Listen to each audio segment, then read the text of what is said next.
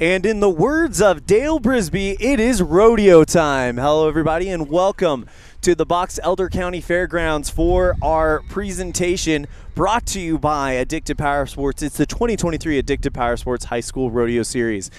My name is Elan, Olliff, joined by Matt Petrie, and we are about to bring you some of the best cowboys and cowgirls in the state of Utah. And Matt, when you look at Utah and high school rodeo, it has really become a proving ground for the next generation of PRCA stars. Right? Who doesn't know the Stetson boys, or the Wright boys? Yep. Stetson Wright, Ryder Wright, on up to their uncle and dad. They've got quite a tradition coming out of here. Absolutely, and we will have the rough stock events in our performance later on this afternoon. But today we bring you live coverage of small arena action taking place here again at the Box Elder County Fairgrounds. And Matt, what events are we going to be seeing this morning? It's going to be all timed events, but that does not mean it's going to be any less exciting. All timed. We've got we're starting out with tie down. Moving to Breakaway, which is becoming one of the most popular events in rodeo. We've got quite a few contestants there. Then I believe we'll have the breakaway, the pole bending, and the goat tying as well. Yep. So yeah, all kinds of timed events. The exciting thing about this is a lot of these kids will go on to college rodeo and PRCA. So absolutely, you're seeing it here first. Absolutely. This is the Addicted Power Sports High School Rodeo Series brought to you on mylocalradio.com. Live from Tremonton, Utah. Small arena coverage coming at you in about 30 minutes. Well, we got a chance to talk with some people who are responsible for putting on this rodeo. And the first person we are going to talk to is Rich Rodeo Club Secretary Natalie Cornea. Here is that interview. Here with Rich Rodeo Secretary Natalie Cornea. Miss Cornea, you're the rodeo secretary. Other sports would call you a coach. I want to talk about what kind of work you guys have done to make this rodeo possible. But first, what does training look like for these athletes? Because we've talked with a rodeo athlete from Rich. We've talked with a rodeo athlete from Evanston, from Mountain View. Do you guys get together for practices, or is it largely independent training? So we're pretty fortunate in our group that most of our kids have a facility that they can use. A lot of them own their own facility or go to county facilities. So they're able to practice as they choose, and they also have a lot of their own roping stock. So they'll get together as neighbors and practice roping, goat tying, and then when they don't need to practice those events, they can still have a facility to ride and keep their horses in shape. So if you could talk to us a little bit about what goes on being the Rich Rodeo Secretary. I've worked behind the chutes since I was little. I know firsthand what kind of work rodeo secretaries go through, but can you kind of enlighten those that may not quite realize the type of workload you have taken on by deciding to be this position? So one thing that I'm really excited about this year is our Rich Rodeo Club. It's our 70th year. We are the oldest rodeo club in the state. And our club is small, and so we've had to work really hard to recruit members, to keep our members, our numbers high enough so that we can have a club. And then we try to be a voice for our team and make sure that they have a facility and a place to host their rodeo.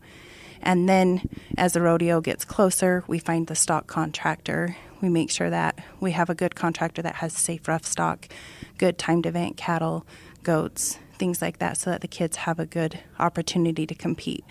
And then the day before the rodeo comes, we get to the facility, we clean up all the facility, make sure that the chutes are ready to run, that the rope and chutes are ready to run as well, make sure that the arena is staked and marked so that everybody has a fair pattern to run for barrels, poles, goat tying, that everything is as fair for the contestants as can possibly be. And what will your day look like on rodeo day? It's going to be very chaotic. It's going to be very busy. I'm very, very fortunate. I have a great team of members and parents. They're a good support group. They're willing to all pitch in and help, and I am very, very appreciative for the support that they've given me and to be willing to step up to make this possible. Going back to something you mentioned earlier on your laundry list of things to do, you mentioned you're in charge of finding the rough stock and the roping stock. most importantly, the rough stock has to be safe. How much research goes into a stock contractor before you reach out and decide to contract them for the rodeo? As a committee, we get together and we put out our options of the stock contractors that we know, what we have seen buck, how those kids' scores have been, those kinds of things, and what is the most safest for the kids. And that's kind of how we determine what rough stock is brought. What about the roping stock? What do you guys do for that one? So we look for consistency. I know it's super hard to have consistent calves. You're always going to have the one that's slow and you're always going to have the one that's fast. But we try to make sure that we have an even pen. Before the rodeo starts, one thing that the stock contractors do is they will run the calves through the rope and chute out through the exit gate so that the calves know where to go and they will run straight when the contestants pursue them. That is Natalie Cornea, Secretary for Rich Rodeo Club. Miss Cornea, thank you so much for the time. Looking forward to the rodeo in April. Anything else before we wrap this up? Appreciate the opportunity. Thank you. Big thank you to Rich Rodeo Secretary Natalie Cornea for joining us on our pre-program. It is the 2023 Addicted Power Sports High School Rodeo Series, live on mylocalradio.com. My name is Elan Olliff, joined by Matt Petrie. And Matt, you heard Miss Cornea talking about the duties she will be taking on throughout this entire day. It's only a one-day rodeo, but 2 performances, 2 rounds, and it does not sound like an easy job. You know, it's amazing the time that goes into pull off one day of rodeo. And the really cool part about this is a lot of the secretaries, most of the secretaries, have full-time jobs, and they do this in their spare time. So hats off to them. Yeah, later on in the day, we'll hear from Morgan Rodeo Club Secretary Kelly Petrie. But it really is a privilege to be able to bring this sport that is the original, I guess you can say, action sport of the United States of America to mylocalradio.com.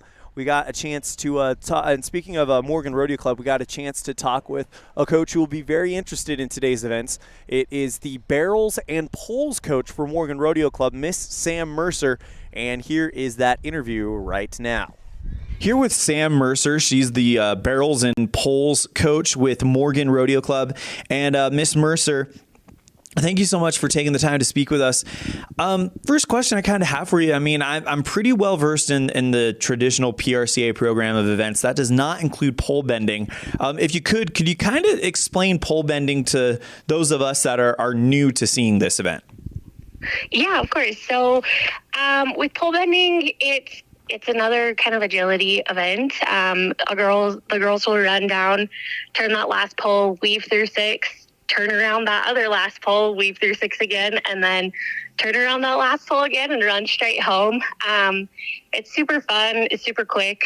I don't know what else you want to hear about it. If you could talk to us a little bit about, is there a difference in the type of horses that excel at poles as opposed to the qualities that do well on the barrel path?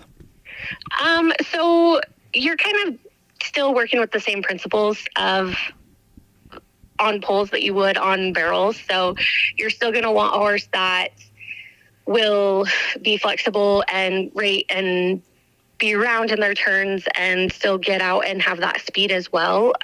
We're just kind of directing it differently, I guess you could say.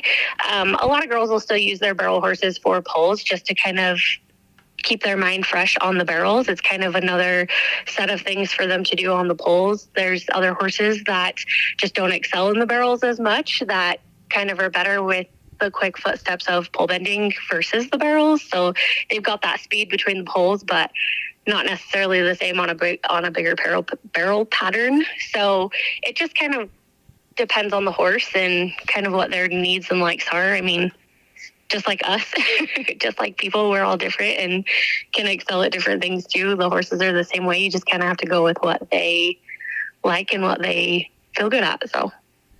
Miss Mercer, I understand that you're not originally from Morgan. You actually grew up rodeoing in California. And if you could talk to us about how you got attached to this Morgan Rodeo Club. Yeah, so I grew up in California, rodeoed, high school rodeo, junior rodeoed in California, down south. And I actually have family and really close friends that are like family in Morgan. And My goal as a little kid was always just get to Morgan, Utah, whatever it took, get to Morgan, Utah. So the day I graduated college, I literally loaded my truck and left right after I walked off stage from getting my diploma, and I never went back. So when I got here, I've had, like I said, family that are like, or friends that are like family, and all of their little kiddos have kind of grown up with me too, and so I consider them nieces and nephews, and they've always been my little shadows when I was rodeoing out here a lot, and all of my summers and stuff that I would come out here, they were with me. So as they've gotten older and gotten to high school rodeo, I kind of just assumed that position of coach for them, and then their friends started wanting help from me, and so here we are. You know, that's one unique thing that I've noticed about rodeo is that a lot of sports are family oriented, but rodeo seems to take it to a whole new level. I mean, you've got kids whose dads rodeoed either amateur or at the PRCA level. You've got kids whose dads still team rope from time to time as if it's going out on the golf course. It really is a family sport. And I mean, just what's been your experience with the family aspect with rodeo? Oh, yeah. I consider my rodeo family more family than my actual family sometimes. I don't even know how to explain it. It's such a team effort, like amongst the kids that you're competing against, but also the parents. Like, parents have to sacrifice and put so much into it, and your friends' parents become like your parents because they're in a jiffy, like they're there for you too. So if you have a rubber band snap and you need another rubber band, somebody else's mom is going to be down there with rubber bands and is going to have your back too. Like, just a small little example of that. And it's just this really special thing. You just grow to know these families when you are going every weekend hard to all these barrel races and rodeos and ropings, and you just get to know them, and you get to see these familiar faces, and then next thing you know, you're great friends, and then you're like family. I still have friends from my rodeo days that I would call in a jiffy, and they would stop whatever they're doing to help me out. Like, it's a lifelong thing too. It's not just when you're rodeoing. It's even outside of the sport, you have that camaraderie and family aspect of it.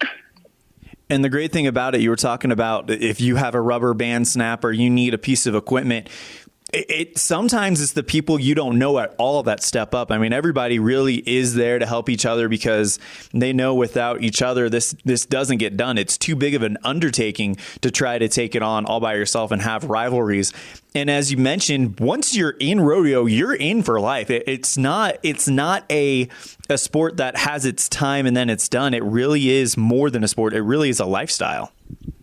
1,000%. It's been a couple of years since I've run my good horse. He's kind of retired. He's getting older now, but I live and breathe it still. Like, there's nothing more that I love than to go to these high school rodeos with my students and kids and my nieces and nephews and cheer them on and just be back in that environment. That environment is just something that you can't get anywhere else. You can't mimic it. You can't fake it. It's genuine and it's pure, and it is the most amazing thing. Well, we are super excited to broadcast the rodeos in Tremonton and at Spanish Fork here in April because, as you said, there's nothing like it, and it's definitely a sport that deserves a whole lot more credit. That is Sam Mercer. She is the Barrels and Poles coach with Morgan Rodeo Club. Miss Mercer, thank you so much for the time. Anything else before we wrap this up? No, just good luck to all the kiddos, and we're cheering for you, and we're here for you, and we are just super excited. Hopefully we'll get some of the snow to melt and we can enjoy it in sunshine. Big thank you to Sam Mercer. She is the Barrels and Poles coach with Morgan Rodeo Club, as we are about 15 minutes away from the start of our morning performance here at the small arena at the Box Elder County Fairgrounds. And real quick, Matt, before we continue on with our I guess you could say pre-program, pre-tailgate show, whatever you'd like to call it. Let's go ahead and give a shout out to the sponsors that have made this event possible. Let's give a big thank you to our event sponsors. We had the bareback riding brought to you by Y-High Financial, We're With You. The barrel racing brought to you by Uinta BOCES #1, Uinta County School District #1, Western Wyoming Community College, Evanston campus. We have the breakaway roping, which we'll see this morning, brought to you by Ready. We have our bull riding, which will be during the afternoon performance. That is brought to you by Addicted Power Sports. And, of course, we have our goat tying, brought to you by Evanston Cowboy Days. A big thank you to them for their support of the Addicted Power Sports High School Rodeo Series right here on mylocalradio.com. We have our pole bending sponsor. That is Water of Life. A big thank you to them. We have our saddle bronc riding sponsor. That would be My Life Financial. My Life Financial, we do it different. We have our steer wrestling sponsor, Addicted Power Sports.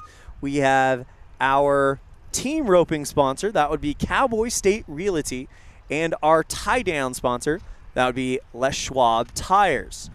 Well, a big thank you to each and every one of those sponsors as we are about ready to get started with our first performance today. It's Small Arena AM action right here at the Box Elder County Fairgrounds. Matt, just listening to the excitement that we've heard from people around not only these rodeo clubs, but all around the state about bringing high school rodeo to the television set, however you'd like to put it. Television set, the phone screen, the computer monitor, however you'd like to put it. We've been welcomed with open arms, and we can't thank people enough. I can't say enough about they've rolled out the red carpet for us. Anything we've needed, they're Johnny on the spot with it. And I think it goes to show, like Sam was saying, that rodeo is a family. And I'm just excited to be able to bring spotlight to these kids. Absolutely. These kids work just as hard as any high school athletes that we cover on mylocalradio.com, and they are all competing for a spot on Team Utah for the National High School Rodeo Finals this July in Gillette, Wyoming. Just a reminder of what rodeos we got coming up. We've got, of course, the AM performance that you're about to see here at Tremonton. Then we will have the afternoon performance starting at 3:30 p.m. live from the indoor large arena. We'll get all the rough stock events, include also steer wrestling, team roping, and barrel racing. But those rough stock events, of course, the saddle bronc riding, the bareback riding, and the bull riding. And then after that, we'll pack up for the day, but we'll be right back at it again next Friday night in Spanish Fork for the afternoon performance there. And then we will be live from Rock Springs, Wyoming on a week from today, starting at 9 a.m. And then in June, it all culminates with coverage of every round of the 2023 Wyoming State High School Rodeo Finals. So it's just the beginning of our coverage here on mylocalradio.com. We got one more interview to play for you, and what would it be without talking with one of the contestants that we will see in today's rodeo at some point in time, and it will be Kinsley Lester. We'll see her in the pole bending, as a matter of fact, this afternoon from Rich Rodeo Club. Here's that interview with Kinsley Lester. Here with Rich Rodeo's Kinsley Lester. Now, Kinsley, a lot like Wrangle, who we talked to earlier, you rodeo for Rich, but you're not from Rich. You're actually from right here in Evanston. How excited were you to find out that Rich's Rodeo Club was welcoming you guys and that you had a place to rodeo? I was extremely excited. And, of course, I'm sure you have friends that play sports such as soccer and basketball and volleyball. When you tell them about your sport, rodeo, what's usually the reaction? Is there a lot of kind of interest in it because it is so different? Yes, but they would rather me play school-based sports. What is it about rodeo that kind of has you hooked? Just riding horses in general. They just are a different kind of friend, and you bond different with them compared to people. There's very few feelings that relate with just being on a horse and just letting it run. Isn't that correct? Yes. Is it a pretty freeing feeling for you? It is. So when you get in the rodeo arena, you're working as a team with your horse. What is the name of your horse? Max. Max, how old is he? He's 6. Okay. So what events are you guys competing in, you and Max? Barrels. Barrels, okay. And I also heard you mention you compete in pole bending as well, and that might be your favorite. Do you have a separate horse that you use for pole bending? Yeah, her name's Josie. And how old is she? She's 12. Okay, so pretty experienced horses. Did you buy her specifically for poles? No, we actually bought her for my mom as a barrel horse, but I kind of took her and turned her into a pole horse. So what's the difference characteristics you need in a horse for the different events? Like for barrels, you need this, but for poles, this is more important. For poles, I like a smaller, cattier horse, but for barrels, I like a bigger horse. A more stronger horse with more power. Is that what you're kind of saying there for the barrels? Yeah. Is agility pretty important in a horse in poles? Yes. So you mentioned that poles is your favorite event. What do you like so much about it? I just like the speed, and it's a longer duration of time that you're in the arena. So rodeo right now is separated into the fall season and the spring season, and you're getting ready to start the spring season. Matter of fact, we'll have already started by the time this interview airs, and you guys will be rodeoing in Tremonton, hosting the rodeo in Tremonton on April 15th. You mentioned earlier that you have arenas that you like better than others. Where would you rank Tremonton on the circuit? Probably second. What's your favorite? I like Ogden the most. Where Spikers is at? Yes. What do you like the most about Ogden? Can you kind of describe it to people? I just like the dirt. No, that's actually a really good comment, especially for a rodeo rider. But for the uninitiated, why is the dirt so important?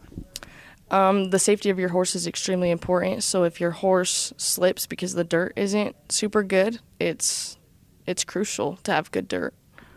Thank you so much. That is Kinsley Lester. She is a sophomore with Rich Rodeo.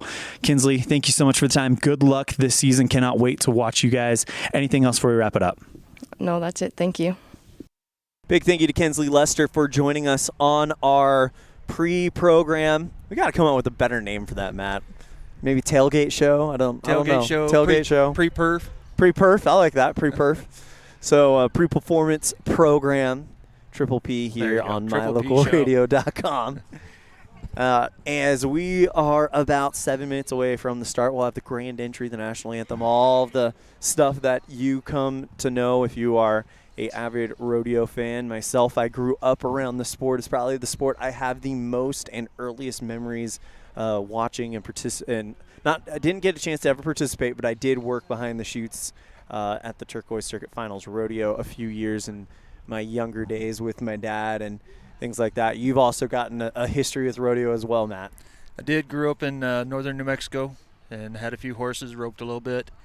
Went to Wyoming, and I've been on a couple of different PRCA boards now, and a little bit for the Dodge National Circuit Finals in Idaho. And PRCA, of course, Professional Rodeo Cowboys Association. That is the highest level of pro rodeo in the land. But there is collegiate rodeo as well. There is rodeo scholarships that are given out. This is very much a legitimate sport, like basketball, like baseball, like football. It's every bit as tough, and it can open up quite a future for a youngin' if they get to be a top hand. You see, Utah High School Rodeo Association puts out a lot of senior spotlights. Yep. And I would say probably 90% of their seniors are going to college somewhere on a scholarship. Yeah. And then, of course, this part of the country, rodeo is huge. You've got, of course, the National High School Rodeo Finals taking place in Gillette, Wyoming, one state over. We're actually from Evanston, Wyoming, so in the same state as us, but that's quite a drive. We have the College National Finals in Casper every June. And then, of course, Days of 47 Rodeo right here in Salt Lake City. And Utah home to many, many world champions. Casey Field, Stetson Wright, Ryder Wright, Cody Wright. A lot of top names coming from the Beehive State.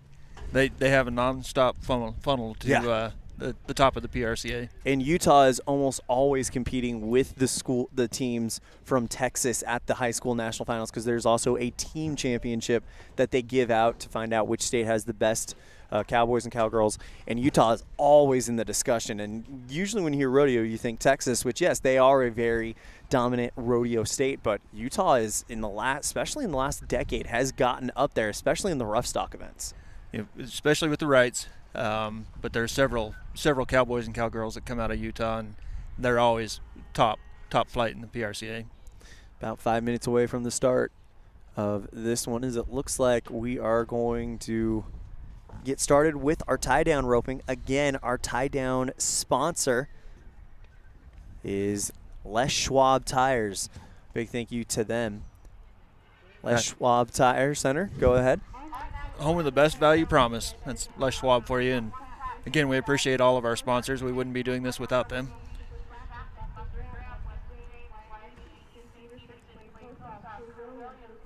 And it looks like they are giving the call to all the athletes to come over.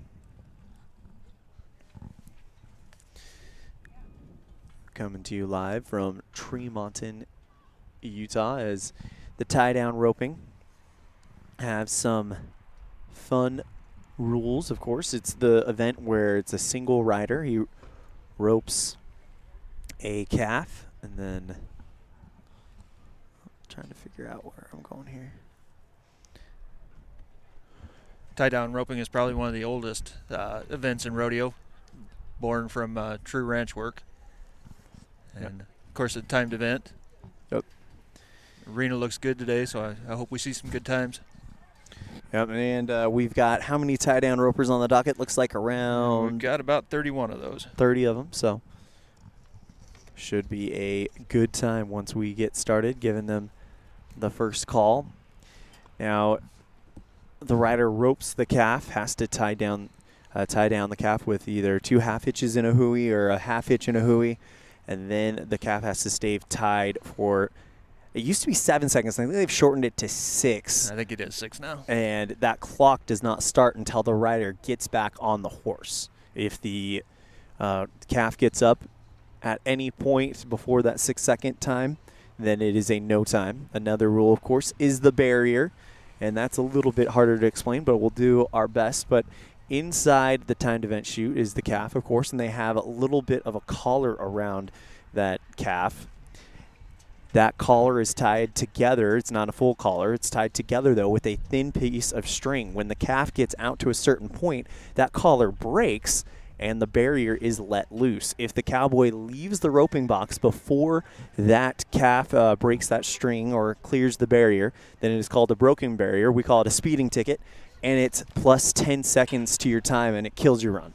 Absolutely. You don't come back from breaking the barrier. One of the other things to watch in tie-down roping is the horse itself. Mm-hmm. They're highly trained athletes in themselves, and if you watch the ears, if a cowboy misses a calf, those ears will go flat back, and that horse is mad. Yep. And then the other thing that the horse will do is as soon as the cowboy dismounts, running down the rope, you'll see the horse start walking backwards slowly to try to keep that rope as tight as possible to keep the to kind of bring the calf a little bit closer to the cowboy to shorten the time up. Absolutely. It's if I have to be biased, this is my favorite event of all rodeo. This is the one that you would call the fastest hands in the West. I remember you've got in the early 2000s, late 90s was kind of the heyday of this sport. Fred Whitfield, Cody Old, Trevor Brazil, Strand Smith, a lot of those legends. And it was always a fun event to kind of watch as you had some of the top athletes in the rodeo world participating in it. Absolutely is, and PRCA-wise, this is where the money's at, just because you have so many contestants in her. So if you want the quote-unquote easy money, it's tie-down roping. As we await the start of our tie-down roping event, brought to you by Les Schwab Tire Center, doing the right thing since 1952. Yeah, it looks like we've got a lot of the top cowboys out of Utah in this performance, so I see down the list a little bit, we've got number 1 coming up, so that'll be exciting to watch. Probably. And looking at the day sheet here, it looks like the favorite, according to standings, he's the very last one out of the chute, it looks like, Randy Johnson, if memory serves me correctly when I glance at it. That is correct. So save the best for last. Yeah, so he'll sit back and watch everybody do their thing. As you can see, everybody getting ready to start this event on a chilly April morning.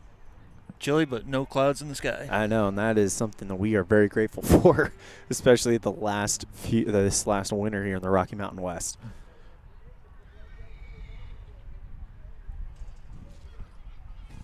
You can hear the announcer from the large arena as they are getting started with their morning performance. Absolutely. We'll be over there this afternoon, so. Rough stock only taking place in the afternoon performance, so we'll have every rough stock ride at this rodeo. Join us at 3:30 p.m. for that one. Looks like we got our first cowboy getting ready to go in. That is Cooper Chapman. Cooper Chapman out of Uinta Basin. Waiting for the go-ahead to enter the roping box. They're going to come at it from the looker's left of the timed event chute.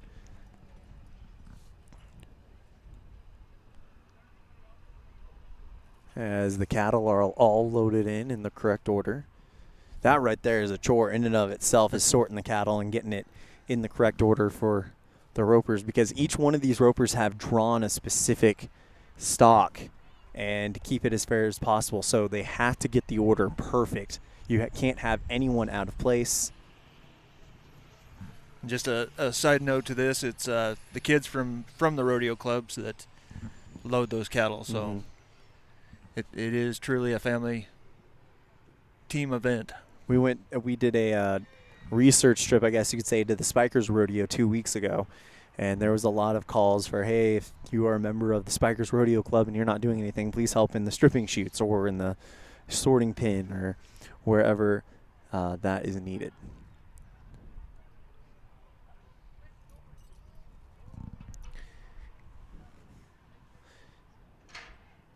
Getting a look at our official right here. See, he's got the flag in his right hand, and that is the signal for the timer to stop the clock. He'll drop that flag when the cowboy's hands goes up in the air. Of course, the clock starts as soon as the nod of the head and the calf is released. As we are preparing to start our first event, and once we get started, it'll be action non-stop. Non-stop for sure. No commercial breaks for this broadcast. We're going to be doing this uninterrupted, courtesy of Addicted Power Sports. It's the Addicted Power Sports High School Rodeo Series. Our tie-down roping, brought to you today by Les Schwab Tire Center.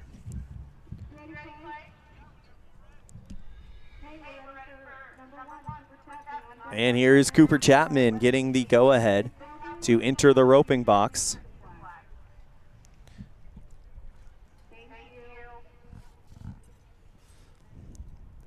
Our score update brought to you by Ready. You can see that in the top left corner of your screen.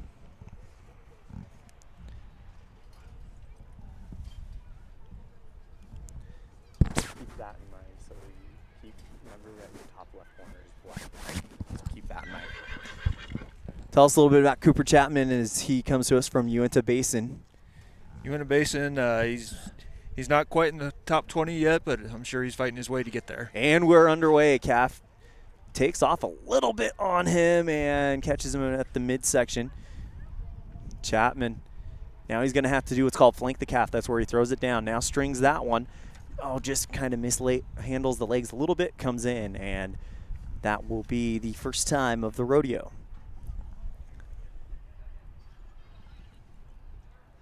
Wait for the announcer to give the in-venue announcer to give us the time.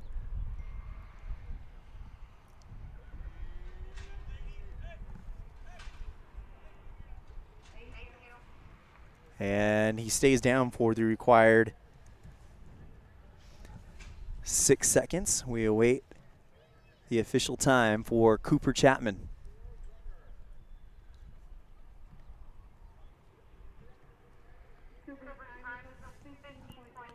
So it'll be 15.16.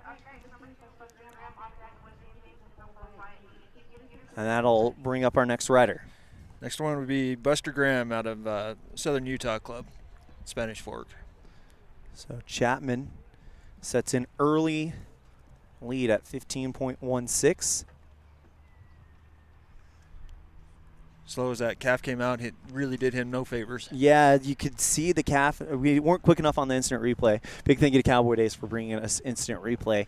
But that calf kind of faded a little bit towards the left, and you want that calf to run as straight as possible.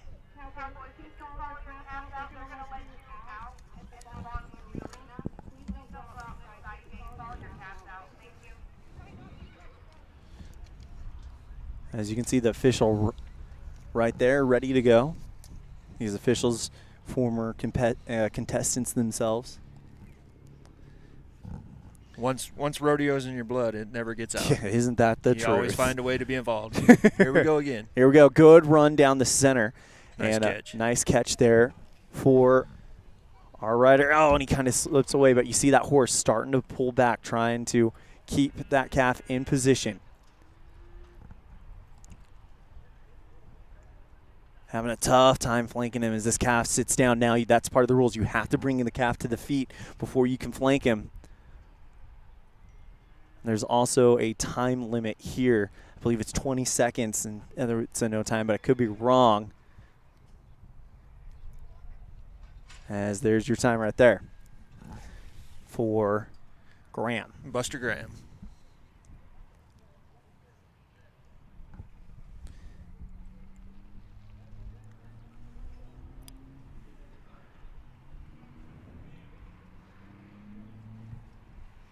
So we await the official time. Again, it's Chapman. And he went over the 20 seconds, so no time. So Chapman still holds the lead with 15.16. And I'll bring up our next contestant. Next up we have Weston James, also out of the Southern Utah Club in Spanish Fork.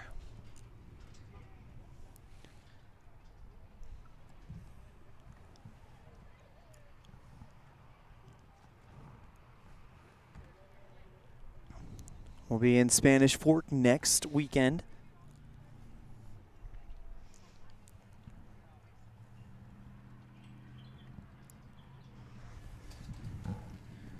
You see even the little cowboys helping out there, getting the calves out of the arena.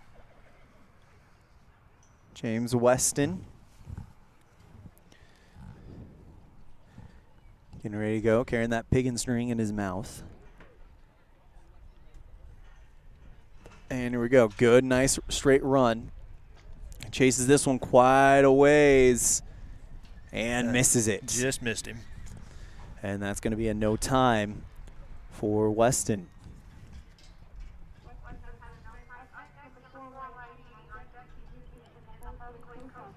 Looks like we'll have Wyatt Needy out of Spikers up next. Spikers Rodeo Club, one of the biggest ones in Utah. I haven't gotten to any of our ranked competitors yet.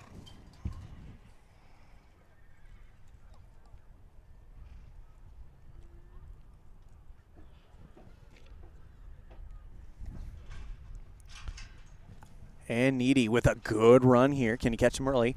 Right there. Calf needs to be on his feet when he gets to him, and he will be indeed, even though this calf is giving Needy some problems.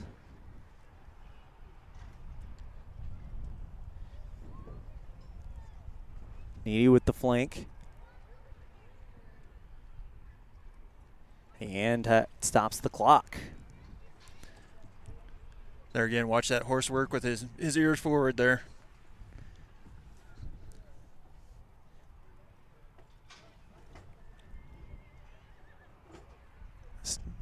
Calf trying to get up, and he's clear of the time. So we will have a time from Needy.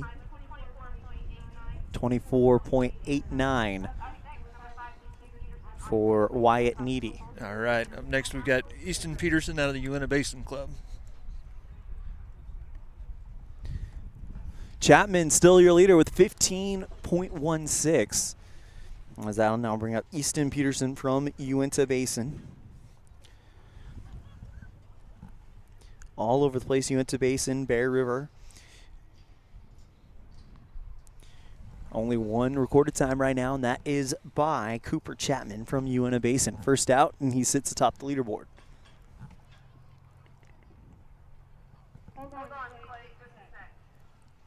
And they're going to give him a little bit of a hold on there.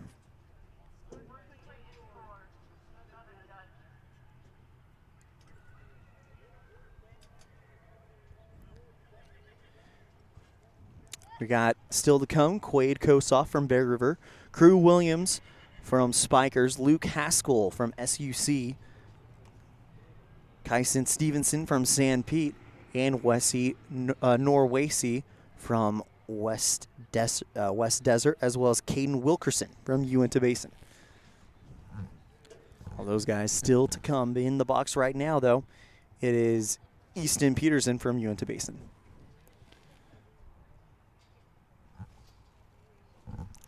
Got 3 of the top 20 here in this round.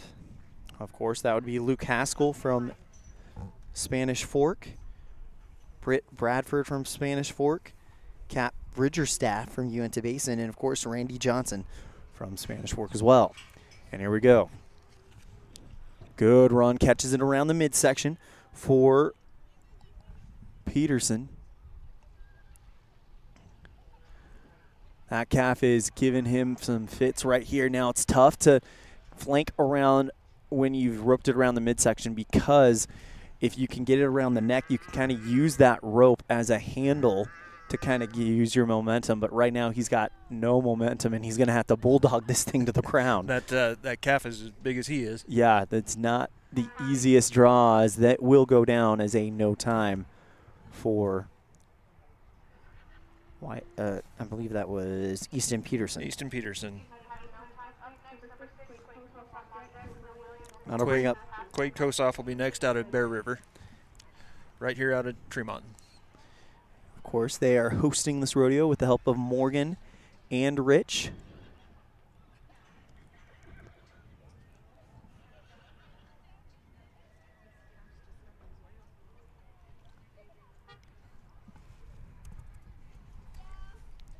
So no time, unfortunately, for Easton Peterson.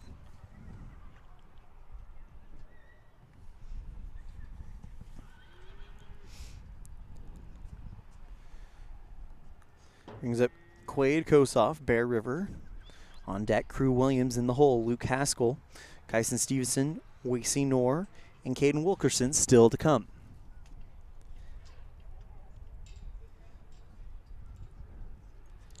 Luke Haskell will be your first top 10 cowboy. He's ranked 10th in the state right now. And everybody's chasing that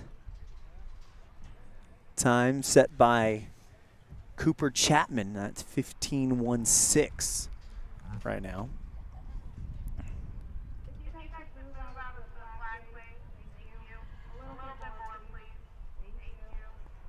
Doing a little housekeeping with the Cowboys out there. Yep. It's early in the morning. Everybody's got to wake up a little bit. And here we go. Good run here as he'll flank that one. Nice, clean catch. He's on slick. It's Quade Kosov with a clean flank. He's got a chance to take down the top mark. It was 15.16 set by Chapman, first out. And he'll put on 2 wraps and a half hitch and stop the clock. Walks back to his horse. And that's when the 6-second clock will start. Again, 15.16, the time to beat. And I think we might have a close one. He'll be right near that one.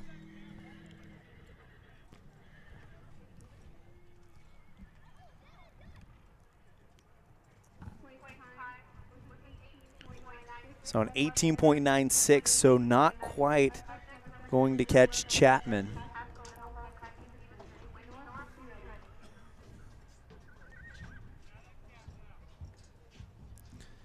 I'll now bring up, where are we at right now? Crew Williams, I believe, from Crew Spikers. Williams out of Spikers, yep.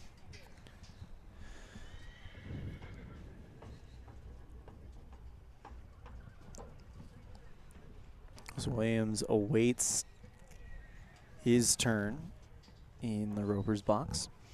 After Williams, it'll be Luke Haskell, Kyson Stevenson, Wacey Noor, and Caden Wilkerson. Of course, Luke Haskell on deck, ranked number 10 in the state. He'll be the first big challenge to Chapman, putting up a 15.16. Tell you what, this event is much harder than some of these guys make it look. It is a lot harder. I've never roped in an actual rodeo, but I've done it in the arena, and it's a lot harder to get that loop over the calf's head than you think it would be.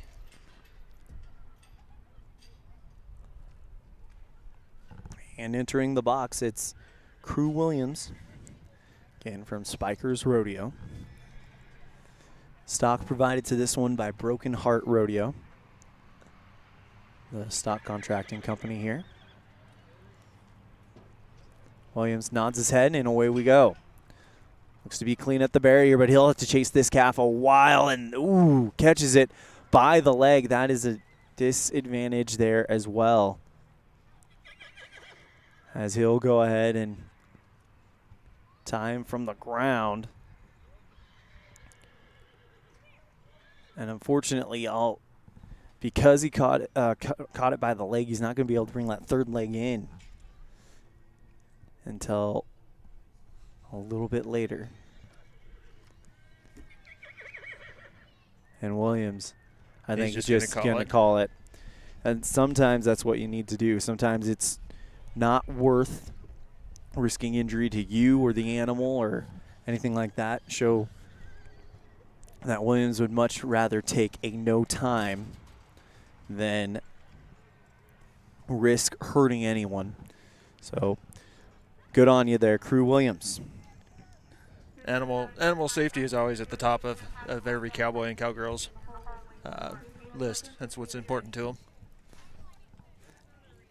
All right, Luke Haskell out of Southern Utah, Spanish Fork. He is the number 10 cowboy in the state. Number 10 in this event, so this is going to be the first challenge to Chapman. And this will be an exciting run to watch. Chapman again on top with a 15.16. Cooper Chapman, first one out. Here comes Luke Haskell. Good run at the barrier. Nice clean catch. Calf is on his feet when he gets to him. Nice pro flank there. Puts the pig and string on. Calf is kicking around a little bit. He's got a good run going on here as he will tie that one down. Good run.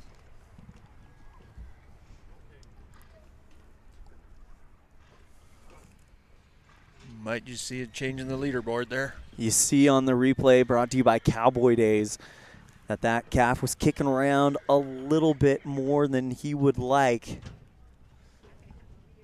And we await the score for Haskell.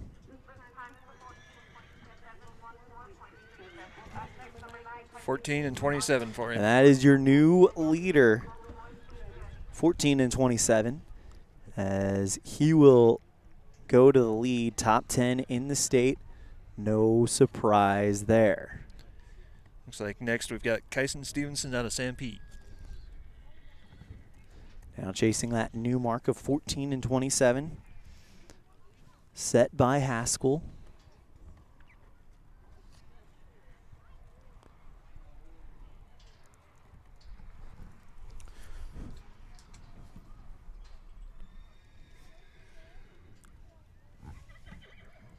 As we update our ready leaderboard.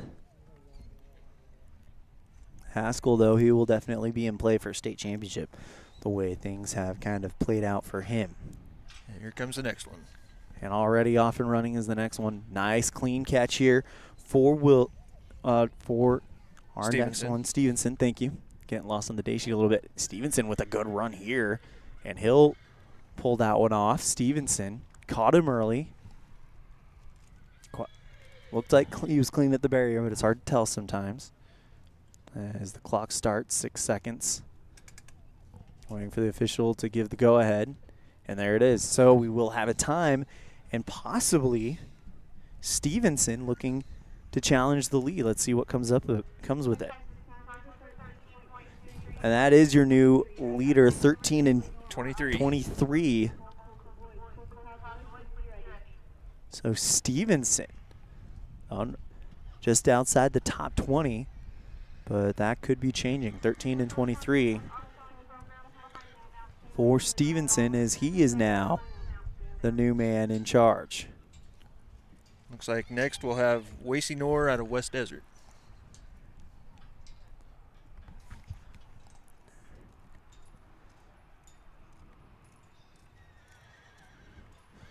Updating our ready standings board. Tell you what, Stevenson had a great catch, and that set up this run well. The steer was up when he got to him, or the calf rather. Really helped him out. The horse did his job perfectly as well.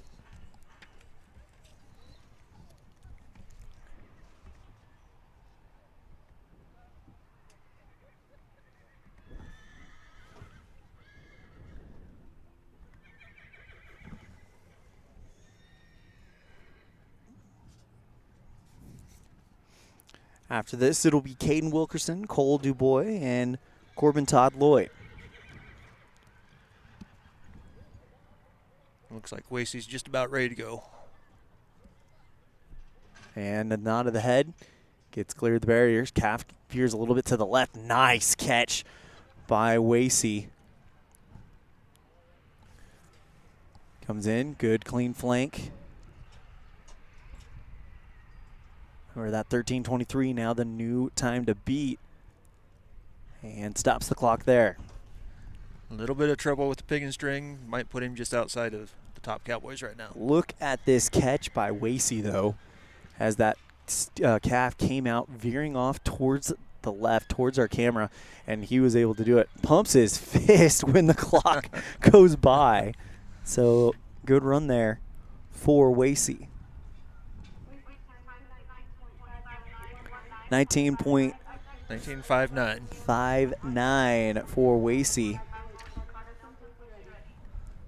So Quade Wilkerson out of Uinta Basin is up next for us.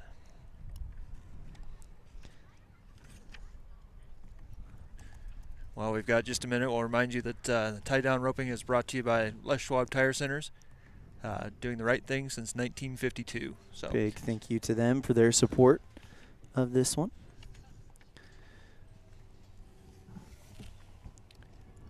Quade Wilkerson, Uinta Basin, Cole Dubois, and then Corbin Todd Lloyd are the next three for this event. The tie-down roping, of course, we have 31, and we are right now on number 11.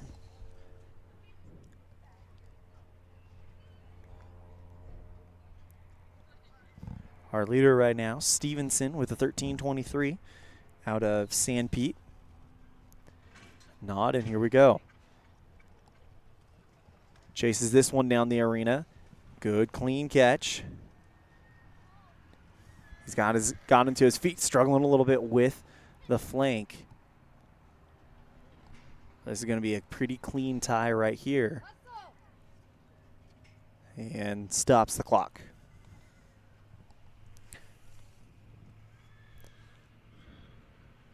You can see on the replay board, brought to you by Cowboy Days. Good catch there by him. Nope, that's in no time because the calf got loose. Oh, unfortunately, he gets up, and that is going to leave him empty-handed here in Tremonton this morning.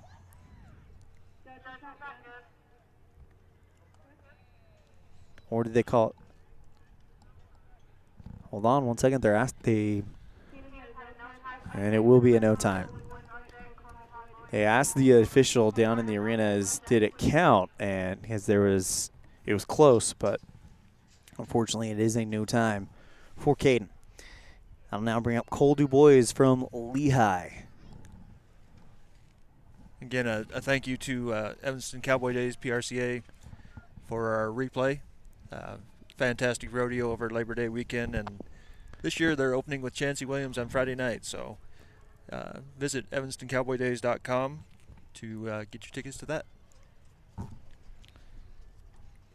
Cole Dubois, Corbin, Todd, Lloyd, as Dubois turns left on him. Oh, and that's going to make it difficult for him, as this calf is a little bit of a sidewinder, and it'll be a no time for Dubois.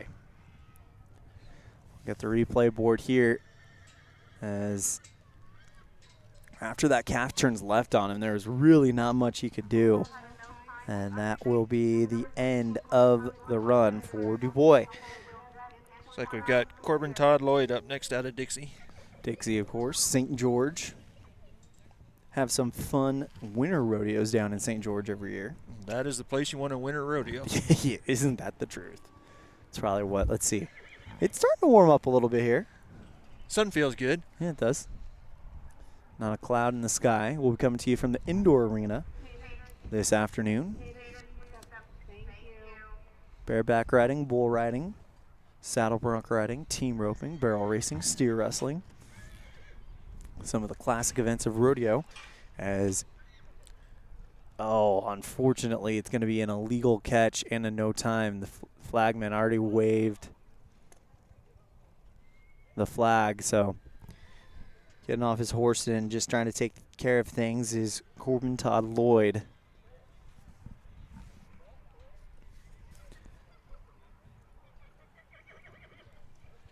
And it looked like it almost looked like a heel shot as it planted under the calf. It stepped into it and he pulled it. I was going to ask if he was entered in the team roping as well. Yep. As Corbin, Todd, Lloyd, unfortunately, will take a no time here today. Nelson out of the Southern Utah Club.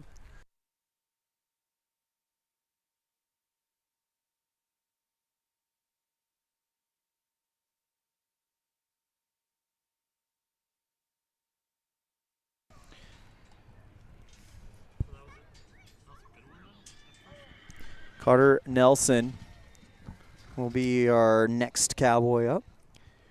Approaching the halfway point of our event here in the tie down, we'll have the breakaway roping, which that's a blink and you miss it type event, as it's around 2 seconds per run.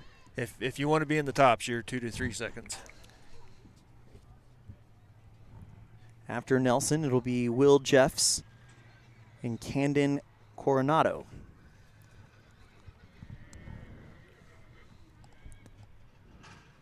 And here we go. Calf runs a little bit to the left, then straightens out. Nice, clean catch there for Nelson.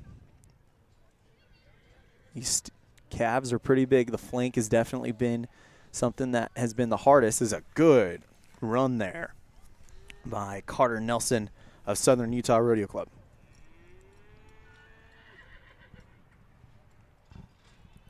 Let's see what we have on our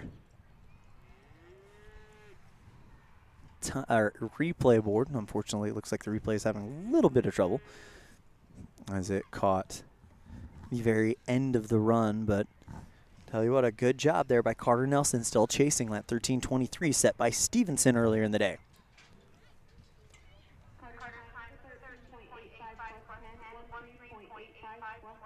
So he broke the barrier, unfortunately. He would have been right there in the top, but got that speeding ticket. Yep, so that's a 23.85.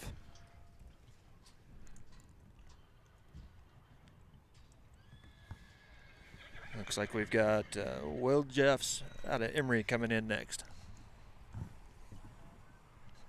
And you've got Caden Coronado on deck. Luke Hanks from Southern Utah in the hole. As we're off and running. Nice straight run by the calf. Jeffs chasing this one down. He's on slick.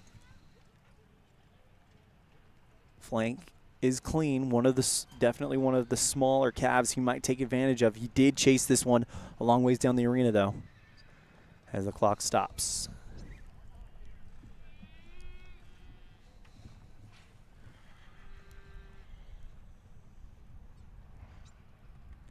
Waiting the time for Jeffs.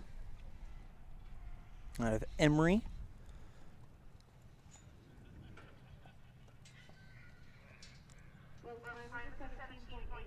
$17.87 for Jeffs.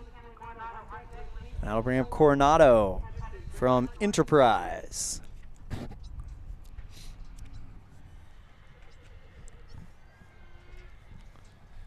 Well, we've got just a second. We'll say thank you again to our headline sponsor of Addicted Power Sports in Evanston. Tim and everybody there does a great job, and whether it's work or play, they've got the machine for you. Coronado. Then you've got Luke Hanks from Southern Utah, Peterson from Uinta Basin, Orton from Southern Utah, and Britt Bradford, number 14 in the state. As the calf runs a little bit to the left on him. This could be a quick one. This could be a big one if he kept clean at the barrier. Nice, good flank there. Strings this pig in string, and the horse runs around to the left side. Good move there by the horse. That was actually really These animals think on their own a lot. incredible to watch as we go to our replay board to see what this will be.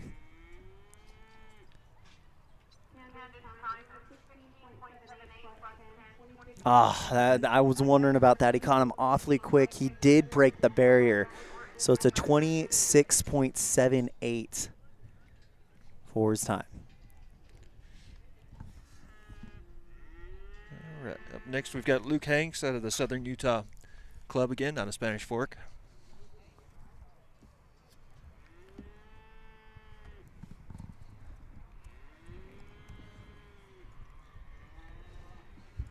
We'll be in Spanish Fork next Friday afternoon.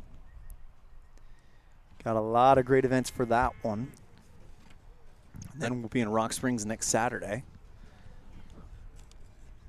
A whole lot of rodeo in 24 hours. We'll have every round of the 2023 Wyoming High School Finals Rodeo in Rock Springs in June. More about that later. As we've got Luke Hanks, or excuse me, this is Logan Peterson, I believe, from Uinta Basin.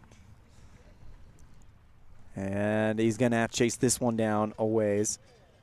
And Just unfortunately missed him. No time coming up for, I believe that was Peterson's, correct? Or was We'll have to check and be sure here. I had it as Luke Hanks. that was Luke Hanks. It'll bring up Peterson. Peterson's out at Uinta Basin Club.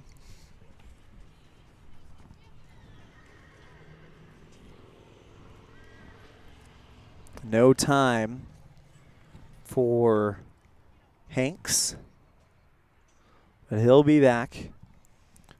It's just the beginning of the spring season.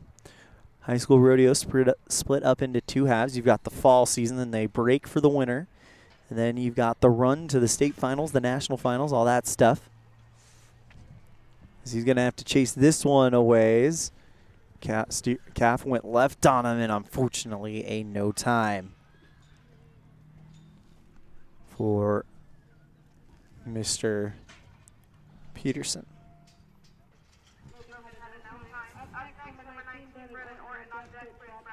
I'll bring up Brennan Orton. And then Britt Bradford, one of the top names on deck.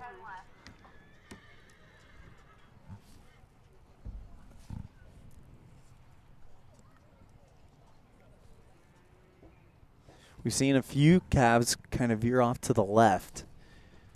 What you want is that calf to run straight down the middle of the arena.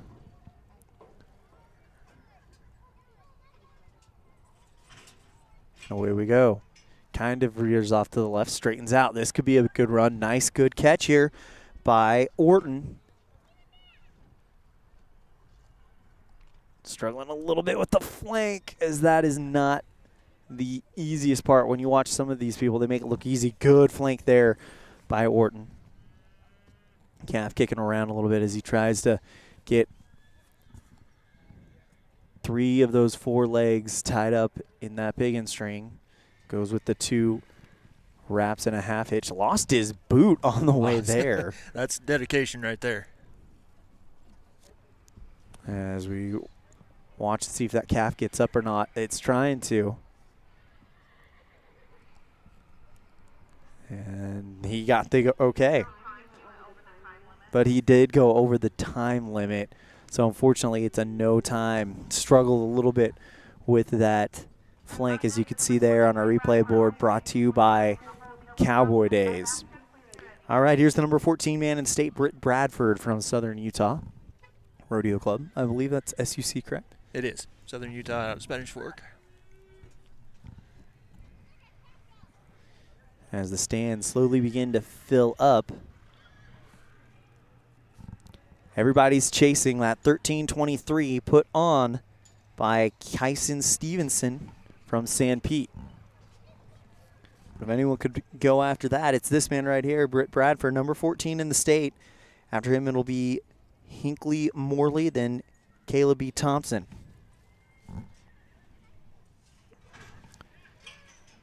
Oh, something must have gone wrong there for Bradford. He's going to take a no time.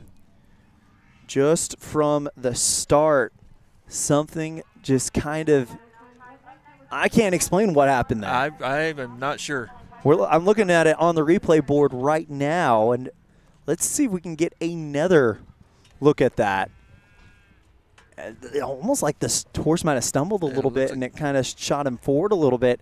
And Bradford, unfortunately, takes a no time. Wow. All right, looks like we got Hinkley Morley coming in next out of SUC and Spanish Fork. Still that 13-23 by San Pete's Kyson Stevenson.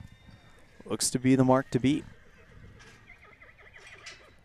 That calf definitely delayed coming out of the box a little bit. That might cost him, but a good run being put together here by Hinkley. Stops the clock. As we go to the replay board.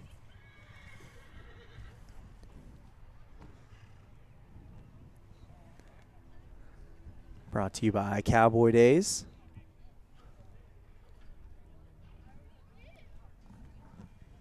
Waiting the time.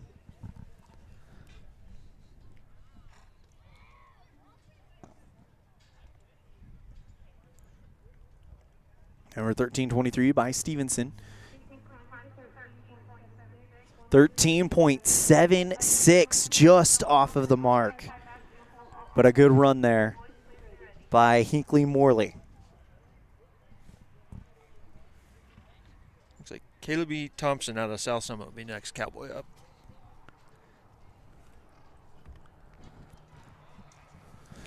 So Kyson Stevenson, sees one big challenge fall.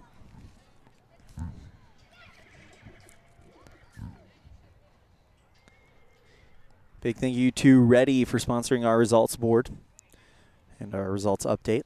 It's tie down roping brought to you by Les Schwab Tire Center. Calf runs a little bit to the left. We've seen that a little bit. Good catch there by Thompson.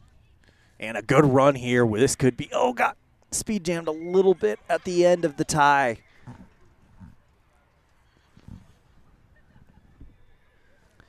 And that calf already wanting to get up on him. Without that low bobble there, I think we would have seen a new leader.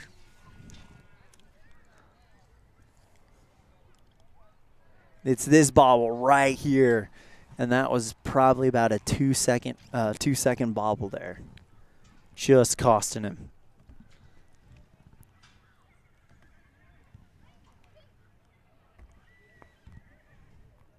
It's the tie down roping brought to you by Les Schwab Tires. 16:47.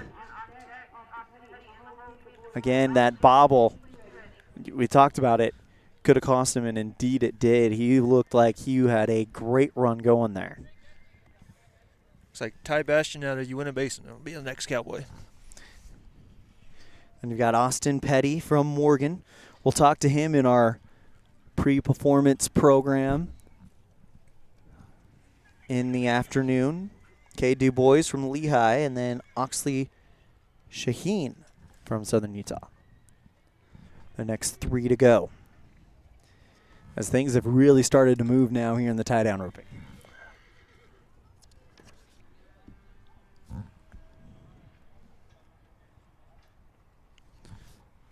Ty Bastian.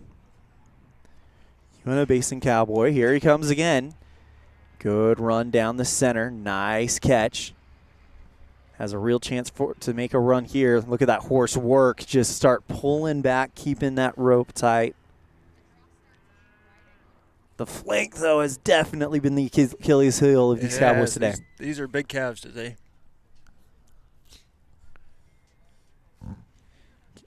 Gets that one to just sit down.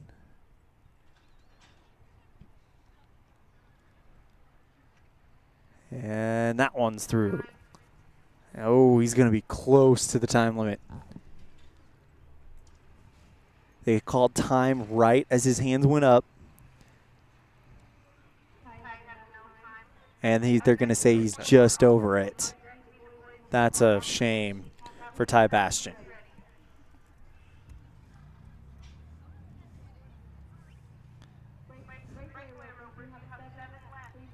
Seven tie-down ropers left, as they've just given the call to breakaway roping. That is a cowgirl event. And as you mentioned, one of the fastest growing sports in popularity. Here's Austin Petty of Morgan. Got a chance to talk with Austin just last week.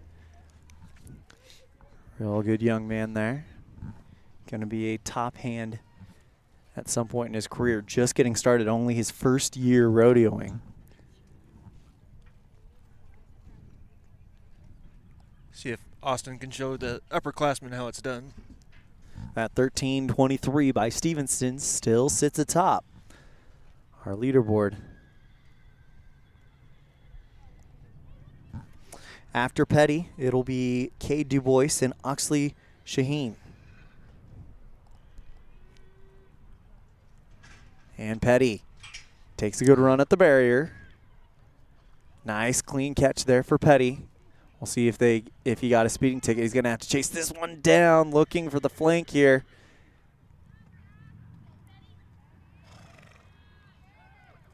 And again, it's been the flank that's been the toughest part of the day. Come on, Austin, you can keep up with him.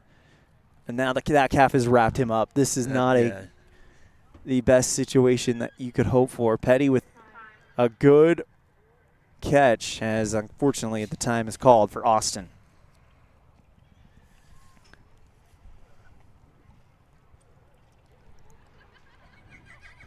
That calf giving him all sorts of fits as we look at the replay board.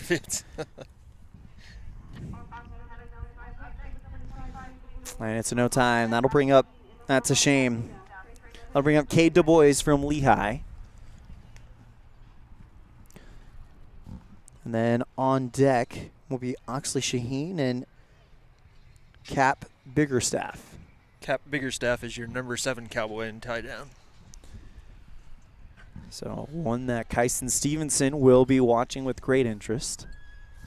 Really every single one of these guys, as we saw Kyson Stevenson not ranked in the top 20, but he's got the lead in the round right now.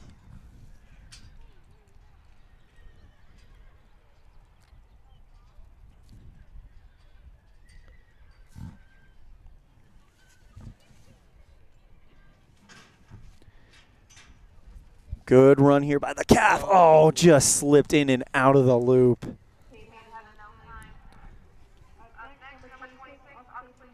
You see on the instant replay, he had it. It just slipped in and out. Fortunately, that's a no time for Cade Du Bois. Next up will be Oxley Shaheen from Southern Utah.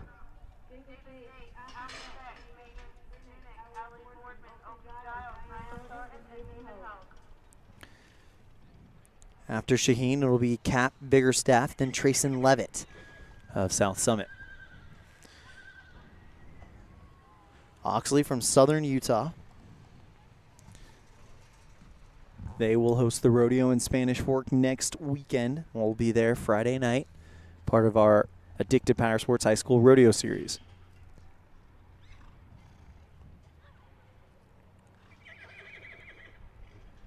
Nod of the head. Oh! The horse might have stalled a little bit on him. Horse stuttered a little bit coming out of there. Good, clean catch. Oh, and tripping coming off and then finishing it up well is Shaheen.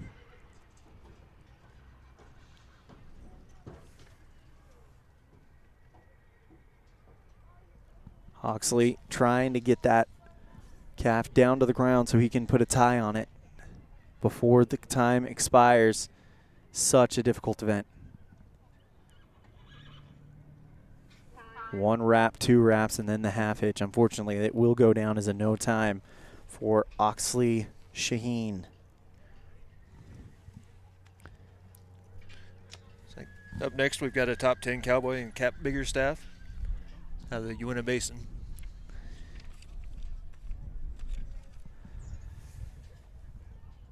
That will bring up Cap Biggerstaff.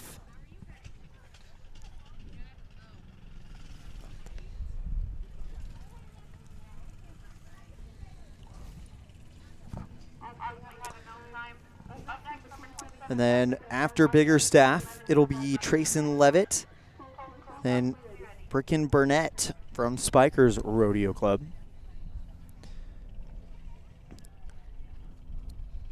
Only 1, 2, 3, 4, 5 left in the tie-down roping.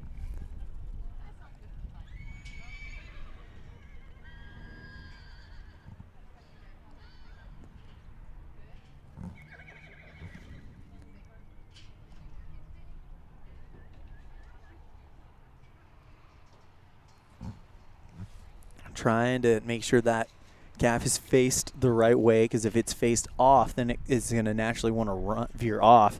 And we've talked about it all morning, how you want that calf to run straight down the arena, and that's exactly what he gets here.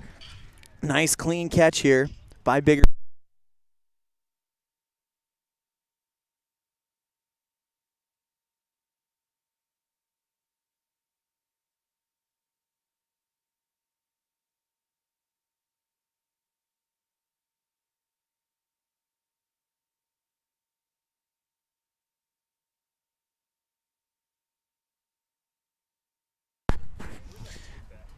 Thank you. Sorry about that. We had our extension cord go unplugged as Biggerstaff's run will be a 13.43, just off of the leader's mark. 13.3 for Biggerstaff. Apologies to Biggerstaff's family. That was a great run. Unfortunately, our power got pulled during that run, but a 13.43 for Biggerstaff. Just 0.2 off the lead there.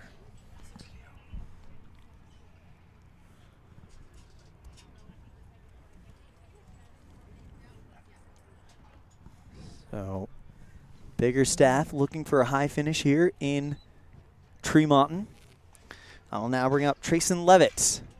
He gets right to business and unfortunately just misses that one.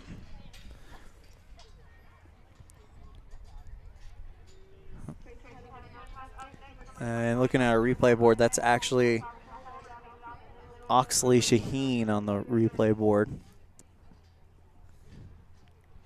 Looks like we got Brickin Burnett out of Spikers up next. Here's Burnett. Of course, after him, it'll be Quade Kosov and Randy Johnson. Randy, the number 4 man in the state in the tie-down roping. And if you are Kyson Stevenson, you got to be very happy with your performance thus far.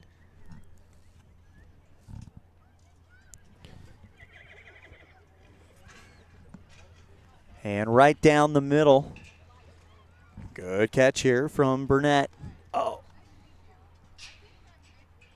Great flank. Real chance here to do some damage here. Nice run from Burnett. Got bobbled a little bit. We'll see if it costs him. Looking over at the barrier to see if he's clean there.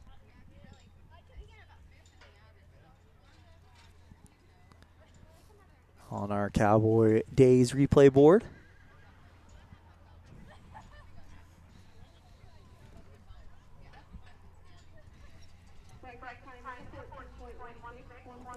And it's a 14 and 16.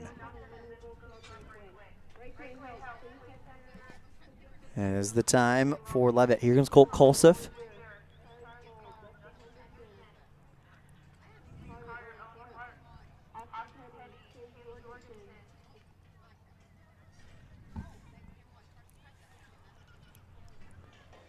Looks like Colt's out of Bear River here in Tremonton, so hometown cowboy. Always fun to perform in front of your family.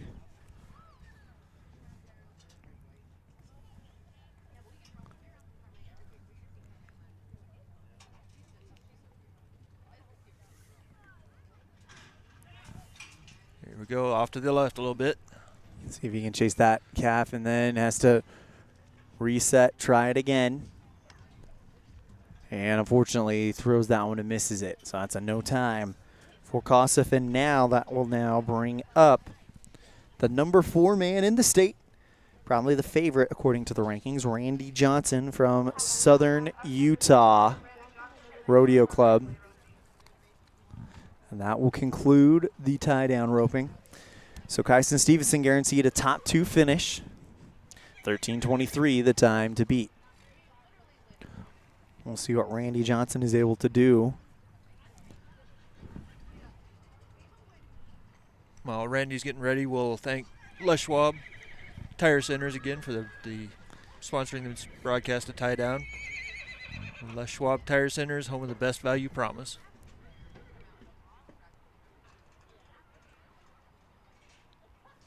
After this, it'll be the tie-down roping. Or excuse me, the breakaway roping. This is the end of tie-down roping. Breakaway ropers, we've got 49 of them, but that is a blink and you miss it type sport.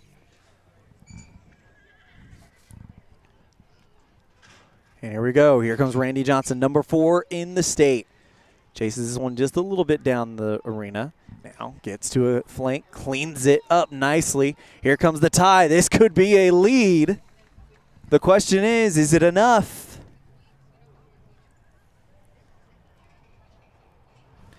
Look at the replay board here. That is why he's number 4 in the state and will compete for a state championship. Just an absolutely masterful run there from Randy Johnson.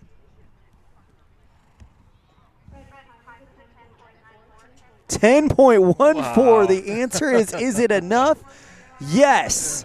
10.14 for Randy Johnson, and he is your tie-down winner here in the morning performance. Unbelievable run. That is a run that is competitive at the college ranks for sure. Will not be surprised at all to see him in the college ranks. So 10.14, Johnson is your winner in the tie-down roping. Great run there for him. And again, thank you to Les Schwab Tire Centers for sponsoring our broadcast of the tie down. Let's go ahead and move on to the breakaway roping. Our breakaway roping brought to you by Ready. As we reset the Ready update, Ready score update.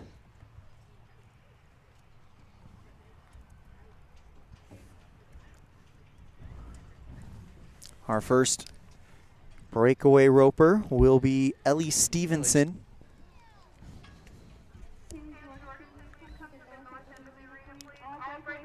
From San Pete. San Pete.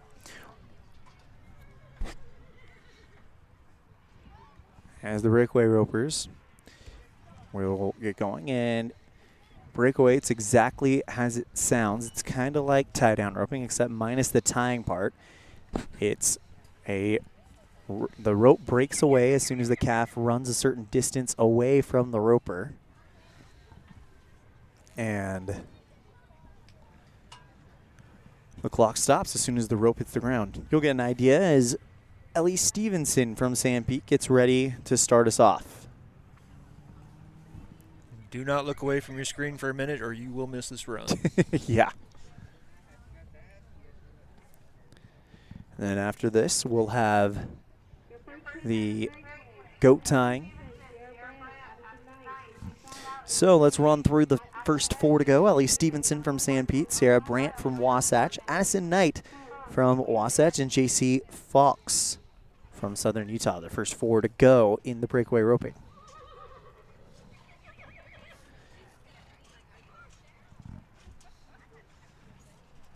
Well, you'll get an idea of how this event works if you don't know, as Ellie Stevenson is ready to pull in for San Pete.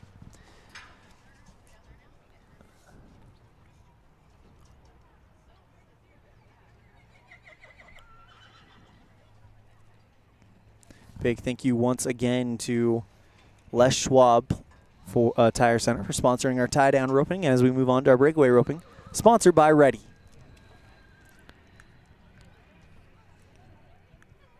Safety and excellence in industrial services since 1982.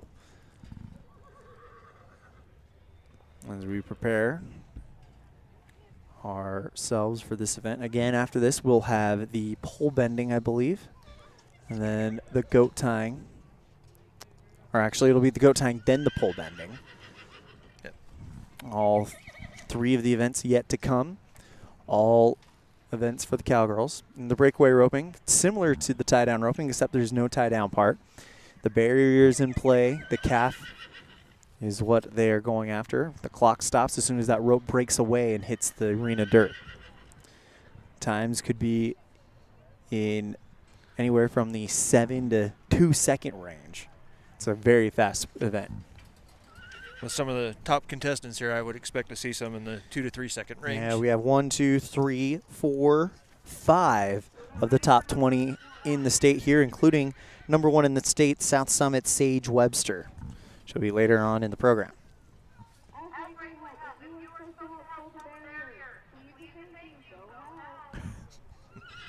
As you mentioned earlier, the members of the rodeo club themselves are working the rodeo. Sometimes you need to direct traffic. There's a lot of jobs to do here at this rodeo. You've got the people working the chutes, you got the people working the barrier, you got the kids sorting cattle in the back. As pulling into the roper's box, it's Ellie Stevenson of San Pete.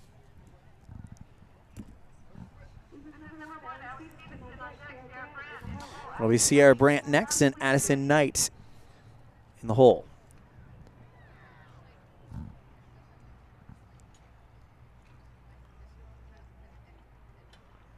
Waiting for that calf to be facing directly down the arena, and there we go. Here comes Stevenson.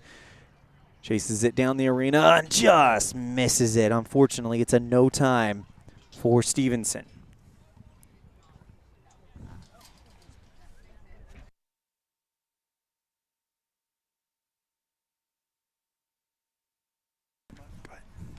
Next up, we'll have Sierra Brandt out of Wasatch. So no time.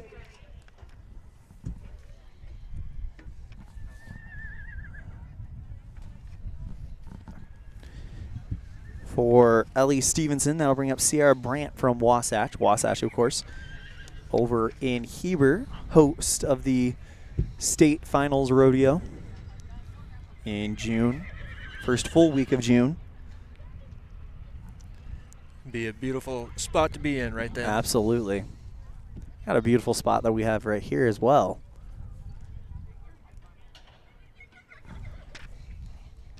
Sierra Brandt in the box right now. Again, from Wasatch Rodeo. On deck, you have her teammate Addison Knight, then J.C. Fox from Southern Utah in the hole. Still looking for our first time in the breakaway roping. She nods, and away we go. Right down the middle of the arena, and she misses that one as well. It'll be back-to-back no times to start out the event. You can see right here, Sierra Brandt on the replay.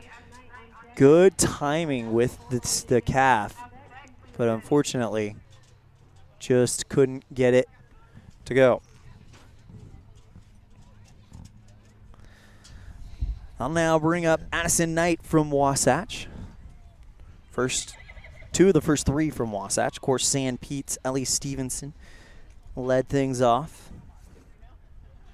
Our tie-down roping won by Southern Utah's Randy Johnson. Not the pitcher, But he's still an ace roper, that's for sure.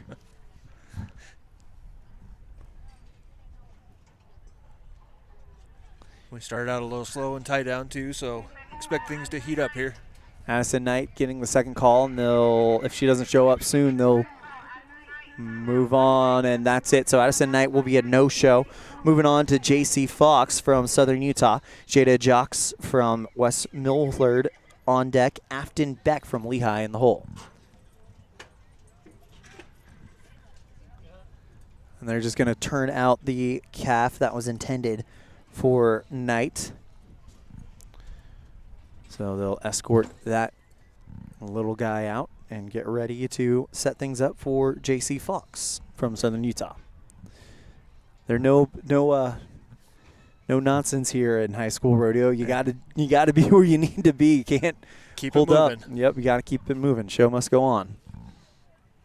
As J.C. Fox from Southern Utah here in our morning performance.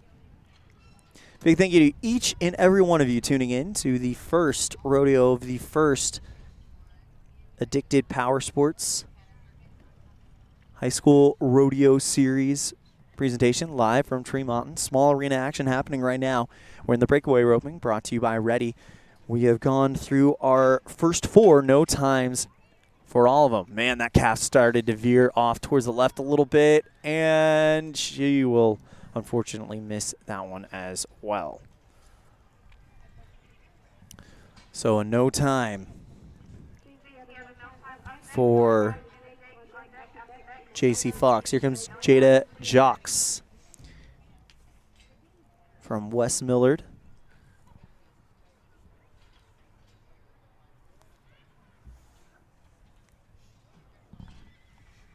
On deck, it'll be Afton Beck, then Megan Zunic from Emory in the hole.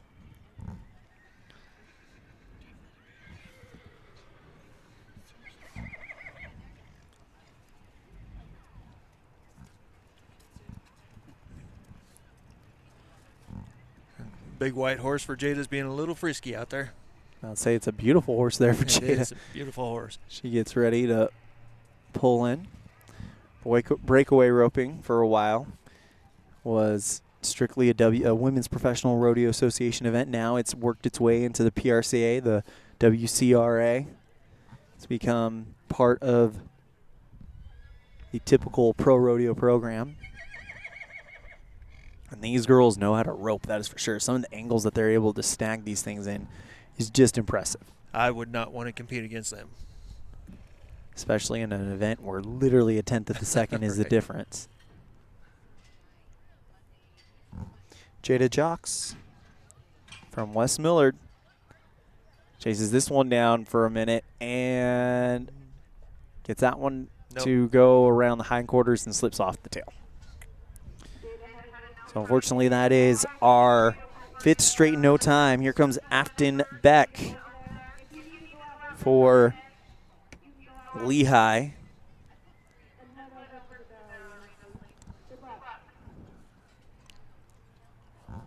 After Beck, it will be Megan Zunic from Emory and then Ellie Boardman from Southern Utah. Beautiful day here at Tremonton, Utah, about probably 2 hours north of Salt Lake. Perfect spot for a rodeo. Yeah, really, it's right off of Main Street in Tremonton, quiet. As we are at the small outdoor arena right now for our morning performance. We'll be in the large indoor for the evening performance starting at 3:30 p.m. with our pre-performance program. And unfortunately, just slipping in and out of that one, that was Afton Beck. Beck chases this one down a ways, and man, right now it looks like there might be some oil on the ropes or something like that as these calves are just slipping in and out of them. I'll now bring up Ellie Boardman. Now we need a run here, Ellie. I'm pretty sure she can provide it for us. Looks like we've got Megan Zunick Or next. Megan Zunick, sorry. And then Ellie Boardman on deck. Oakley Giles in the hole. But Megan Boardman comes to us from southern Utah.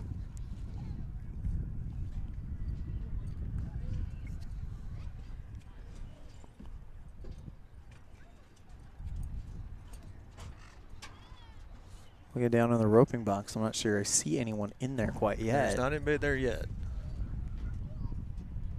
So they'll at some point give them a second call. Oakley Giles stands on deck. Ryan Thornton in the hole.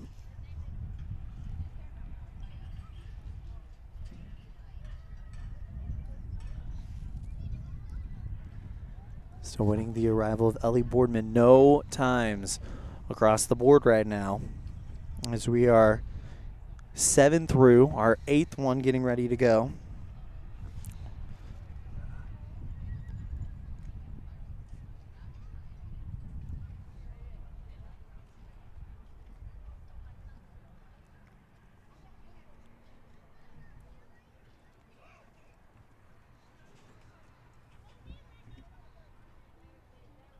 Big thank you to Ready for sponsoring our breakaway roping. Safety and excellence in industrial services since 1982. They also are the sponsors of our results board. Still waiting for that first time here in the breakaway roping. Have not heard a second call yet, but I don't see anybody in the box. Should be Ellie Boardman and then Oakley Giles on deck. Ryan Thornton in the hole. Haven Hogg from South Summit. She's 4 away. She's the number 20 breakaway roper in the state.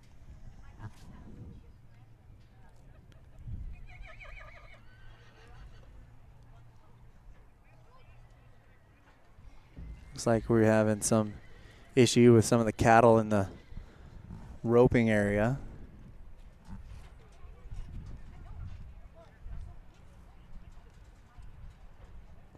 And now they're calling for the first call for Boardman. Oh, we're moving down 1.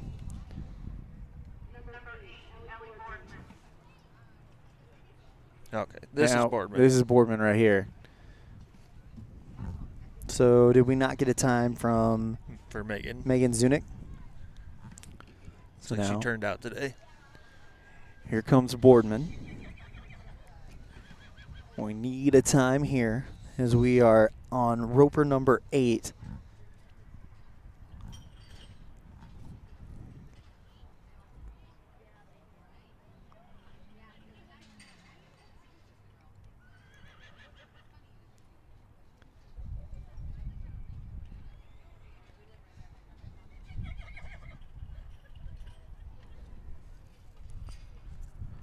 Boardman with a nod of the head.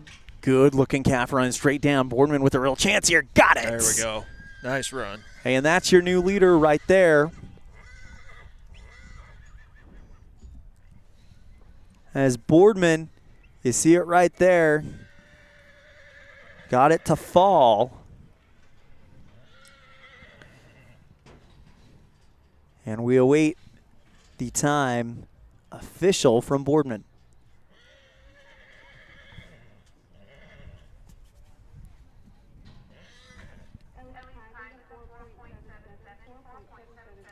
Four and 7-7.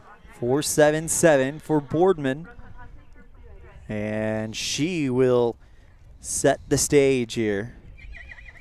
I'll bring up our next cowgirl. Looks like Oakley Giles out of the Southern Utah Club.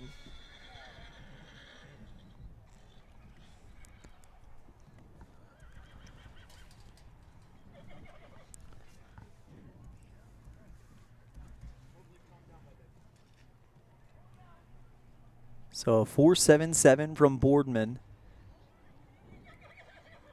is the first mark to beat. Just missed that one for Oakley. I'll be at no time for Oakley Giles.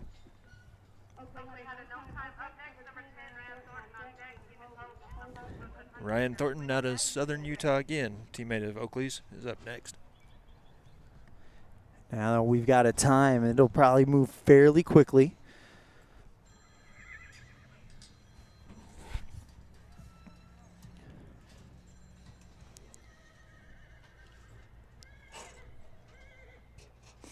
Ryan Thornton. Then it'll be Haven Hodge and Brooklyn Hunsaker. Hodge, the number 20 cowgirl in the state in the breakaway roping.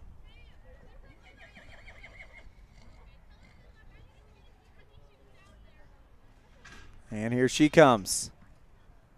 Cap goes a little bit to the left. That seems to be where they want to go. And a miss. Looked like her horse had a little bit of a stutter to start with, too, so that didn't help her. Fortunately, that's a no time.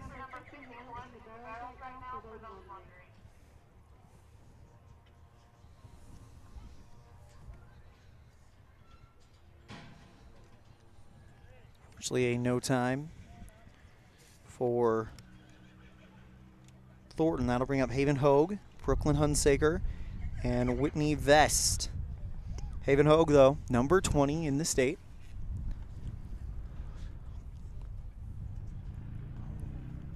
I believe she's will be riding in shortly. But the lead, Boardman with a 4.77. It's Ellie Boardman from Southern Utah.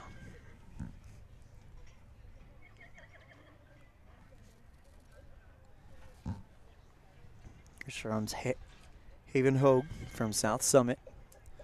Number 20 girl in the state in this event.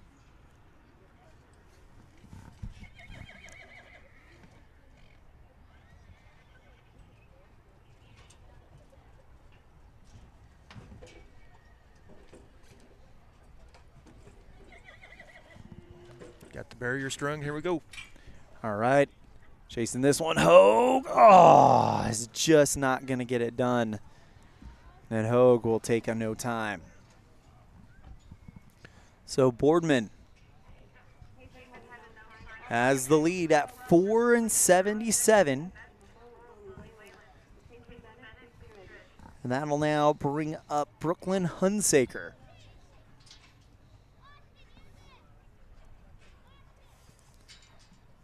She rides in. Purple shirt, black hat, orange rope. Brooklyn's coming in from the West Desert Club. Whitney Vest on deck. Lily Wayland from Spikers in the hole.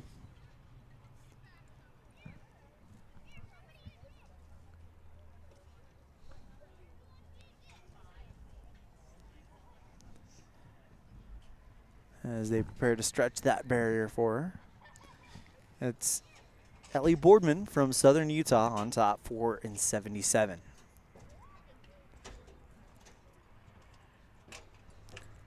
It'll be the goat tying right after this, and then the pole bending. And then that will conclude our morning session. We'll be back in the afternoon at 3:30 with the bareback riding, the saddle bronc riding, the steer wrestling, the bull riding, the barrel racing, and the team roping. Looking forward to that. But let's see if we can get multiple times here. Get Ellie a little competition here. Of course, it is up to Brooklyn Hunsaker from West Desert.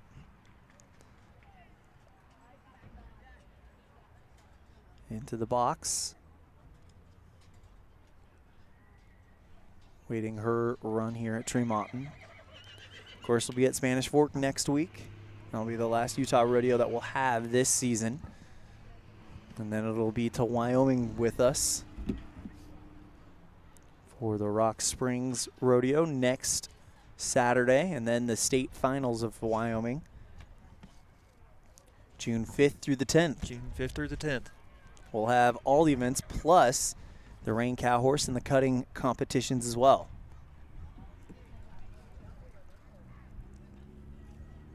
Trying to get that horse to settle, get the calf to settle. Here we go, nod of the head. Veers off towards the left. She's going to have to chase her a little bit.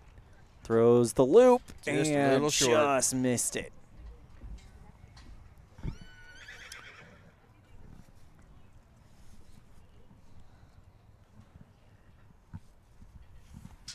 And that will now bring up Whitney Vest, number 13 on our sheet. After her, it'll be Lily Whalen, then McKaysley Bennett from Uinta Basin.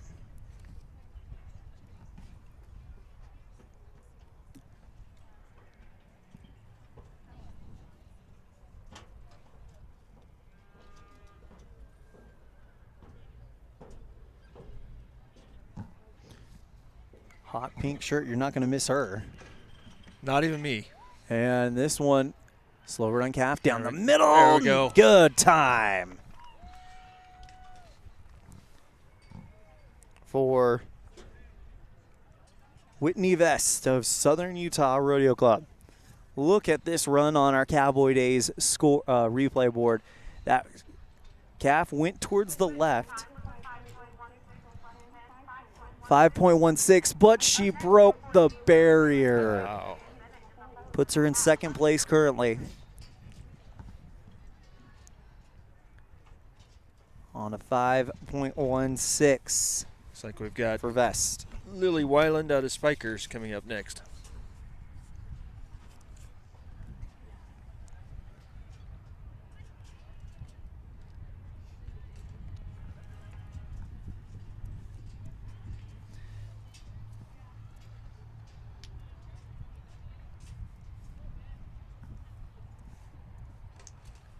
Waiting for the nod of the head, and Lily will see if she can get her name on the books here. And there she goes. Chases this one right down the center of the arena. It's going to go a ways. Has her cornered. And throws that one, and unfortunately that's a no time for Weiland.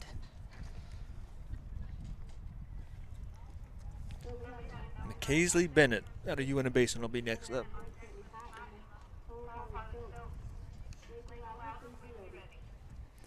After Bennett, it'll be Whitley Hatt and Harley Strokes.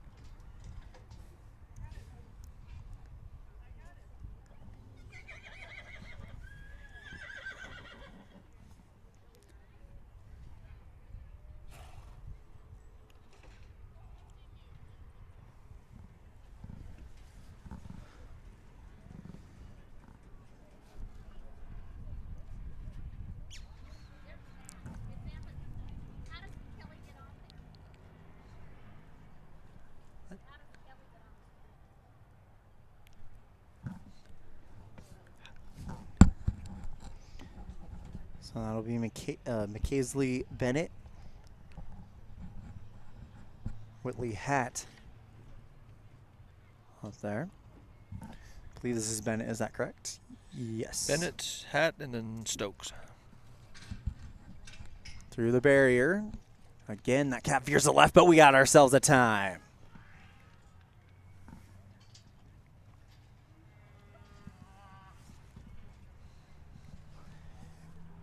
The calves are liking to come towards us here today. They are. 3.84, and she is your new leader.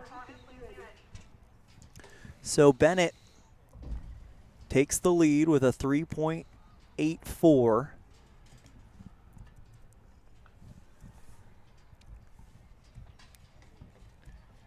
Whitley Hatt out of Southern Utah in Spanish Fork will be next up. As we are working on updating the ready results board.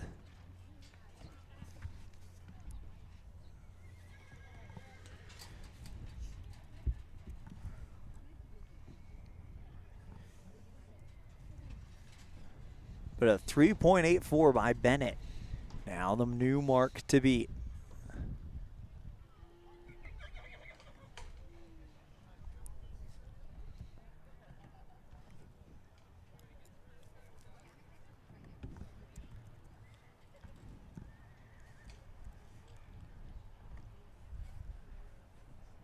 Backing that horse into the box and getting ready to go here. And that one, oh, she was going for it. All the money there as Whitley Hatt threw that one early. Look at this, right out the box. Oh, that's the wrong one, but that is Bennett's new leading run. But on our Cowboy Days results board. But I tell you what, Hatt was going for it all there. That would have been a sub-3 run right there. And then that would have told you you're going to have to throw it right out of the box to catch me. Fortunately, it's a no time, though, for Hatt. Looks like Harley Stokes coming in now out of Spikers.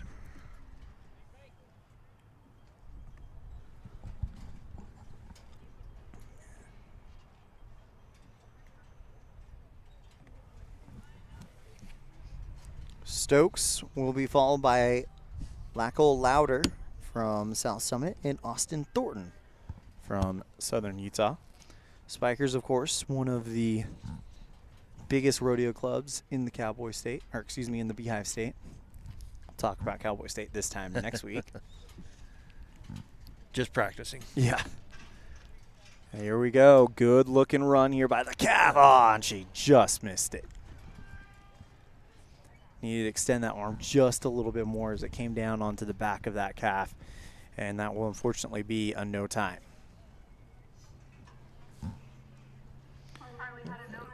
That'll bring up Lackle Louder out of South Summit. After Louder, it'll be Austin Thornton and Carson Robb out of Uinta Basin. 4 away, though, from Quincy Prost, number 18 in the state. And the breakaway roping.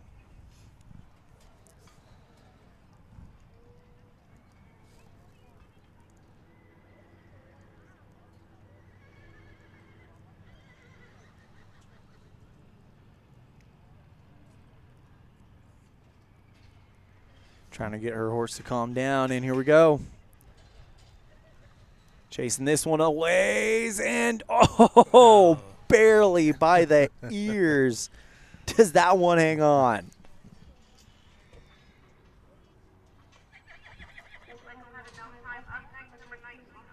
Did they call out a no time? Yeah. Yep.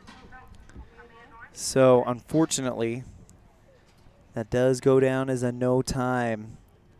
It has to be a clean catch. Austin Thornton out of Southern Utah. Club will be up next. See if we can get into the low 3s here. Carson Robb from Uinta Basin on deck, and Quincy Probst from Wasatch in the hole. Number 18 girl in the state. And unfortunately, that calf got just a little bit away from Thornton.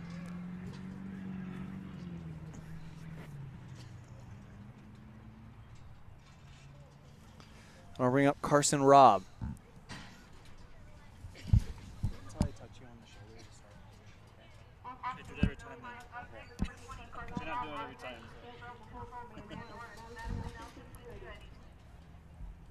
Carson Robb from Uinta Basin, Quincy Probst from Wasatch on deck, and Norris from Uinta Basin in the hole.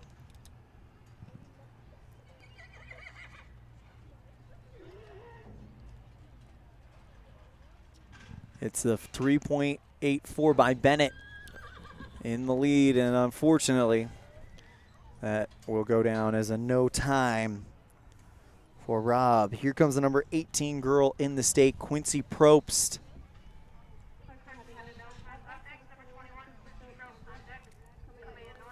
McKaisley Bennett from Uinta Basin with a 3.84. You're going to have to be pretty quick to top that one. Stepping into the box now, the number 18 girl in the state, Quincy Probst. Carmaya Norris from Uinta Basin on deck. Madison Nelson from Corbin in the hole.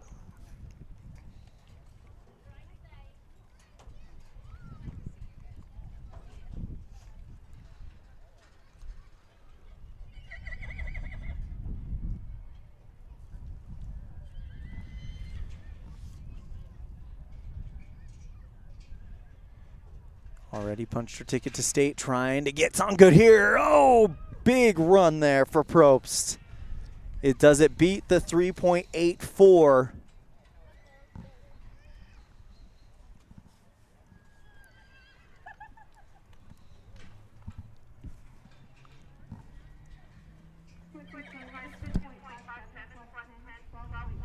Oh, it was a 2.57, but she broke the barrier, so it'll be 12.57.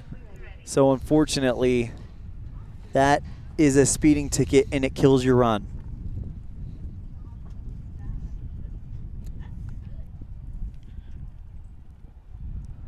So a 2.57 goes to 12.57, and Probst, who thought she had the lead there, unfortunately, will find herself down quite a ways. So Bennett survives one ranked rider.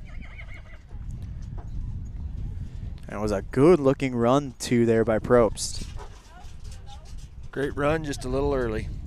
Carmea Norris from UNF Basin is up next. Maddie Nelson on deck.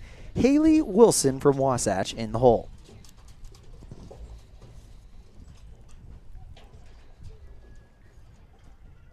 And here we go, Black Calf running off towards the right in front of the horse a little bit.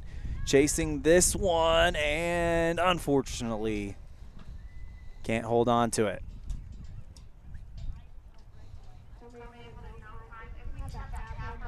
That is a no time for Carmea. And I'll bring up Madison Nelson from Corbin, Haley Wilson from Wasatch on deck, Tagely Allred from Southern Utah in the hole.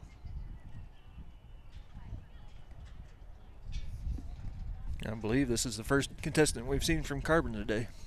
I believe you're right. So unfortunately, Probst picks up a no time on our result board. Breakaway roping brought to you by Ready. Safety and excellence in industrial services since 1982. Oh, there's a time there. It's going to be +5, though, for not being a clean catch.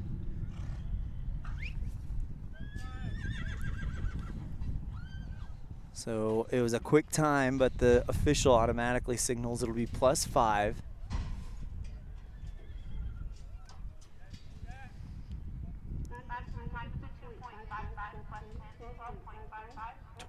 It'll be a 12.55 for Corbin's Madison Nelson. That'll bring up Haley Wilson from Wasatch.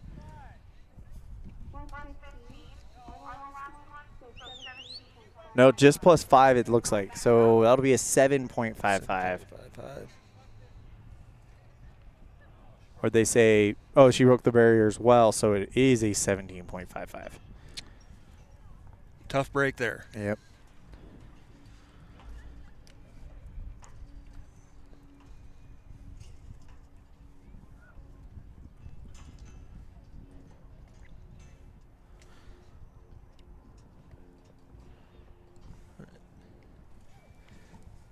Haley Wilson out of Wasatch is getting settled in the box.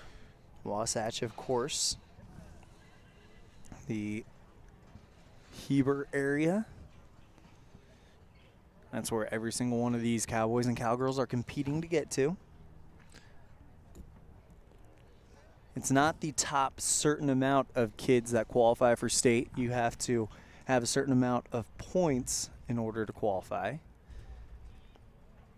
And they don't cap who makes it to the state finals. However, the championship round is capped. Here we go. And a good run here. We'll see if she's clean at the barrier from Wasatch's Haley Wilson.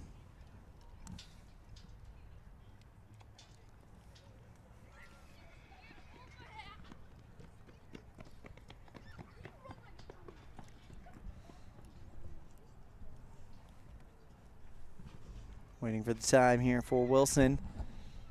Is it going to be enough?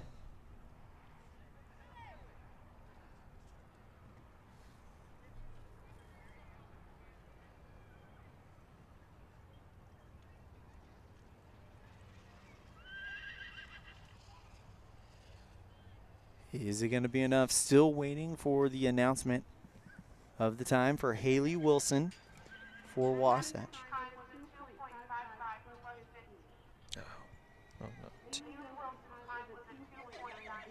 2.90 for Haley Wilson. She does go to the lead. There's that sub-3 number we've been looking for. So a 2.90 for Haley Wilson. She is your new leader now, as we will update that on the ready results board. Tagley Allred out of Southern Utah will be the next contestant.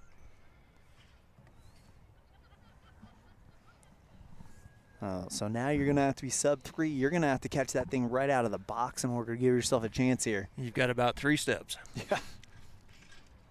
This one probably a little bit too long, and all red with a no time.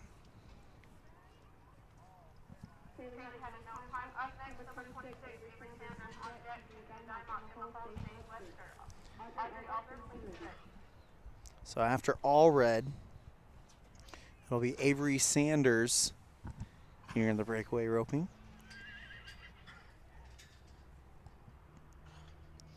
Kendra Dymock from Southern Utah on deck. Sage Webster, the #1 cowgirl in the state, in the hole. She'll be chasing that 2.90 set by Haley Wilson.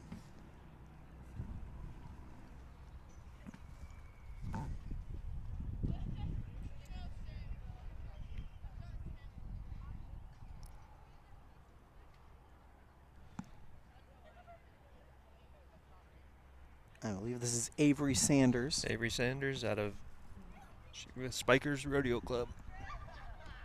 Just hosted their rodeo 2 weeks ago at the Spikers Event Center. Here we go.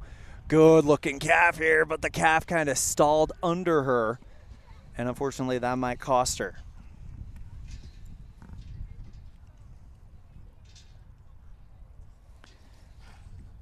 You see right here, the calf didn't really get going. It's kind of a double. So 13.85 for her.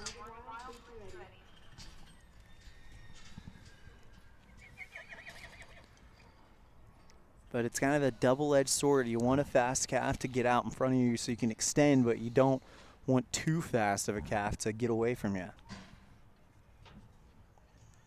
That was a 13.85 for our last cowgirl.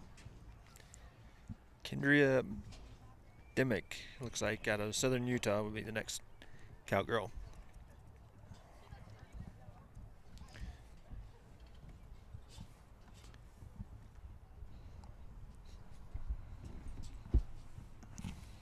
So, Dymick chasing it. Way down the arena here, and unfortunately it's a no time. She'll miss it. And that'll be the end of the day for Dymick. All right, Sage Webster out of South Summit, the #1 cowgirl on the breakaway roping right now. So a no time.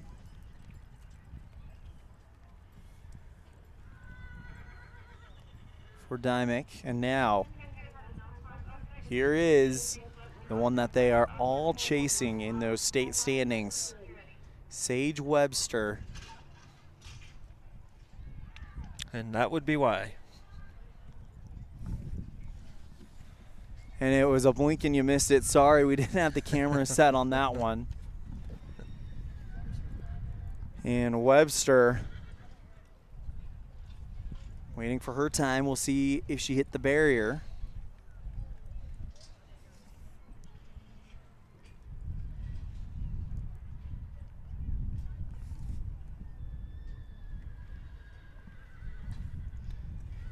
Waiting to see what the time is going to be for Webster. Oh, and she broke the barrier. And unfortunately, it's a 12.12.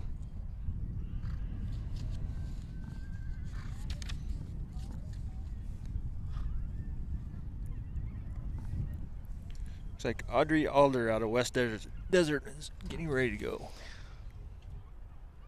All right. After that will be Morgan Wild and then Haley Hunter. We are on Number 29 of 49, and a time there. Question is, though, will it beat the top mark of 290? So we look at our Cowboy Days replay board.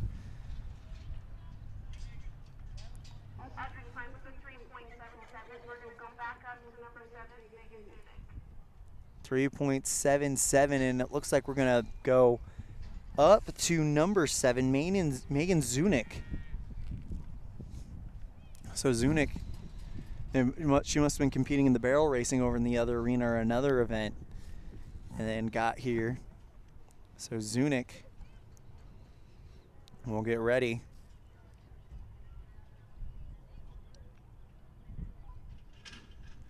Zunick chases this one down. Good looking run here. Is she clean at the barrier is the big question.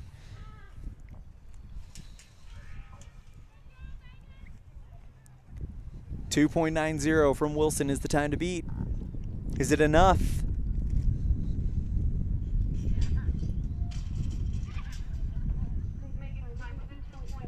Yes, 2.75 for Zunick, and she is your new leader. 2.75 for Zunick. It was worth the wait for that, cowgirl. Yeah, you can say that again, as she charged the barrier, did everything right, and now Zunick is your leader at 2.75. Morgan Wild out of South Summit up next.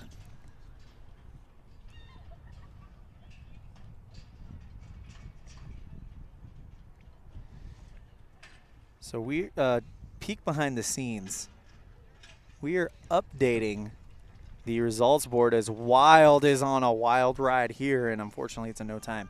We're updating the results board by hand. So, and updating at every time is being a little bit and taking away from the broadcast. So what we're going to do on the results board is the leader will be up there at all times, and we'll just replace the leader.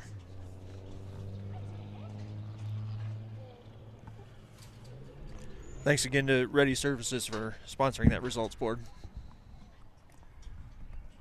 So we're just going to make some changes really quick. The first rodeo broadcast, so we're working out some kinks here, but we hope you're enjoying coverage of the breakaway roping brought to you by Ready.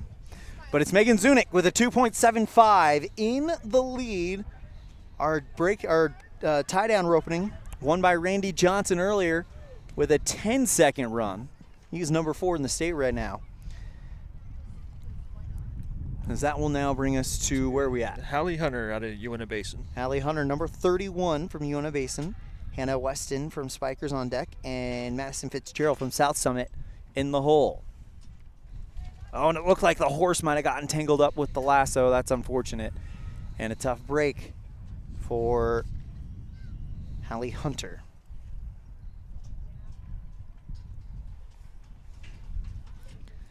As she rides out of the arena. And that will now bring up Hannah Weston from Spikers. Madison Fitzgerald on deck. Kai Brandt in the hole. McKinley Motley, number 13 in the state, 4 away. But the big story, of course, Sage Webster, number 1 from the state, had a 2-second run, but unfortunately broke the barrier. Had 10 seconds to it, and it kills all the momentum you had. Here we go, right down the middle, and a great run.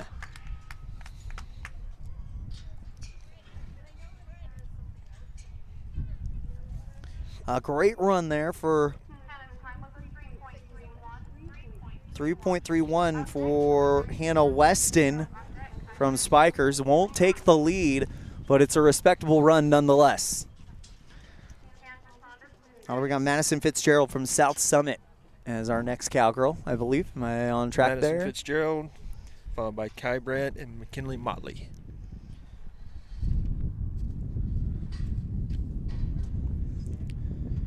Fitzgerald riding into the arena now.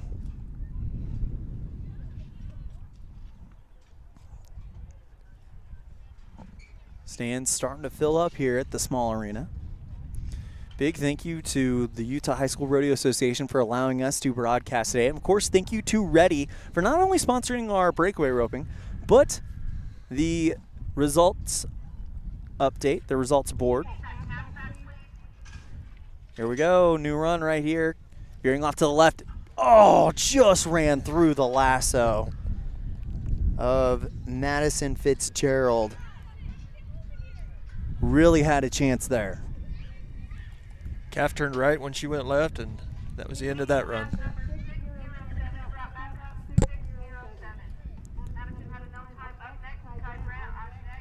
Next up will be Kai Brandt of Wasatch, McKinley Motley on deck, and Kansas Sanders in the hole. Of course, McKinley Motley, number 13 in the state. But they're all chasing the 2.75 of Megan Zunick. She was supposed to be the 7th one out. She must have been competing in another event. They held her. They moved on. They brought her back as soon as she came in, and then Zunick puts up a blistering 2.75. She was just waiting for the right time. The wind had to be just right. Just like that calf needs to be just right.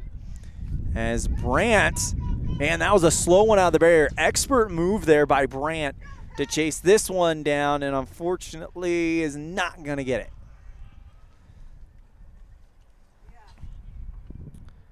Fortunately, Kai Brandt will have to take a no time.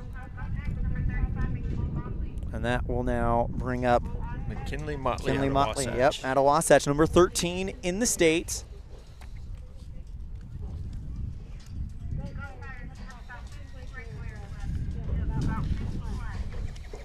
After Motley, it'll be Kansas Sanders, then Lilla Gideon.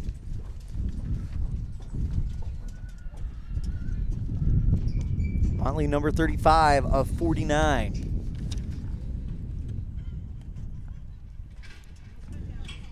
There we go, straight down the middle again. Ooh, that flag hung up a little bit in the air, so that might have cost her a little bit.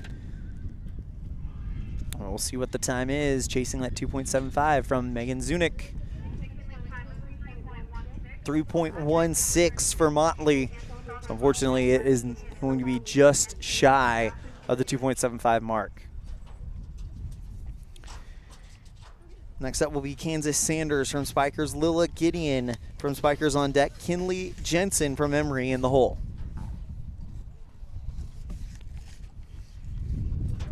We'll have our goat tying right after this, and then the pole bending to wrap up the morning performance.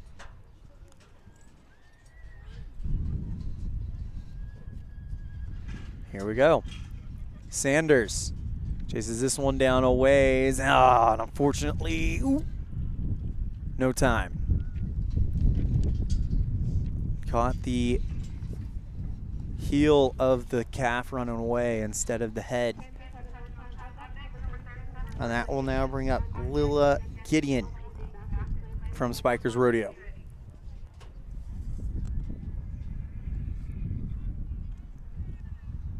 Really starting to move them along now. Right along right now.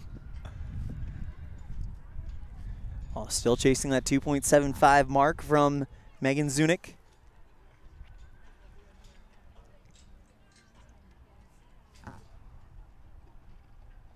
Lilla Gideon from Spikers. Our cowgirl in the box right now as they stretch that barrier across. That's not an easy job to do that. No. When it takes two grown men to pull that barrier, it's... Looks like she's cleared the barrier and down. Let's see. Time coming in for Gideon.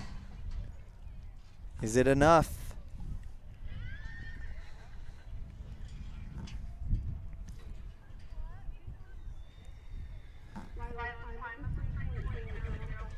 .00 plus 10. She broke the barrier. So unfortunately, that will not be enough there. Moving on to Kinley Jensen from Emory, Avery Bassett from Dixie on deck, and Clancy Fillmore from Sevier in the hole. Sevier. I don't know why I said Sevier. I knew that. Horses are a little antsy today in the breakaway roping. Well,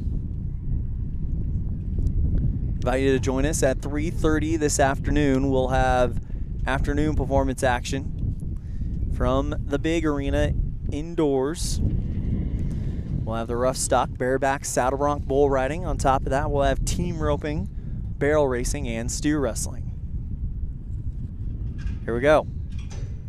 Good start here and down. This could be a challenge right here for Jensen. Question is she clean at the barrier?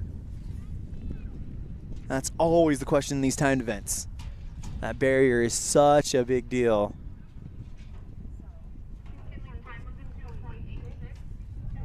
.86, and she's just by 1/10 of a second off the mark. So she'll go into second place. But a good run there by Kinley Jensen. That'll now bring up Avery Bassett of Dixie, Clancy Fillmore of Sevier on deck, and Hadley Henderson from Uinta Basin in the hole. By my count, that's 3 runs under 3 seconds. An impressive job here done by the Breakaway ropers, and here we go again, and we're off and running, and oh, that'll be +5 on the run, so she won't threaten the top mark.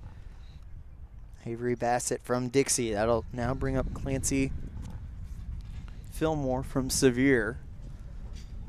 She rides in, waiting for the time for Bassett.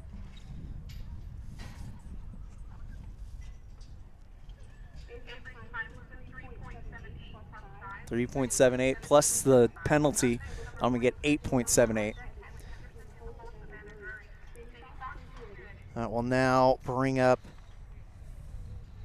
Clancy Fillmore from Sevier. On deck will be Hadley Henderson and Savannah Drury in the hole.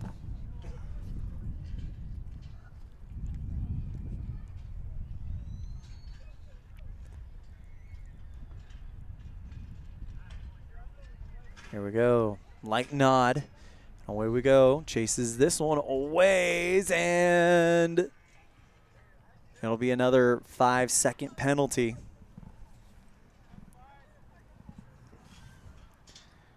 For Clancy Fillmore.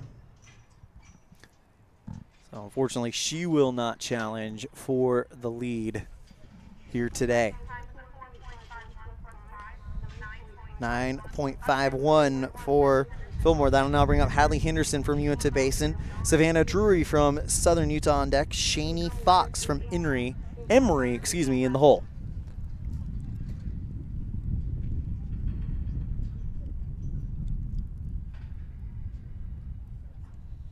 And we might have a no-show here. They're calling for Hadley Henderson of Uinta Basin. Third call and turnout. Not wasting any time here. Nope, Savannah Drury from Southern Utah will be next. That'll bring up Shani Fox on deck, Riley Allred in the hole. Savannah Drury from Southern Utah. A 2.75 by Megan Zunick, still the score to beat as they go ahead and turn out the calf that was assigned to Hadley Henderson.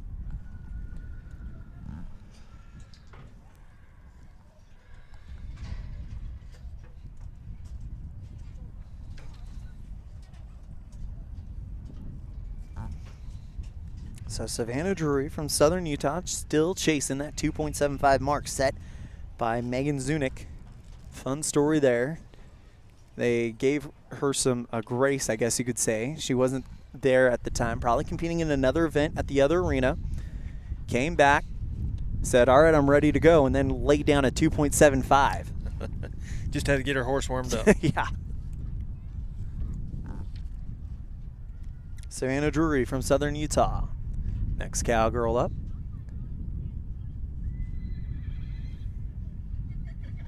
Here we go. Black calf running down the middle. And Drury catches that one, but they're going to wave it off. No time. Luke does not catch cleanly.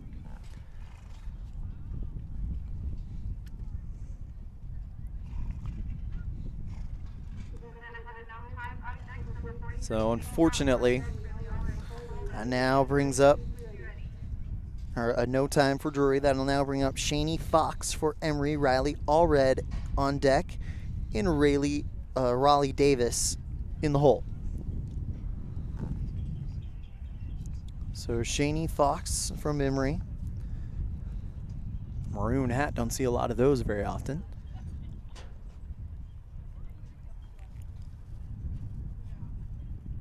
Maybe it just looks maroon through my sunglasses. I don't know.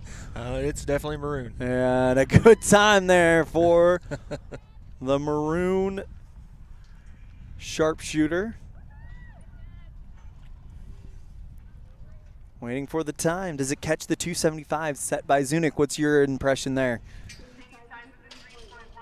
3.17. I'm going to go ahead and say no. It's a little slow. 3.17. And Zunic survives another one. I'll now bring up Riley Allred, I believe.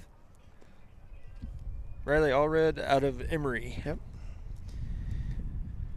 Rayleigh Davis and Maddie Reese to follow. Only got about 6 more left. Allred gets a good catch here, and she'll get herself a time. Waiting to see what it is. Looks just a little bit slower than the 275, but it's right in there. 3.61, so you called that one right on the money.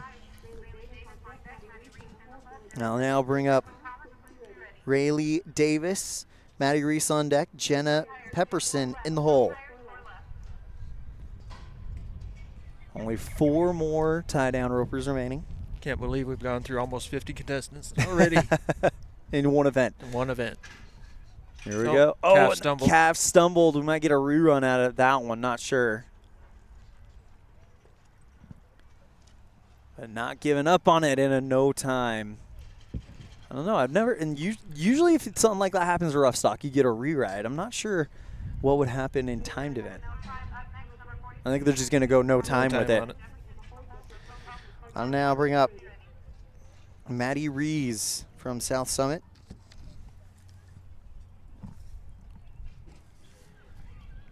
Jenna Jefferson and Brooklyn Thomas to follow. Then I'm not sure I've ever seen a calf stumble before. Not me neither. Then you've got Megan McCarty, the number 9 cowgirl in the state, who will end things here today. And unfortunately, just bounces off the side of the calf here. As you see on our Cowboy Days replay. That'll bring up Jenna Jefferson. From Wasatch, Brooklyn Thomas from West Desert on deck. And the number 9 cowgirl in the state, McCarty Martin from South Summit. Here's Jefferson.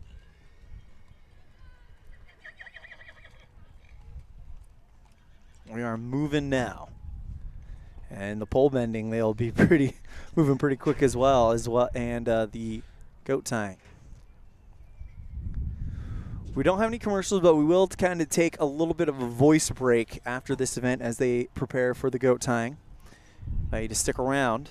A big thank you to Ready for sponsoring our breakaway roping.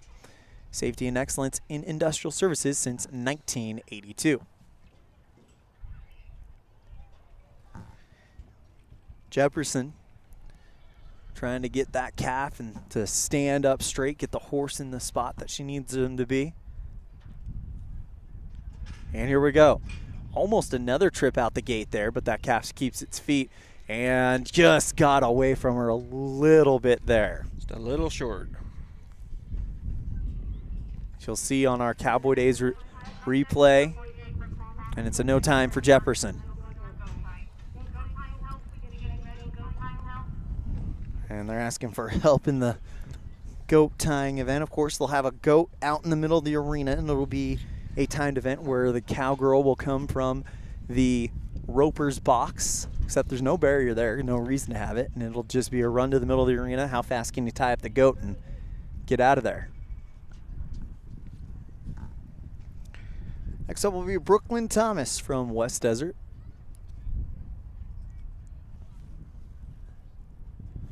And then our final cowgirl in the breakaway roping, McCarty Martin, Still chasing the 275 set by Megan Zunick. And we got a time here.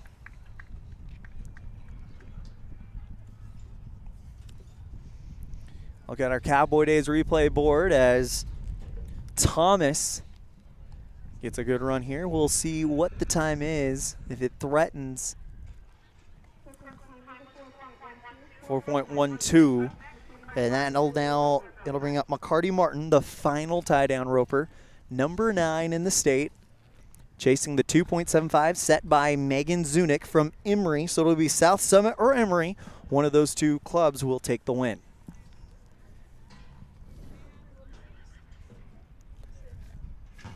Here comes Martin, chases it down, and that one drops down.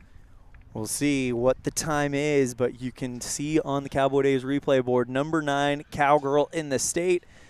Definitely will be competing for a state championship in June.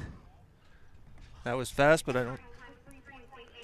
3.88, and Megan Zunick will take the win for the breakaway roping. We're going to go ahead and give a big thank you to our breakaway roping sponsor, Ready. That is Ready Services, safety and excellence in industrial services since 1982. We now set the stage for our goat tying, sponsored by Evanston Cowboy Days. We'll have it right after this. You're tuned in to the Addicted Power Sports High School Rodeo Series live on mylocalradio.com.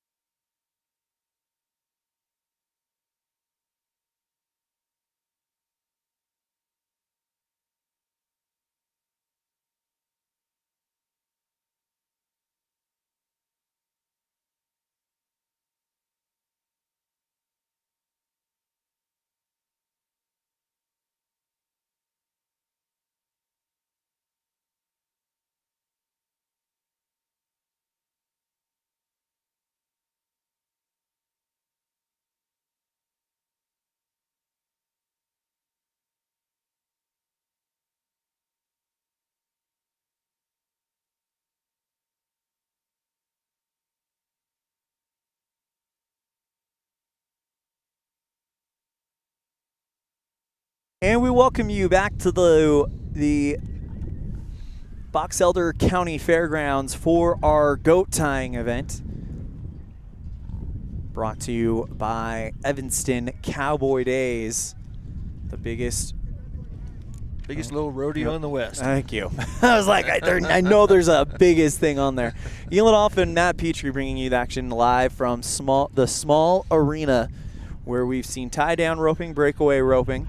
Our event winners, Megan Zunick takes it for the breakaway, and in the tie-down, the number 4 man in the state, Randy Johnson, comes through big. Now in the goat roping, we've got 24 contestants, and 6 of them in the top 20 in the state. So this should be a great competition. Then after that, we will have the pole bending. That will consist of 49 athletes in that one, with 4 of them in the top 20. So real quick thoughts as we get ready to go here for our goat roping event. I think in the tie down, the 10-second run was faster than I thought we would see today. Mm-hmm. And then I think we ended up with 3 in the sub-3 second in the breakaway. Yep. Which, again, like we said earlier, could rival any college runs. Yep. So, some fantastic athletes here.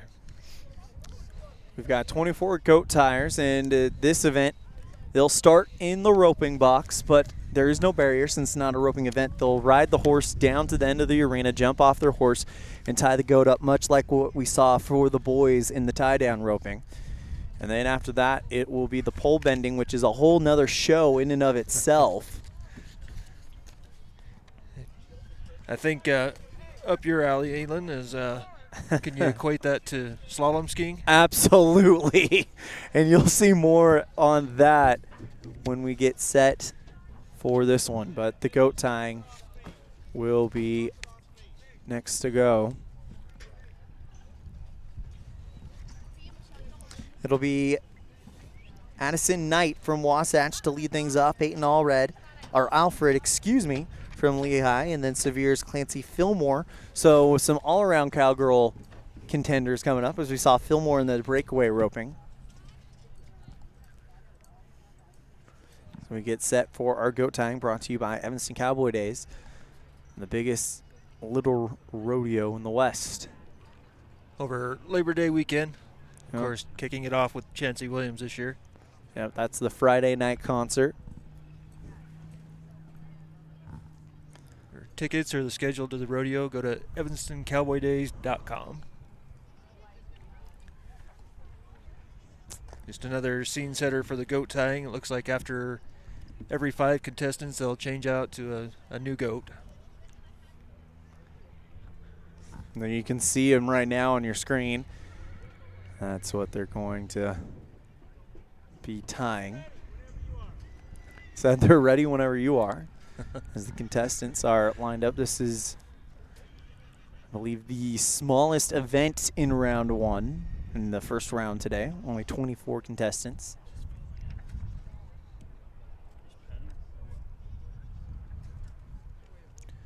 As we await the arrival of our first contestant, Addison Knight from Wasatch Rodeo Club.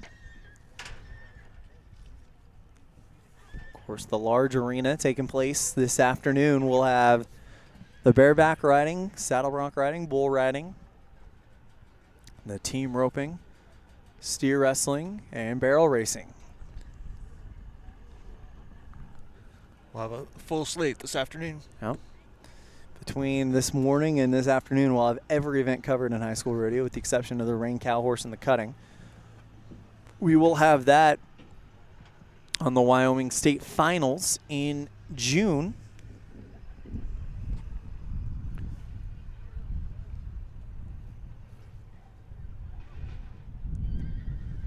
As we await the start of the goat tying. Big thank you to Addicted Power Sports for sponsoring the 2023 Addicted Power Sports High School Rodeo Series.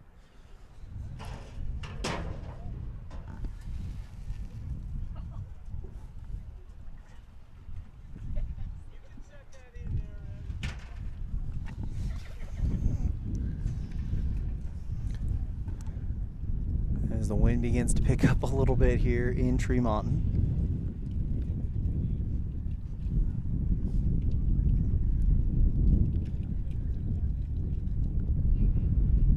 A little bit of a chill and reminds us it's springtime in the Rockies. Looks like we have some competitors starting to gather around. A lot of them just competed in the breakaway, so they've got to switch some equipment out.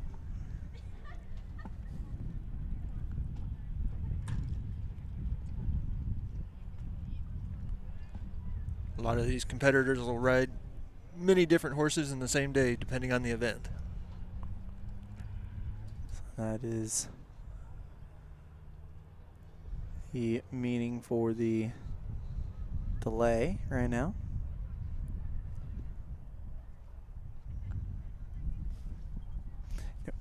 We do have to mention that the pole bending may be taking place in the large arena. They said they're going to do it at whichever arena finishes their program first. So if that happens, we apologize, but We will be in that large arena this afternoon. Unfortunately, pole bending will not be. So we're hoping that, as of right now, that it's scheduled for pole bending to be in this small arena. So right now, waiting for a timer to return. Then they'll start with the goat tying.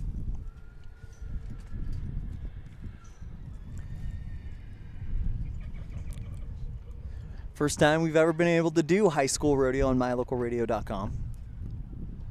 And it's definitely been a fun one so far. Recapping our event winners, you got Randy Johnson taking the tie-down roping. And then in the breakaway roping, Megan Zunick. And that was a fun story. She was supposed to be the 7th out, was not present. She must have been competing at an event at the large arena, came back, said, all right, I'm ready to go, then lays down a blistering 2.75. She just wanted to tease us all a little bit and hold her run towards the end. And Randy Johnson in the tie down, I don't have it written down, I know you do. His time was in the 10-second range, which was impressive for high school. He was the last one out too, and it was one of those ones where when you saw it, you just kind of knew how fast he was moving. Looking up that time right now, it was a 10 and 1-4. 10 and 1-4, so almost a 9-second time. His next closest competitor was a 13 and 2-3, so almost 3 seconds better. And if I believe it was Kyson Stevenson who was the 13. So he'll take some points there. It's 10 points for first place. And 9 for second, so on and so forth throughout the top 10. And that's the points that you get to get yourself a state championship. Sounds like we're just about ready to go here. They're opening the gates. Breakaway roping brought to you by Evanston Cowboy Days, the biggest little rodeo in the West. Fun one over Labor Day weekend. They've been doing some renovations on the Evanston Rodeo Arena. It'll be exciting to see how that happens. And they just went ahead and blew past our first competitor. So Knight was supposed to be the first one. They'll go ahead and go to Peyton Alfred from Lehigh. And here she comes. It's off. Picking string in her mouth. Chasing down the goat. Here we go. And we'll get our first time here in the goat tying. Another cowgirl event.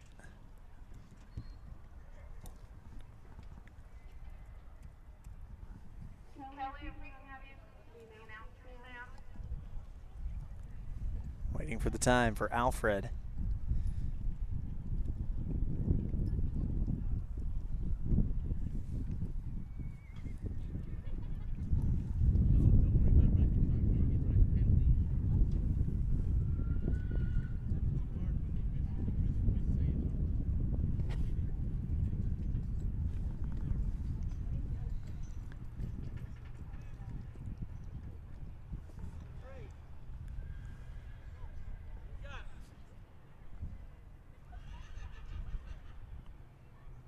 Waiting to see the time here for Peyton Alfred from Lehigh. As it, we believe the Addison Knight that turned out.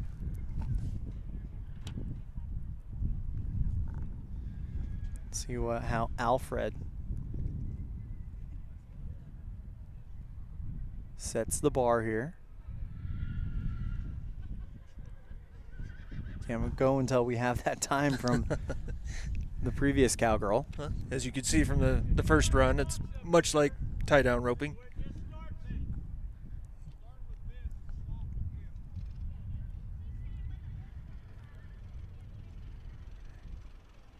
Some discussion about timing right now. Looks like they may have been a little off on the timing for the first one.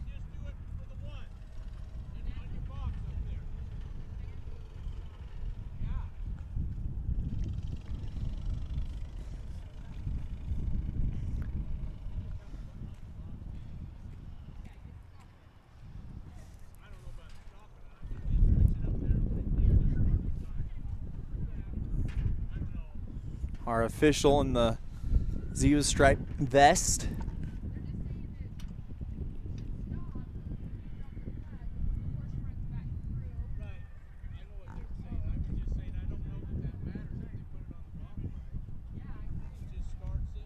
A lot of questions right now about the timing, it seems like.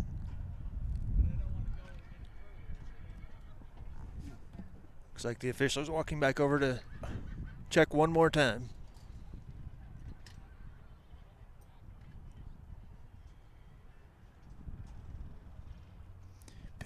Peyton Alfred, we believe, was the first goat tire that we just saw from Lehigh.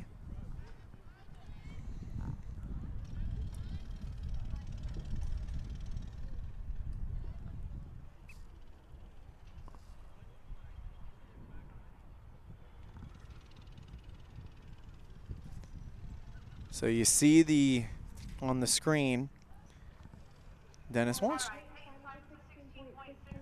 16.63. We'll point that out a little bit later, Dennis. But I want to point something out a little bit later on. Here comes Clancy Fillmore. Yep. Fillmore goes right to the goat and gets to work. And the clock stops.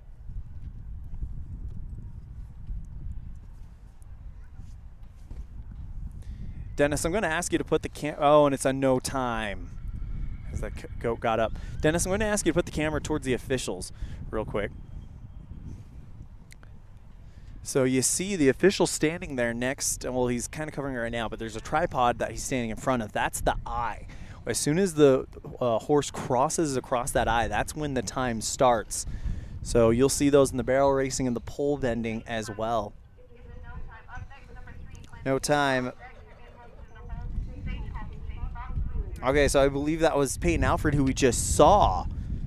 So they did get Addison Knight to go first. So we'll update that as here comes Clancy Fillmore.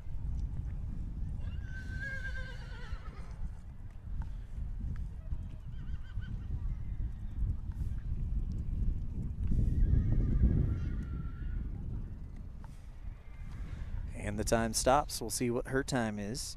Chasing a 16:63 and a no time. The goat got up. Not sure exactly how long they have to stay tied down for, if it's anything like the tie down roping. It is 6 seconds. Thank you.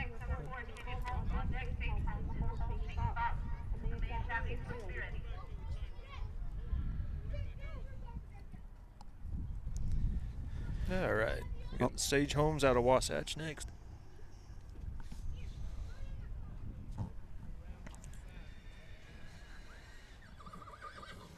So they have to stay down for 6 seconds, much like the male counterparts in the tie down roping.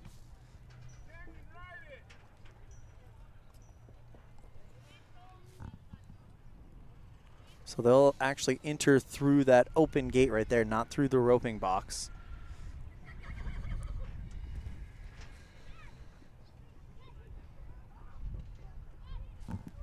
As we wait our next contestant.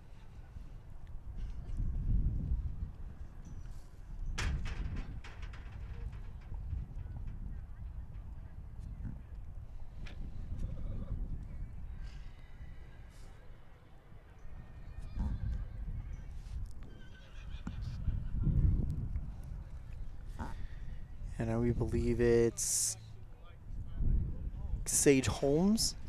Sage Holmes out of Wasatch.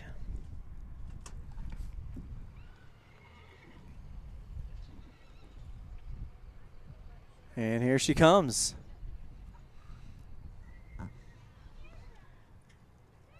With the dismount. Dismounts further back than some of the other girls have.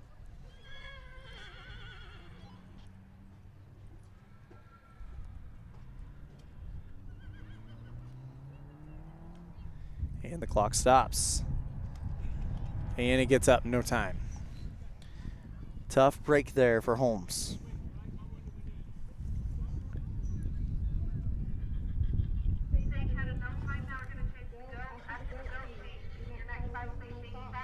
So now they'll change the goat. And when we get back to it, it'll be Shaney Fox. Shaney Fox. Thank Out of you, Emory. from Emory. A little out of order right now. We, I believe, saw her in the breakaway as well. Mm-hmm.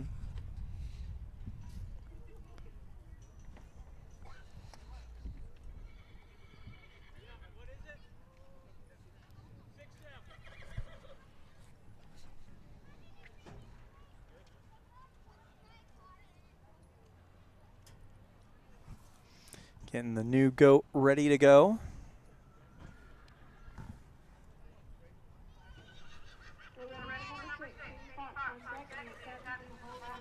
And here comes Shaney Fox from Emory, who should be next. That's right, the maroon The hat. maroon hat. Yep. Not going to forget about her as she comes into the arena. Running dismount. Gets to it. And goes for the tie. Hoping it stays down. And she's clear, so we'll have a time here. Chasing the 16:63 mark of Knight, I believe. 16 and 63 of Knight. Yep.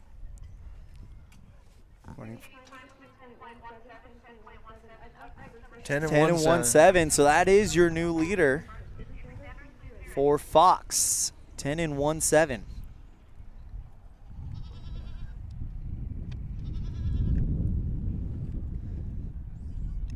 Notice a little bit different dismount from her than we've seen on the other contestants so far. Maya Champneys now. 10 and 1-7 now, the time to beat.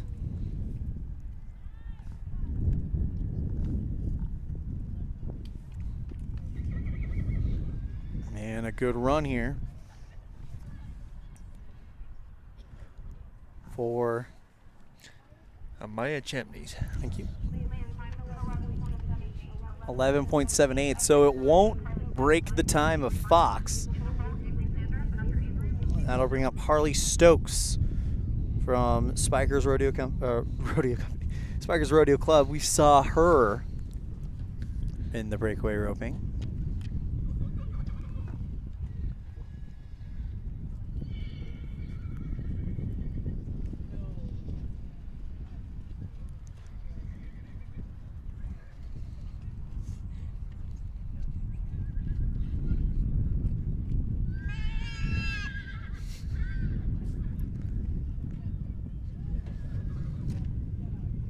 And here comes Stokes.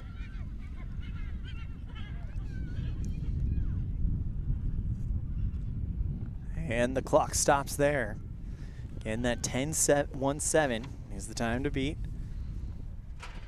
Stokes gets a time. We'll see if it tops the new time. 10.22, 0.5 of a second off.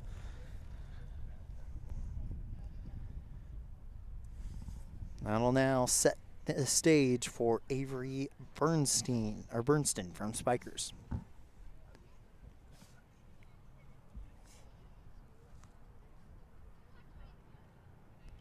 Here we go. And if you notice, as soon as she gets across the eye, they have the goat let go. As Bernstein speed jams a little bit. Oh. And it gets up on her. No time.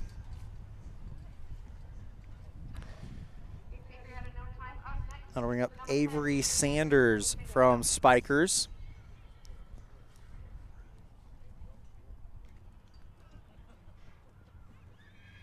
After Sanders, it'll be McKaysley Bennett and Chesney Mackey.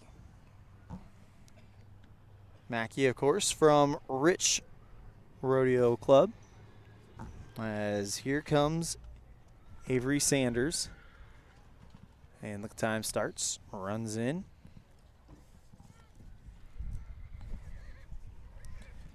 And finishes the run. This could be good. It felt fast. Is it fast? As it does 11.10, so just off of the clock. We'll have a goat change.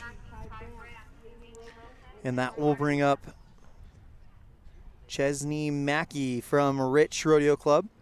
Then Kai Brandt from Wasatch. Haley Wilson from Wasatch. In the hole after the goat change is I'll go ahead and throw in a new goat.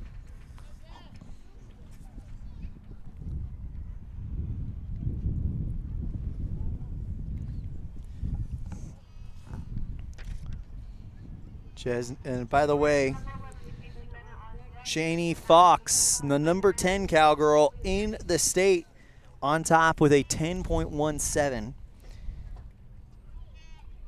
McKaysley Bennett was number 16 in the state years. Chenzi Mackey just knocking on the door to a top 20 job right here as she runs in. Steps on the rope. This could be a quick run. We'll see if the goat gets up on her. It's trying to get up. And there we go. We got ourselves a time. 10.1. 11.81. Not going to catch that 10.17. That'll bring up Kai Brandt from Wasatch. Haley Wilson from Wasatch on deck. And Carden Clem from Spikers in the hole. Number 13 of 24 right now. So past the halfway point of this event. Took a minute to get going, but once it got going, it's been Once they got the fast. timing figured out, it was. Here she comes. Goat decides to go the opposite direction on her.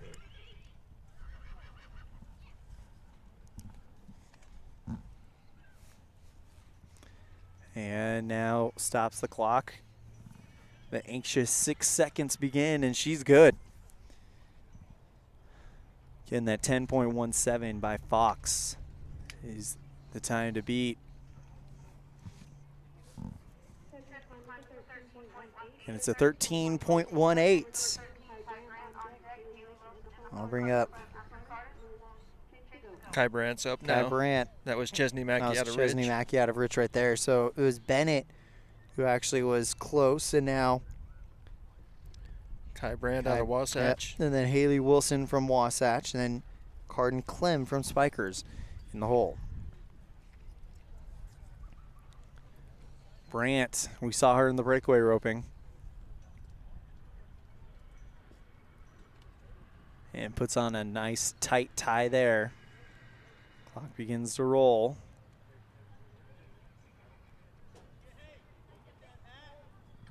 And she's good. So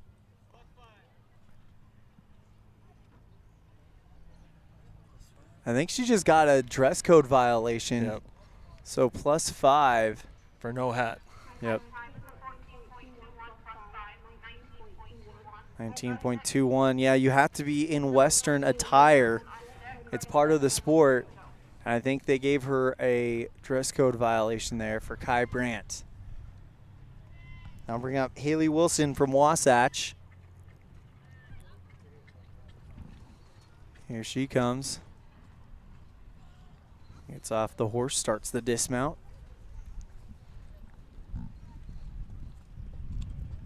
And that's going to be a stops the good clock. time. That's a good one. Haley Wilson from Wasatch is going to get a time. Is it enough to beat the 10.17?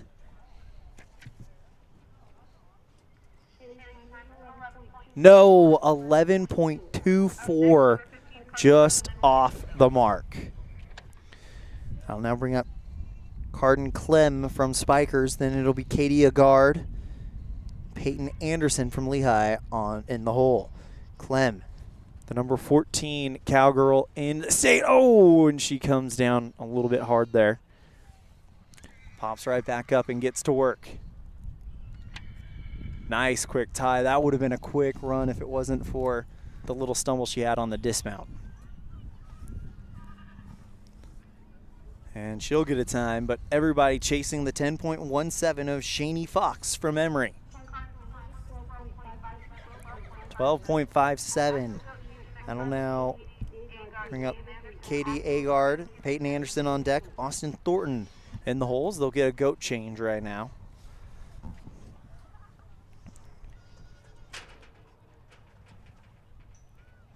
Changing about every 5 riders.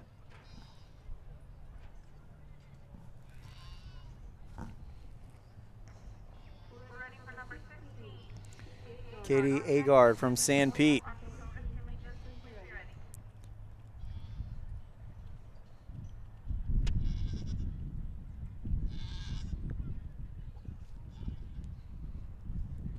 After Agard, it will be Anderson, then Thornton. Second call for Katie Agard. They might turn her out. And that is a turnout for Agard. Moving on, Peyton Anderson from Lehigh.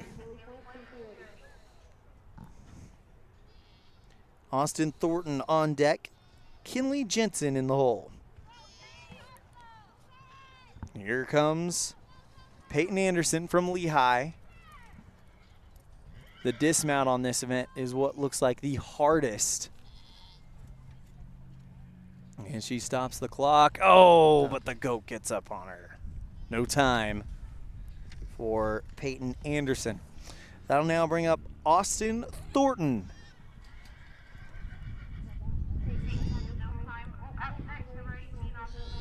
It's really a flying dismount to get the best times in this event. Thornton, the number 18 cowgirl in the state in the goat tying.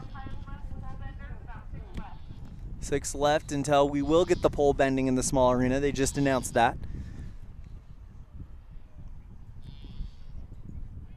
And here comes Austin Thornton, number 18 in the state. Oh, from Southern Utah Rodeo Club.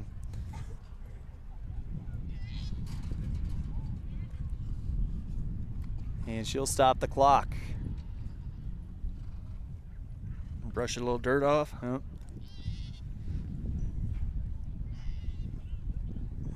Smile on her face as she goes and unties the goat. 13 and 23 for Thornton. She'll bring up Kinley Jensen. This is the favorite. She's number 7 in the state. Kinley Jensen comes to us from Emory. Haley Flint on deck and Ashton Flint in the hole.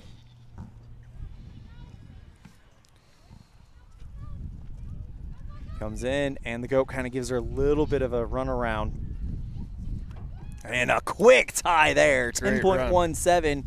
If it stays down, this could be a new leader. Look out, leaderboard. Is it enough?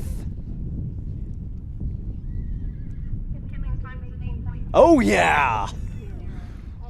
8 point. I didn't catch the last 2 digits of that one. I didn't catch the end of it, but that's an 8-second run. An 8-second run for the number 7 girl in the state, and that is going to be incredibly difficult to beat.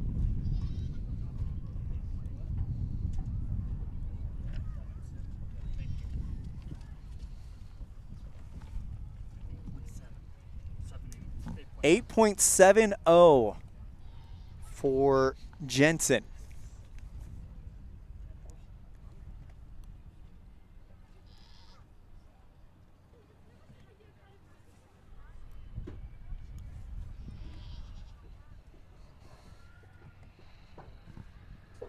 As this was Haley Flint. 10 and 8-4 on for Haley. Not a bad run there. Quick goat change and beyond to Ashton Flint.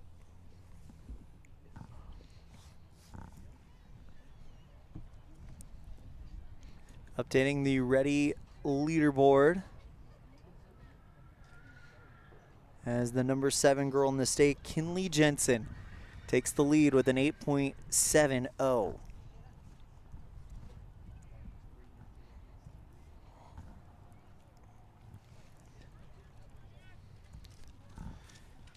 Here comes Ashton Flint from Spikers. A little bit of a trip up there.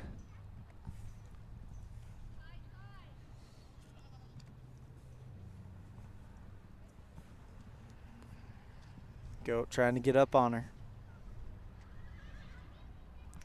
And the time goes by. And that 8.70 mark is going to be tough to beat. 11.61 for Ashton Flint. Here comes Whitley Hatt from Southern Utah.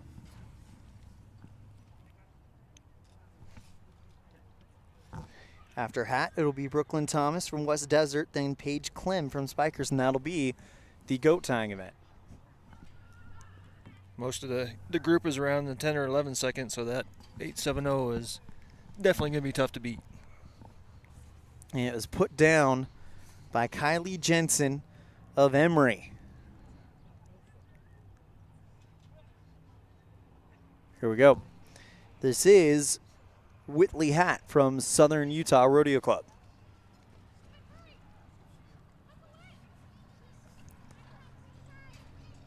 Going for the tie here and finishes it off.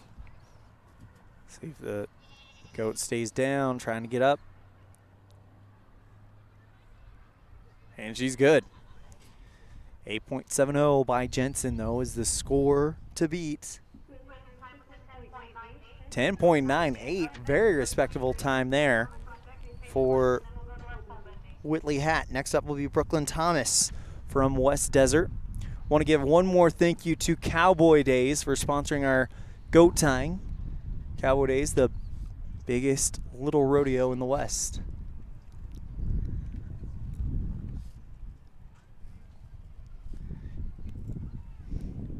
Here comes Brooklyn Thomas from West Desert.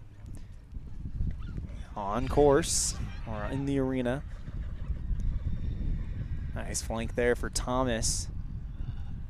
And she'll stop the clock. Remember that 8.70 is what we are looking at. Set by the number 7 girl in the state, Kinley Jensen.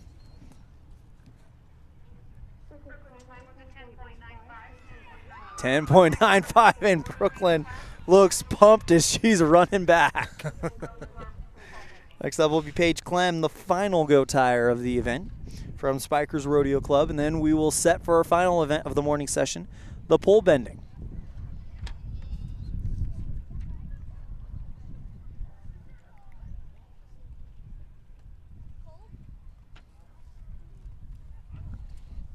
And here she comes, Paige Clem from Spikers Rodeo Club. Nice dismount there. And I was going to say almost lost her footing, but she does. Now gets up and gets to work. And she'll stop the clock, and the pole bending is in the books. And you got to think that Jensen's 8.70 is probably going to stand up. And we'll see the official time, though, from Paige Clem. 13.99. So your event winner is Kinley Jensen from Emory. She takes the day. That is the goat tying brought to you by Cowboy Days. Now we set things up for the pole bending brought to you by Water of Life. We'll be right back after this. You're tuned in to the Addicted Power Sports High School Rodeo Series live on mylocalradio.com.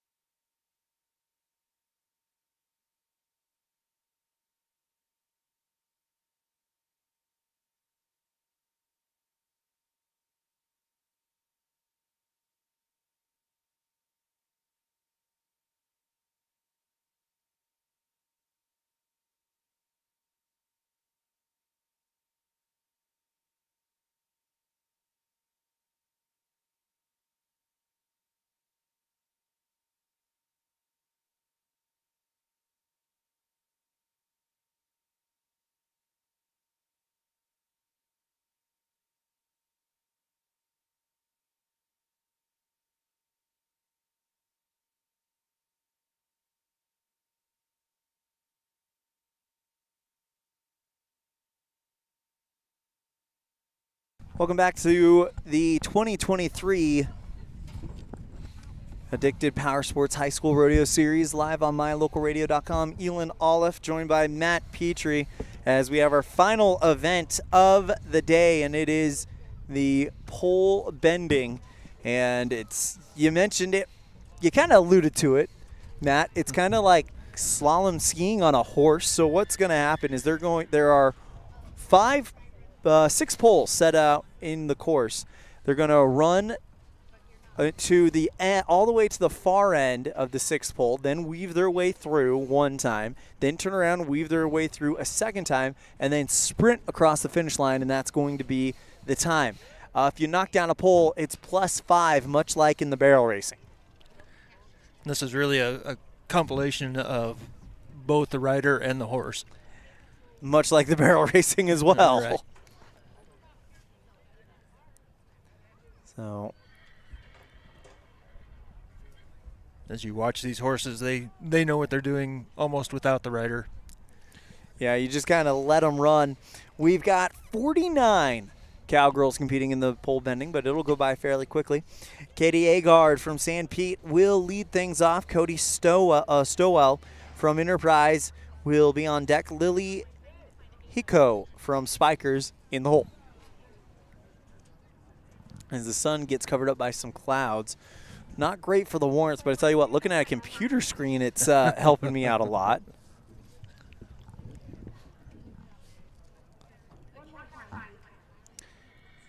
And, of course, we have 4 of the top 20 competing in this event. Kate Torgeson from Southern Utah, number 6 in the state. She is the favorite.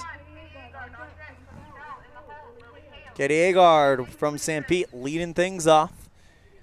She'll come through that open gate, and then they'll weave through these 3 of these 6 poles, and then back through. You'll get an idea when Katie get things going.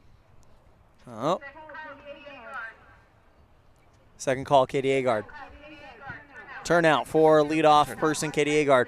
Cody Stowell from Enterprise will be our first official to go. And here she goes.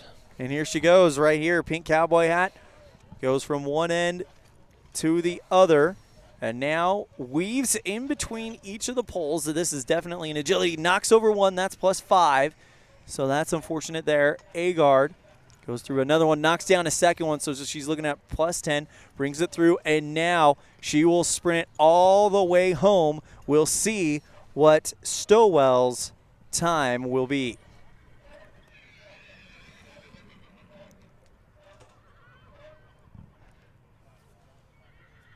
So she will set the pace.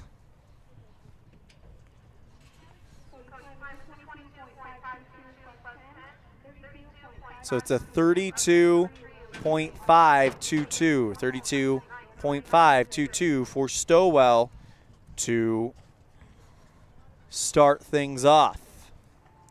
That now brings up Lily Huco from Spikers Rodeo Club,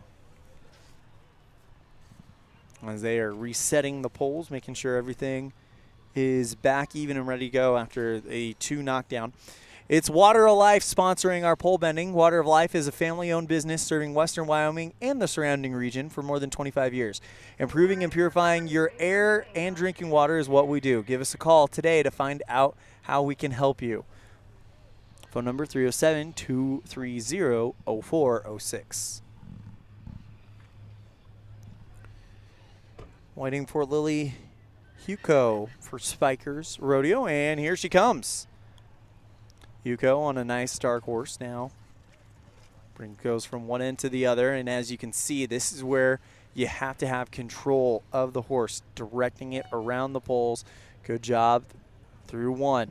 Heading in around the second pass, and she looks to be clean, and she is. Heading towards the finish, it's Lily Huco of Spikers, and she will no doubt take the lead.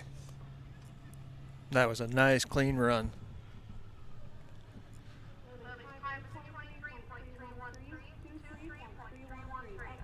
And you'll have to repeat that time back for me, Matt, as I'm updating the board. 22 and a 313. 22-3-1-3. 22-3-1-3. So that is now the new time to beat. And even without the 10-second penalty, it would be the time to beat. 22.313. Jada Jocks from West Millard. So Hugo, now the leader. Here comes Jada Jocks from West Millard. Saw her in the breakaway roping. And she's clean through 1. Centering it up, trying to get clean through 2. As you can see, the absolute agility from this horse comes around the outside, and she will finish the course. Again, 22.313 is what we're looking at. Put on by Lily Hugo. 23.135. 23.135. Did she say 23 or 22.135? 23.135. So Hugo still holds the top mark. I'll now bring up Addison Knight from Wasatch, Jordan Knight from Uinta Basin, and Riley Hesler from Morgan, our next 3 cowgirls in the pole bending. Second call, Addison Knight. And there's a turnout. I'll bring up Jordan Knight with Riley Hesler on deck. Eliza Hansen from Lehigh in the hole. Remember that 22.313 from Lily Hugo is the time to beat. As you see Jordan Knight from Uinta Basin start her run. Again, they go all the way to the one end of the pole pattern and then start weaving through not once but twice. Good job. Oh, I was going to say good job through the first session, but unfortunately she does knock one down. That's a 5-second penalty. So and there's a second one, so a 10-second penalty for Jordan Knight, as she will come in as we await the time.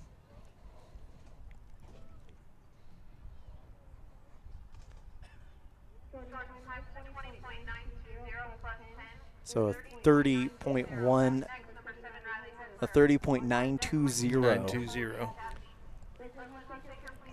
It was a 20.920, but unfortunately the 10-second penalty takes her off of the top of the leaderboard. That'll now bring up Riley Hesler from Morgan as she is approaching.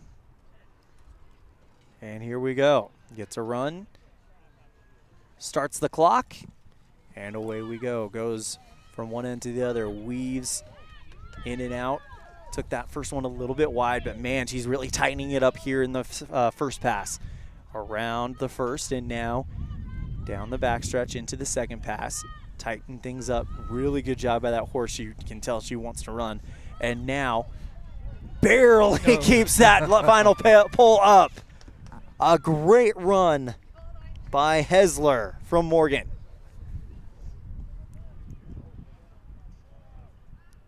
Is it enough to take the lead? 26.195. I'll now bring up Amaya Champneys from Dixie, Brooklyn Hunsaker on deck, and Whitney Vest in the hole.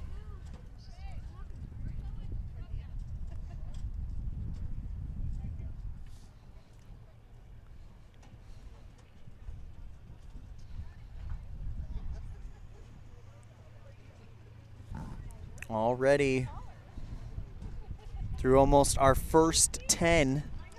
It tells you how fast this one is, as here comes Amaya Champneys around 1. And unfortunately knocks down 2 in a row. That'll be a +10. Champneys will go out of the path, and I think that is going to result in more penalties, but Champneys, it's a day to forget for her, but she will be back. Had a great start to that run and until she hit the 2 in a row. It's a no time. Amaya Champneys from Dixie up next. So that was Eliza Hansen, actually. So now here's Amaya Champneys from Dixie. Brooklyn Hunsaker from West Desert on deck, and Whitney Vest from Southern Utah in the hole. But they're all chasing Lily Huco from Spikers with a 22.313.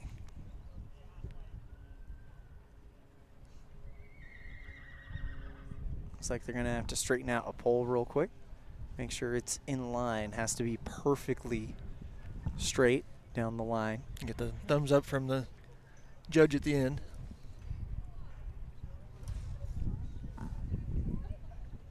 Here comes Amaya Champneys from Dixie Rodeo Club. Wearing the shiny blue helmet, and here we go.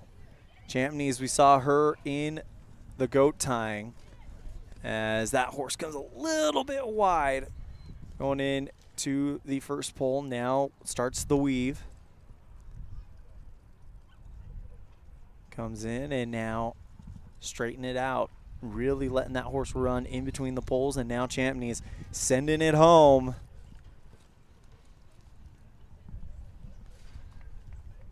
Probably won't go to the top spot, but it's a clean run for Amaya Champneys. 24.567 for Champneys. Puts her right in the middle of the pack. I'll now bring up Brooklyn Hunsaker from West Desert, Whitney Vess on deck, and Kate Torgerson in the hole.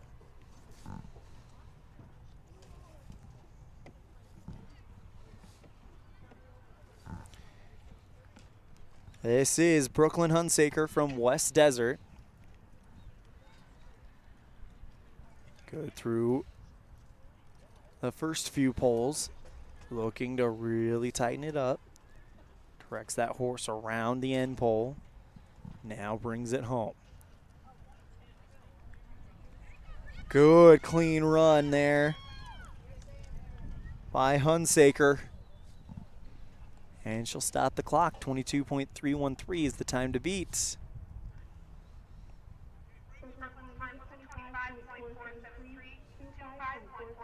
.25 and 473. I'll now bring up Whitney Vess from Southern Utah, Kate Torgerson, the number 6 girl in the state on deck, and Haley Flint from Spikers will be on in the hole as they'll do a quick raking to make sure the surface is smooth and everything is even for all of these cowgirls. And they're going to rake, it looks like, every 10 riders.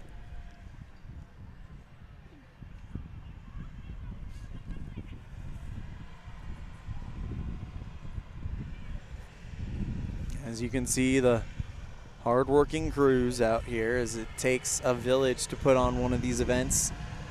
It's not as simple as having 2 or 3 people out there to make it happen. You got to have a whole team out there. Looks like contestants and moms and dads and Yep. Coaches and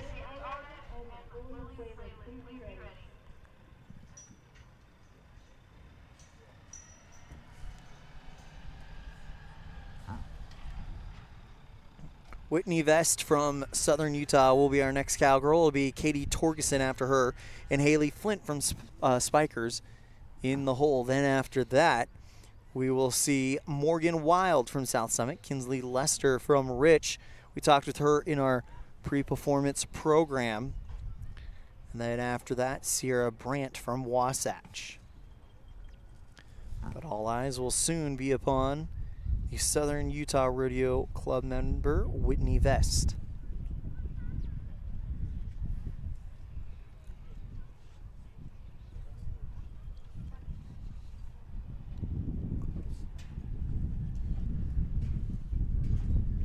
Got the thumbs up from the judge as the polls have been reset. And now Vest from Southern Utah will soon get the go-ahead.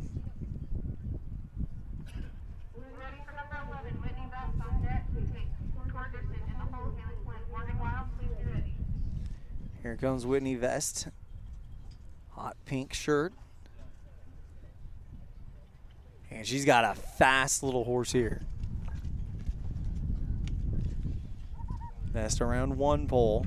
Oh, and goes out of the path. That's a no time for the Southern Utah products.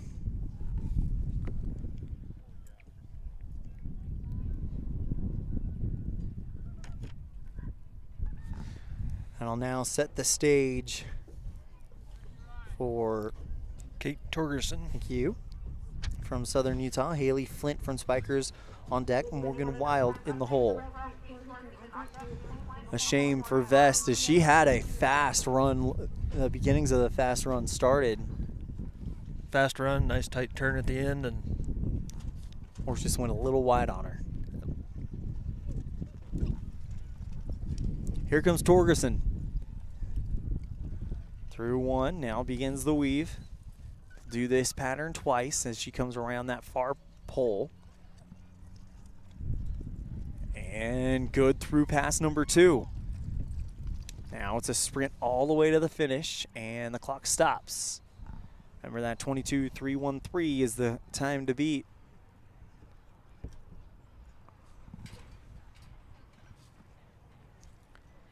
Waiting to see what happens. And that's your new leader. 21.889 for Kate Torgerson. Kate Torgerson. 21.889. Looks like Haley Flint coming to the arena.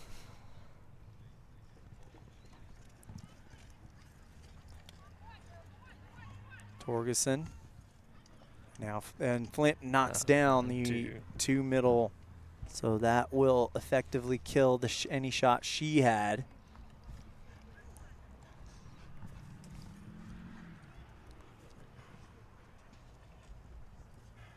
As we update the ready results board to reflect that Torgerson is now your new leader.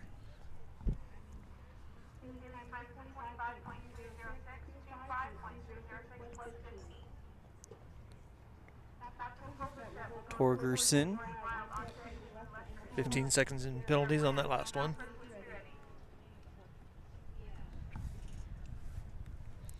Kinsley Lester from Rich be the next rider. Talked with her during our pre-performance program. Rides for Rich, but she's from Evanston, Wyoming. Torgerson, by the way, she's the favorite in this event, number 6 in the state. And here comes Lester. Lester all the way to one end of the arena. Goes through one and unfortunately knocks down one pole. Starts her second journey through the poles. And she's through. See what the time is as the clock stops.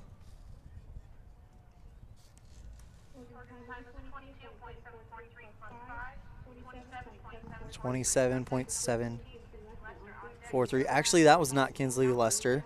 That was Haley Flint, I believe. Was it? No, that was Morgan Wild. Sorry, this is Kinsley Lester from Rich Rodeo Company, or Rodeo Club, sorry.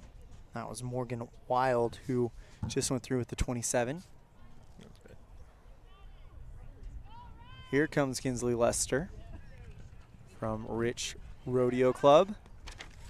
Horse takes a little bit of a stumble coming into the pole. Lester directing it, though. Nice and clean through the first. Oh, announcer's jinx as she puts the nose of the horse into the final pole on the first pass. Clean through the second pass, slips a little bit, and here comes the time for Rich's Kinsley Lester.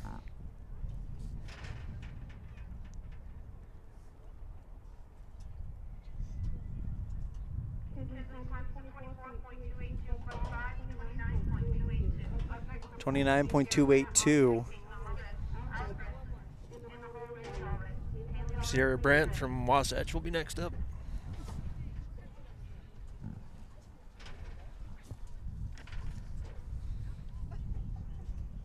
Brant slowly working her way in.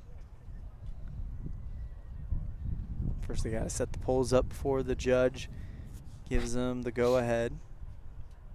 And we're off and ready to go.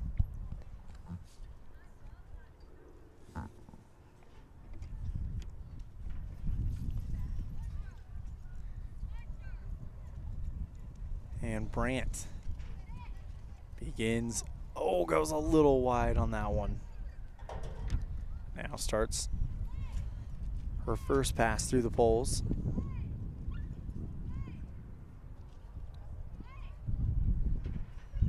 And clean through one. Looking to go clean through both. One pull away and she's got it. Now, only thing left to do is let that horse run loose. I see a Brant will stop the clock.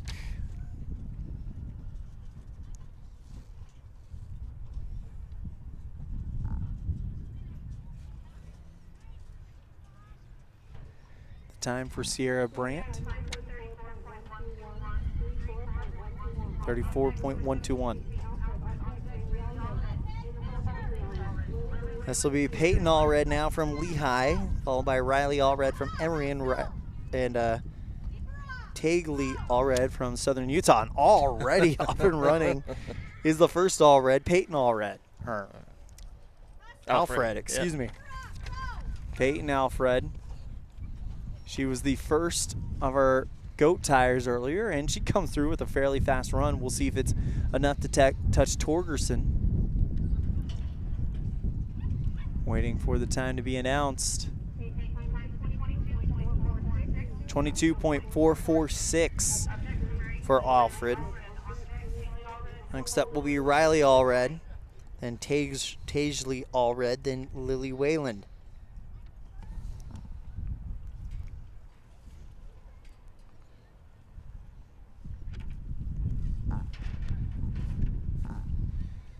Waiting the arrival of Riley Allred. Here she comes. Goes from one end to the other and now begins her pass through the poles. Really tight line through the first pass. Good looking run through the second. And now Riley Allred sending it home. Question is it enough to take Torgerson's time at 21.889? The answer, no.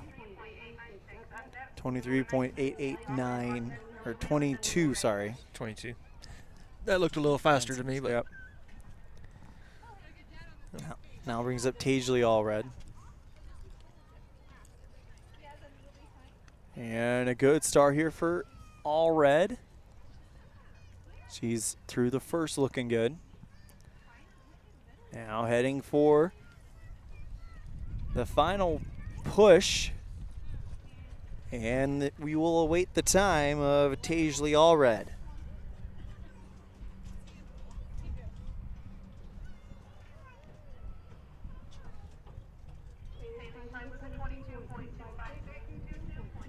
.256 for Tagley Allred. I'll now bring up Lily Wayland from Spikers, Whitney Faramond from Lehigh on deck, Peyton Villarreal in the hole. But here is Lily Wayland, who had a good run in the breakaway roping, if memory serves correctly. I believe you're right. Wayland taking that horse through the poles, halfway home. Looking to have a good time here. Of course, 21.889 is the time to beat. Oh, and she knocks the final pole down. That's disappointing on that run. Let's see what the run would have been. 22.190. So instead, it's a 27.190. I'll now bring up Whitney Faramond after they do a little bit of raking. So the next 10 will be Whitney Fairmont from Lehigh, Peyton Villarreal from Lehigh, Brooklyn Thomas from West Desert, Raleigh Davis from Wasatch, Kai Brandt from Wasatch, Kansas Sanders from Spikers, Paige Clem from Spikers, Charlie Glee from Southern Utah, Denham Wilson from Uinta Basin, and Hadley Hawes from West Desert. By that time, we'll be 19 away from the finish line, but right now everybody chasing that top mark of Kate Torgeson with a 21.889. Torgeson, by the way, number 6 in the state, and that's why right there. After this event, we will call it a morning, and then we invite you to join us for the 4 p.m. performance live from the large arena. We'll have all the rough stock events, the bareback riding, the saddle bronc riding, the bull riding. On top of that, we'll have steer wrestling, team roping, barrel racing. Should be a fun evening of rodeo, and we invite you to join us. Hope you're enjoying this broadcast live from Tremonton. Fox Elder County Fairgrounds is where we find ourselves here for this one, here at the small outdoor arena.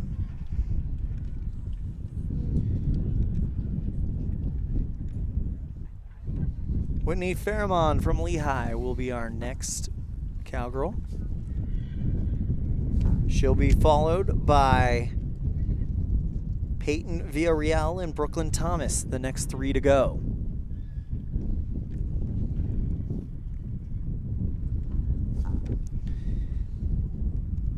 Fairmont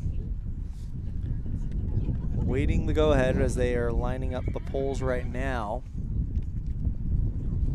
to make sure that they are dead even, dead straight line. You see the judge kind of giving directions, looking down his line of sight.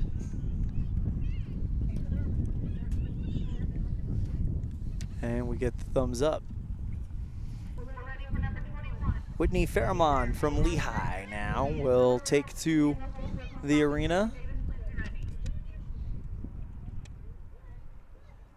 At least that is the scheduled rider. See if they give the calls. Usually if they start giving calls, that means there might be a turnout. There's the second call, Fairman. Third call, and then Whitney Fairman has turned out. Next up, Peyton Villarreal from Lehigh, Brooklyn Thomas on deck, Rayleigh Davis in the hole.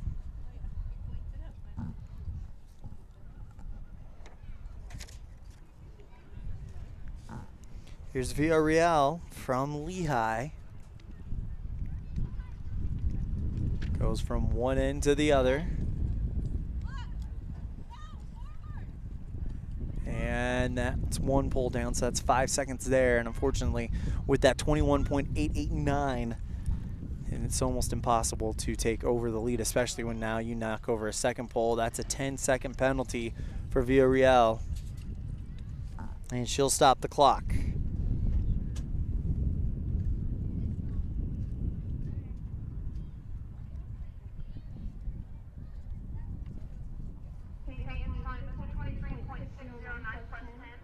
.069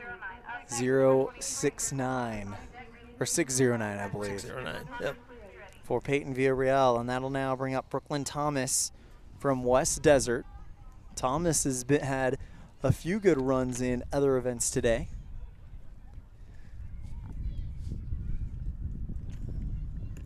Right now they're relining up the poles.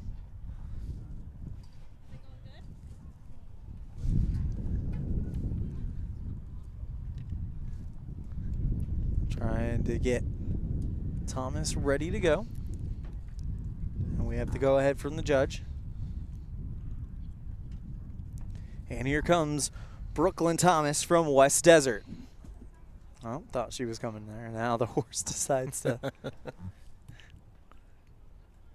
run.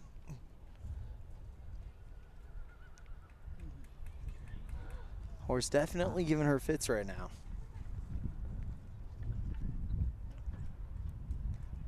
Horse has a little stage fright, I think. And here comes West Desert's Brooklyn Thomas. Nice, fast horse. Turns a little wide over the end pole and begins her first journey through the path. Oh, and knocks over that last one. That's going to be +5. Trying to brushes that one, but it stays up as she heads for the finish line. And Thomas's time, waiting for it to come up. It'll be a +5, whatever it is.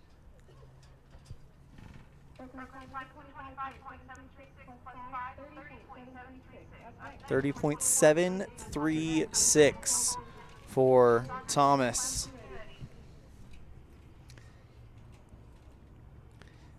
Now brings up our next rider. It'll be Raleigh Davis from Wasatch, Kai Brandt from Wasatch on deck, Kansas Sanders from Spikers in the hole as they are rearranging some of the poles to make sure that this is all level, this is all even. Everybody runs the same path.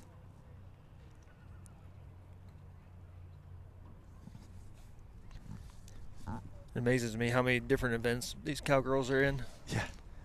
Our first round is definitely a bit of the cowgirl round, as 3 of the 4 events that we've covered here today have been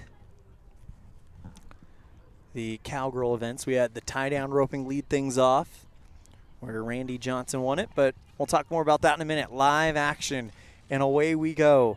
This is Raleigh Davis from Wasatch Rodeo Club. Good direction around the first path. Now heading in to the second path. If she can be clean, she can be a threat. And she is. Nice tight turn around the final pole. Here she comes for the line and stops the clock. I don't know if it'll touch the 21.889. It's going to be close. 21.611, and your new leader is Raleigh Davis with a 21.611. We'll update that ready board. Go ahead. Up next we have Kai Brandt from Wasatch. Here's Brandt.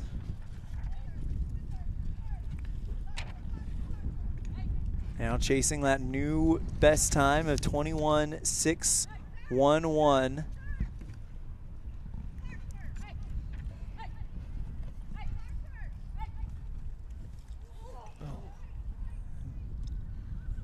Well, a little missed bit that of last trouble pole on that pole. And Kai Brandt, I believe, is probably going to take a no time.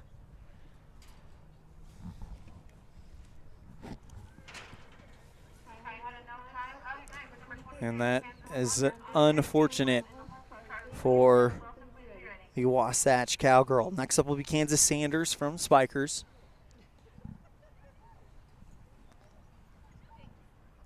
As soon as we get the okay there, but 21.611 from Raleigh Davis. It looked fast. We knew it could be. And sure enough, when the clock stops and they announce the time, she found herself on the top of the leaderboard. It's amazing how the eye can catch hundredths of a second difference. Yeah. Here comes Kansas Sanders from Spikers Rodeo Club, and this looks like another fast horse. We'll see what she does here. Nice tight turn. Too tight, though, through that first pole. And we're at +10 for Brandt. Excuse me, for Sanders. And she'll come around the final pole and bring it on home. It's going to be a 10-second penalty, unfortunately.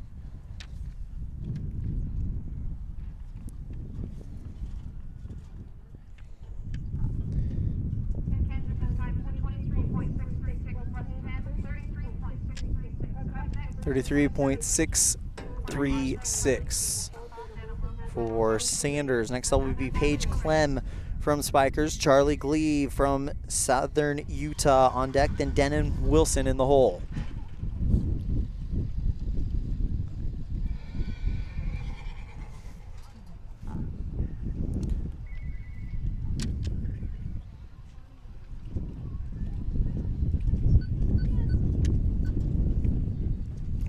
for the start.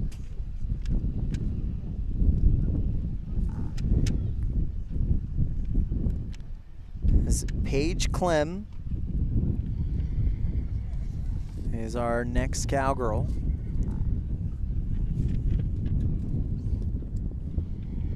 And out of Spikers Rodeo Club, here's Paige Clem.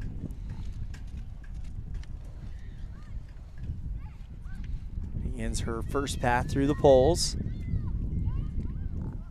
Good looking white horse there.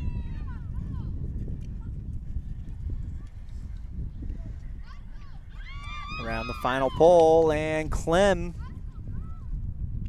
able to stop the clock. 21.66 or 611 by Raleigh Davis, the score to beat.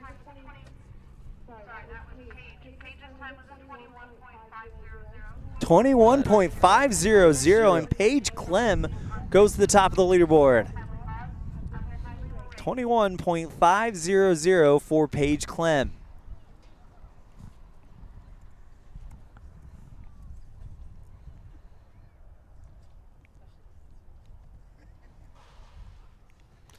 Charlie Gleave, Southern Utah Rodeo Club is up here.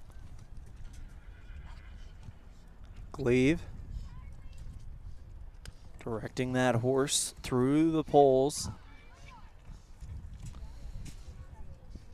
He's on an absolute rocket ride here.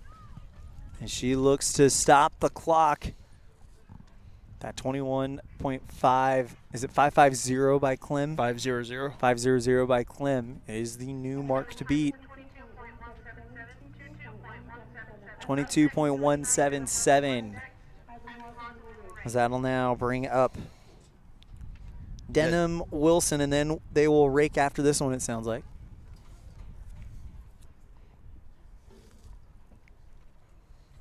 Wilson. A little wide around the first one.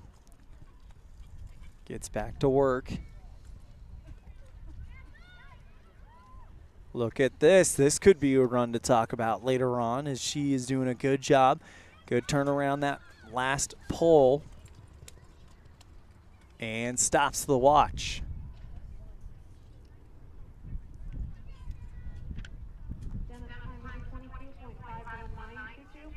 .509 for Denham Wilson. Next up will be Hadley Haas.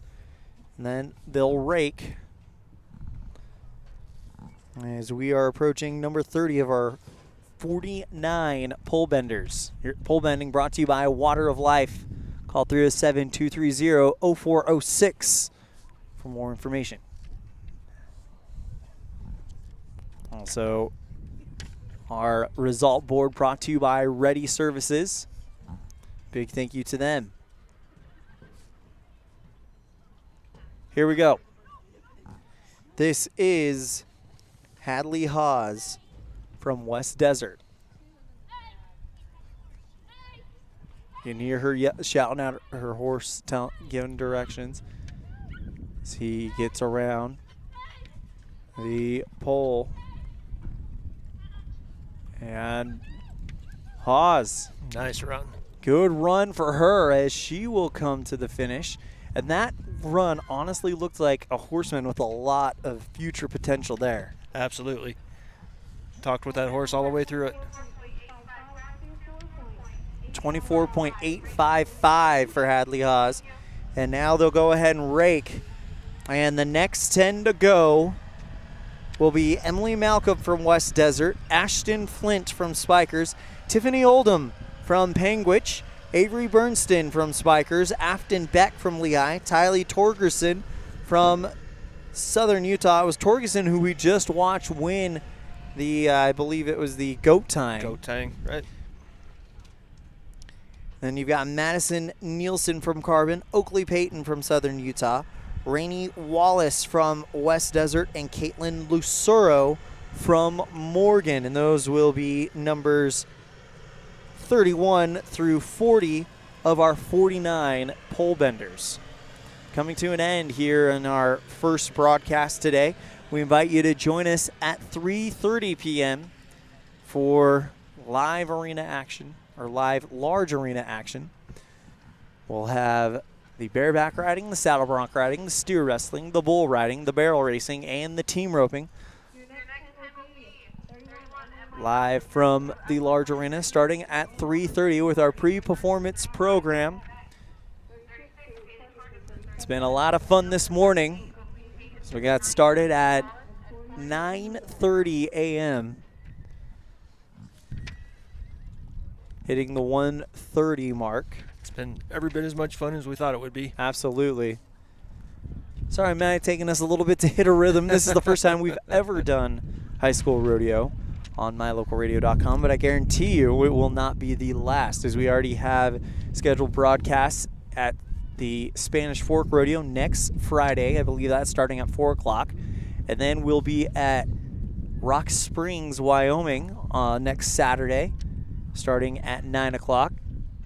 And then after that, we'll take a little bit of a break before we have a big week of rodeo, June 5th through the 10th, as we'll be bringing you the 2023 Wyoming High School Rodeo State Finals live from Rock Springs. All the events, every performance, that's going to be a lot of fun. Here we go as we get set for number 31, Emily Malcolm from West Desert will be our first cowgirl after the rake. Emily Malcolm, and then Ashton Flint on deck. Tiffany Oldham in the hole. Here we go. And coming around the barrel, this is number 31, Emily Malcolm. Malcolm, with a clean run so far, has the potential to be very fast here as she takes her horse all the way to the line. That looked like a great run. 21.500 by Clem is the time to beat.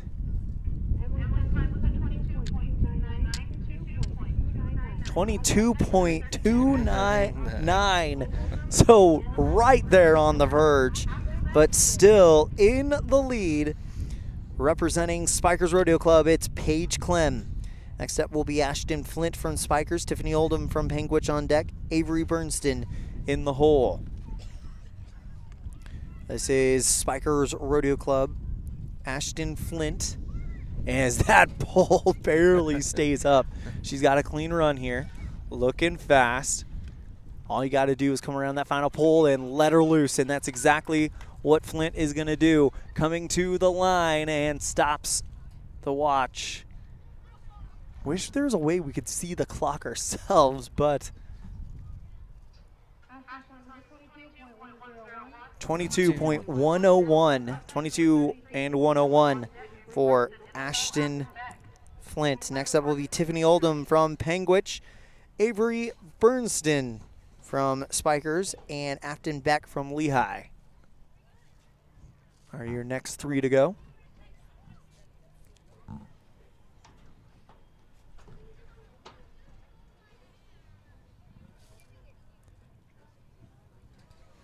And here she comes. It is Tiffany Oldham from Panguitch. A little bit of a wide turn there, straightening things out. Starts and now ends her first trip through the poles clean. Looking to duplicate that. And she's through. Just kind of brings her across the beam.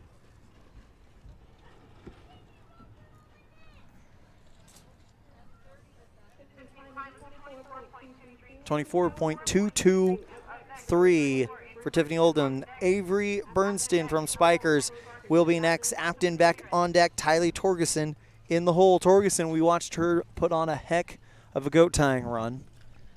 She was a lot faster than anybody. Clem, though, from Spikers Rodeo Club, Paige Clem leads it with a 21.500. Good run here from Avery Bernston. And unfortunately, she knocks down a pole late in this one It'll be interesting to see what the time would have been, but unfortunately that's a +5.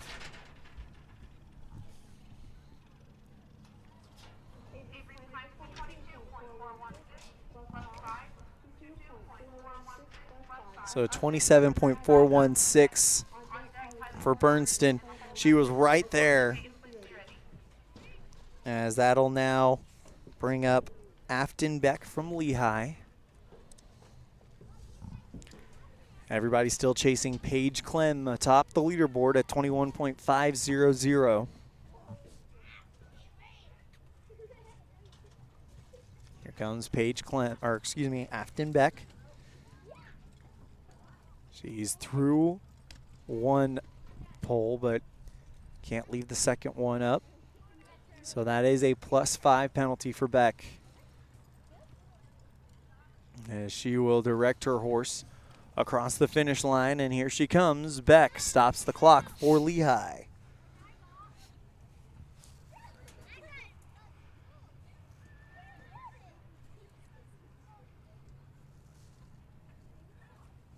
Wait. 27.063 for Beck. I'll now bring up Tylee Torgerson from Southern Utah. It'll be Southern Utah Rodeo Club that hosts the Spanish Fork Rodeo next weekend. We'll be there on Friday afternoon. We mentioned it earlier, though. Torgerson had a blistering goat tying run.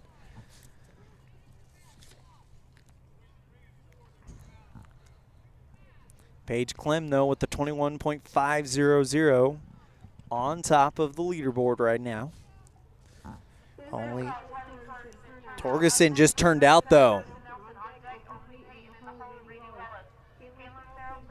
So Torgerson, that is.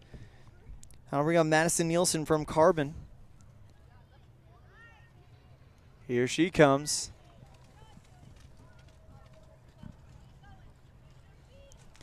Nielsen starts to weave in between the poles and knocks down pole number 3.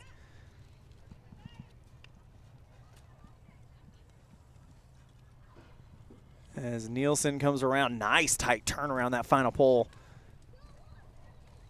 But it'll be a question of what could have been as that pole drops down and adds 5 seconds to her run. It's a any type of penalty in a rodeo.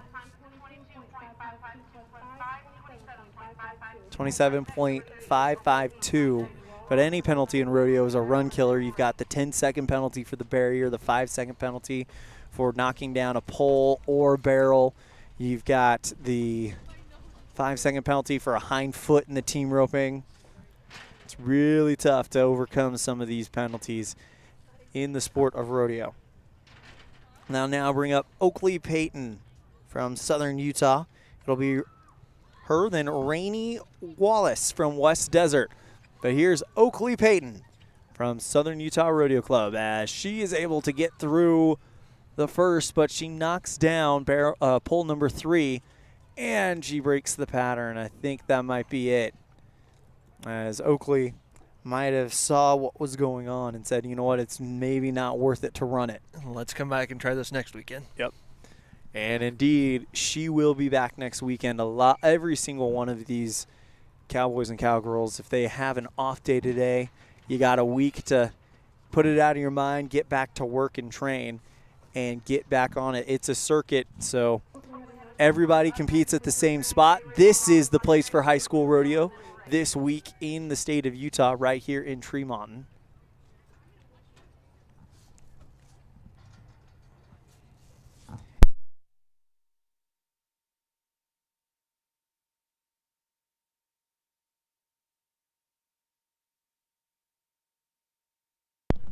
Sorry about that. Lost power temporarily. And we have cameras back, so we're good. We didn't miss a single run. That'll bring up Rainey Wallace from West Desert, then Caitlin Lucero from Morgan. Here's Rainey Wallace from West Desert.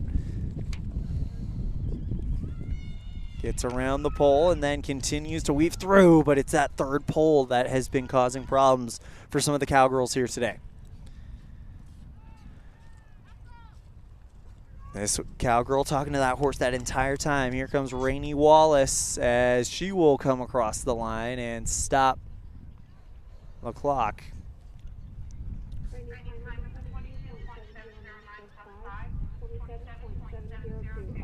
27.702 for Rainey Wallace. And I'll bring up Caitlin Lucero from Morgan, and then they may rake for the final time, or we may run through these final 9. Caitlin Lucero from Morgan, one of the 3 clubs hosting this rodeo. It's Morgan, Bear River, and Rich Rodeo Club. Of course, Rich Rodeo Club, the oldest rodeo club in the state of Utah.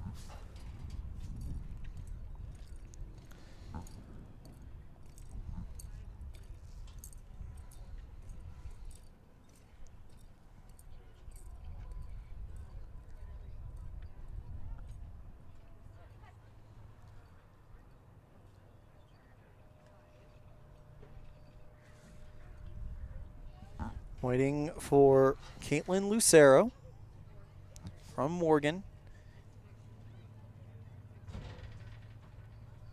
And here she comes.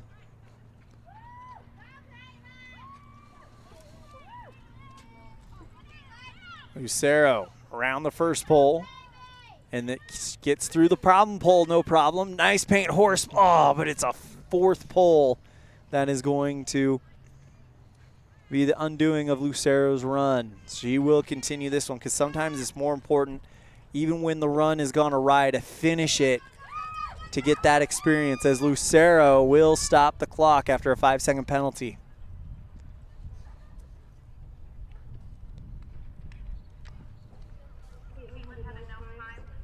They're going to give her a no time, actually, for breaking the pattern.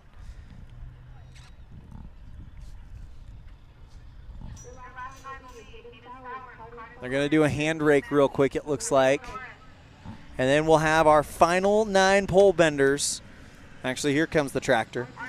Final 9 pole benders. It'll be Hayden Flowers from Spikers, Carden Clem from Spikers, Chenzi Mackey from Rich, Kamara Norris from Uintimation, Marjorie Morley from Southern Utah, Lindsay Orton from Southern Utah, Allison Shields from West Millard, Jaylee Anderson from West Millard, and JC Fox will end it.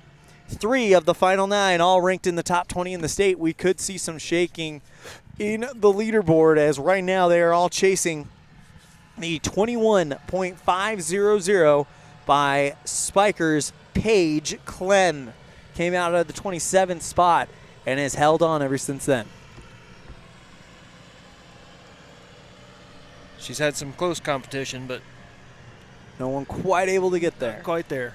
We'll definitely be keeping an eye on pole number 3 and pole number 4, as those 2 middle poles seem to be causing the most heartache in this path right now. After this event, we'll wrap things up, and we'll see you at 3:30 for the afternoon performance in the large arena. We'll have bareback riding, saddle bronc riding, steer wrestling, bull riding, barrel racing, and team roping, all coming to you from the large arena.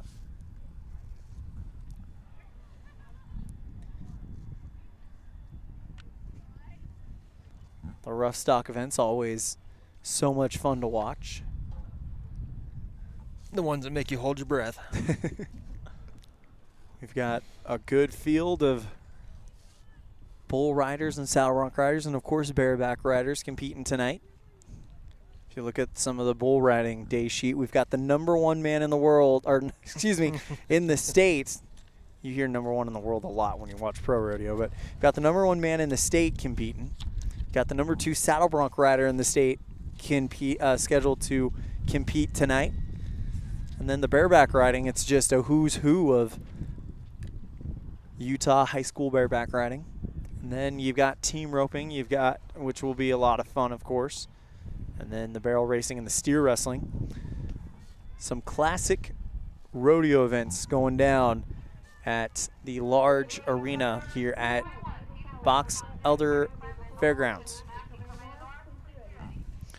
Here we go. We're ready to get started with our final group of pole benders.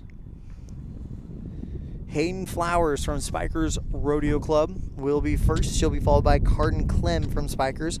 Chinsey Mackey from Rich is in the hole. And here we go. This is Hayden Flowers from Spikers Rodeo Club. Around the first pole tight, keeping it tight throughout the pattern. Good job through the first round. Looking for lap number 2. She's clean there, and now just let her loose and see where you stop the clock at. Again, Flowers stops the stopwatch. We'll see what they call it.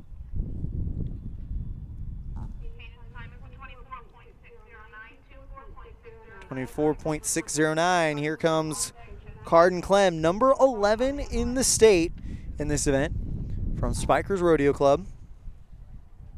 Her teammate, Paige Clem, currently leads with the 21.500. Wonder if there's a little sibling rivalry there. Here we go.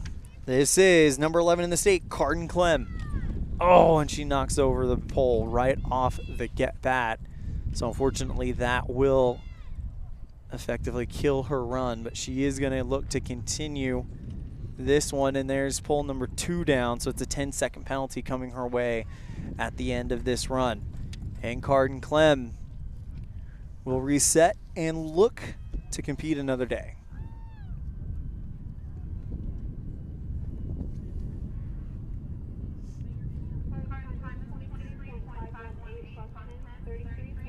.518 for Carden Clem. That'll now bring up Chinsey Mackey from Rich. Or Chesney Mackey, excuse me, from Rich. Carmara Norris on deck and Marjorie Morley in the hole.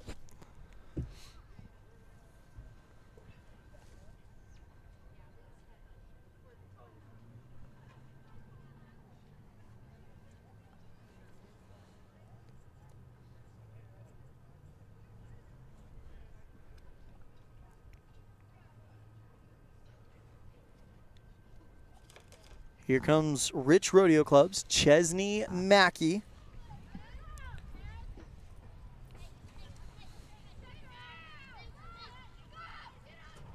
Mackey looks to be clean through the first. Just starting her second lap through. She's clean all the way. Nice tight turn. Mackey looking to challenge for the lead.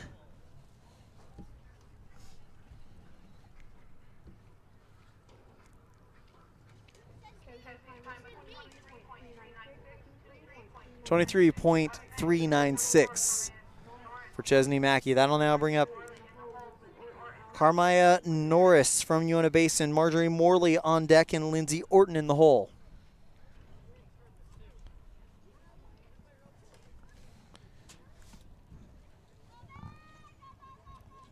Here comes Carmaya Norris. She comes around. Directing that horse around the poles.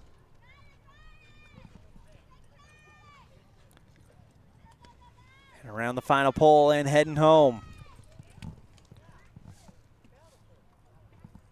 Let's take a look at that on the Cowboy Days replay. Good looking run here by Norris. What was that time again?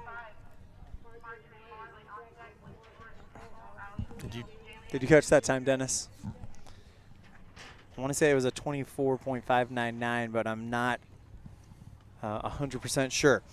Next up, we have Marjorie Norris from Southern Utah. Knocks down 2 poles. And unfortunately, that is going to mark the end of that one. Again, she'll rebound like the rest of these Cowgirls. She lost a stirrup in that one as well, it looks like. If you look as she rode by, her right foot was out of the stirrup. So that is absolute skill. Good horsemanship From Marjorie Morley. I'll now set up 21.829. That would have challenged for the lead. That'll now bring up Lindsay Orton up for Southern Utah. Allison Shields from West Millard on deck. Jaylee Anderson from West Millard in the hole. But still blown away by what I think we just saw. Marjorie Morley lost a stirrup, it looked like. Didn't even slow her down. Nope. Here comes Southern Utah's Lindsay Orton. Goes a little wide on that first pole. And starts to calm things down. Nice tight line through the poles, though, the first time. See if she can keep it up. She indeed does look to do so. Oh, and knocks down the very last one.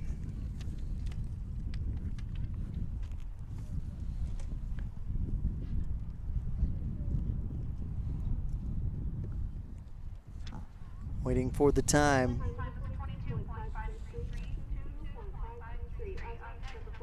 22.563.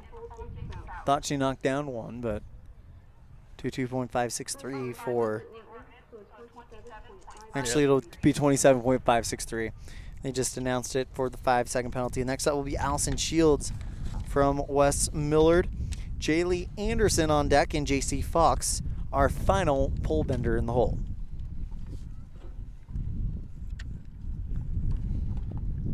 Pole bending brought to you by Water of Life. Water of Life is a family-owned business serving western Wyoming and the surrounding region for more than 25 years. Improving and purifying your air and drinking water is what we do. Give us a call today to find out how we can help you. That number is 307-230-0406. Here comes our next contestant. This is, of course, Allison Shields from West Millard. The maroon hat. We've been talking about her in all three of the Cowgirl events here today. And she's talking to that horse the entire time. Nice, clean run as Shields will go ahead and stop the clock.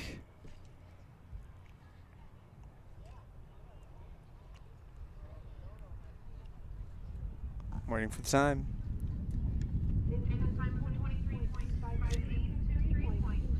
22.253 for Shields.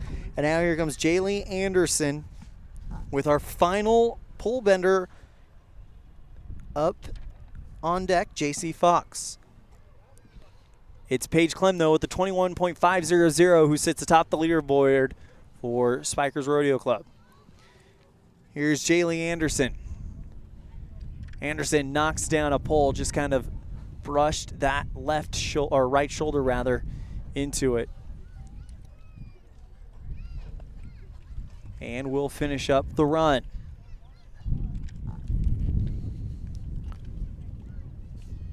So Paige Clem only has, thought they were announcing the time. Paige Clem only has one more to wait through.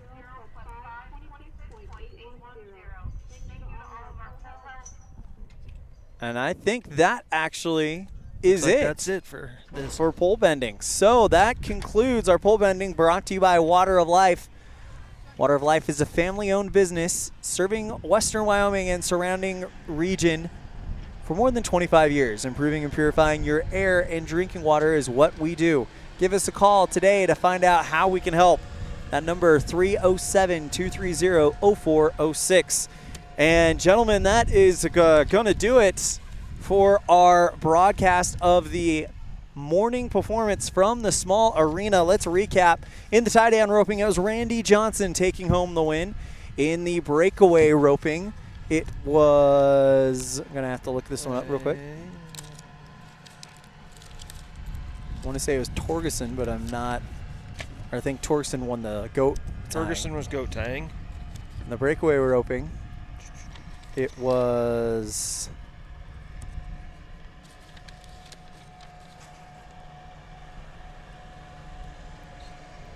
a 2-second run. I remember that. That ended up winning the breakaway roping. Torgerson taking the goat tying. And as we just saw, Paige Clem with the 21.500 takes the pole bending. But it was Megan Zunick. That's right. Yep. With the story of the day, was competing at another event when her number was called. They gave her some time to show up. She shows up later on, puts down to 2.75. Torgerson takes the goat tying, and Paige Clem is your winner of the pole bending. I'm Elan Olliff. That is Matt Petrie. A big thank you to our camera person, Mr. Dennis Bedwell. We will see you guys for the PM performance, the afternoon performance, live from the large arena, where we'll kick it off with the bareback riding. We'll have the saddle bronc riding, the steer wrestling, the bull riding, the barrel racing, and wrapping up today's action with team roping. On behalf of all of us here at mylocalradio.com, we have our producer, Mr. Colton Bagley, our web producer, Mr. Sean Hando, our sales manager, of course, my broadcast partner, Matt Petrie. Our executive producer is Val Cook. Our office manager is Kayleen Anderson. Our sales associates, Julie Burley and Sarah Pay, as well as the rest of the staff at My Local Radio Sports. We have voice of the Valley and our cameraman, Mr. Dennis Bedwell, voice of the Rich Rebels in Utah, Mr. Aaron Pulling, voice of the Preston Indians in Idaho, Mr. Dan Hubbard, and of course my good friend, voice of the West Side Pirates in Idaho, Mr. Cody Olson. I'm Elan Olliff saying so long, everybody. We will see you guys at the afternoon performance at 3:30 p.m. for the rough stock events, the team roping, the barrel racing, and the steer wrestling. Thank you guys so much, and we will see you then. Take care. The proceeding has been a wholly owned production of MyLocalRadio.com and Cook Brothers Broadcasting, LLC, no portion of which may be used or rebroadcast without the express written consent of Cook Brothers Broadcasting, LLC. Thank you for joining us for this sports presentation on MyLocalRadio.com.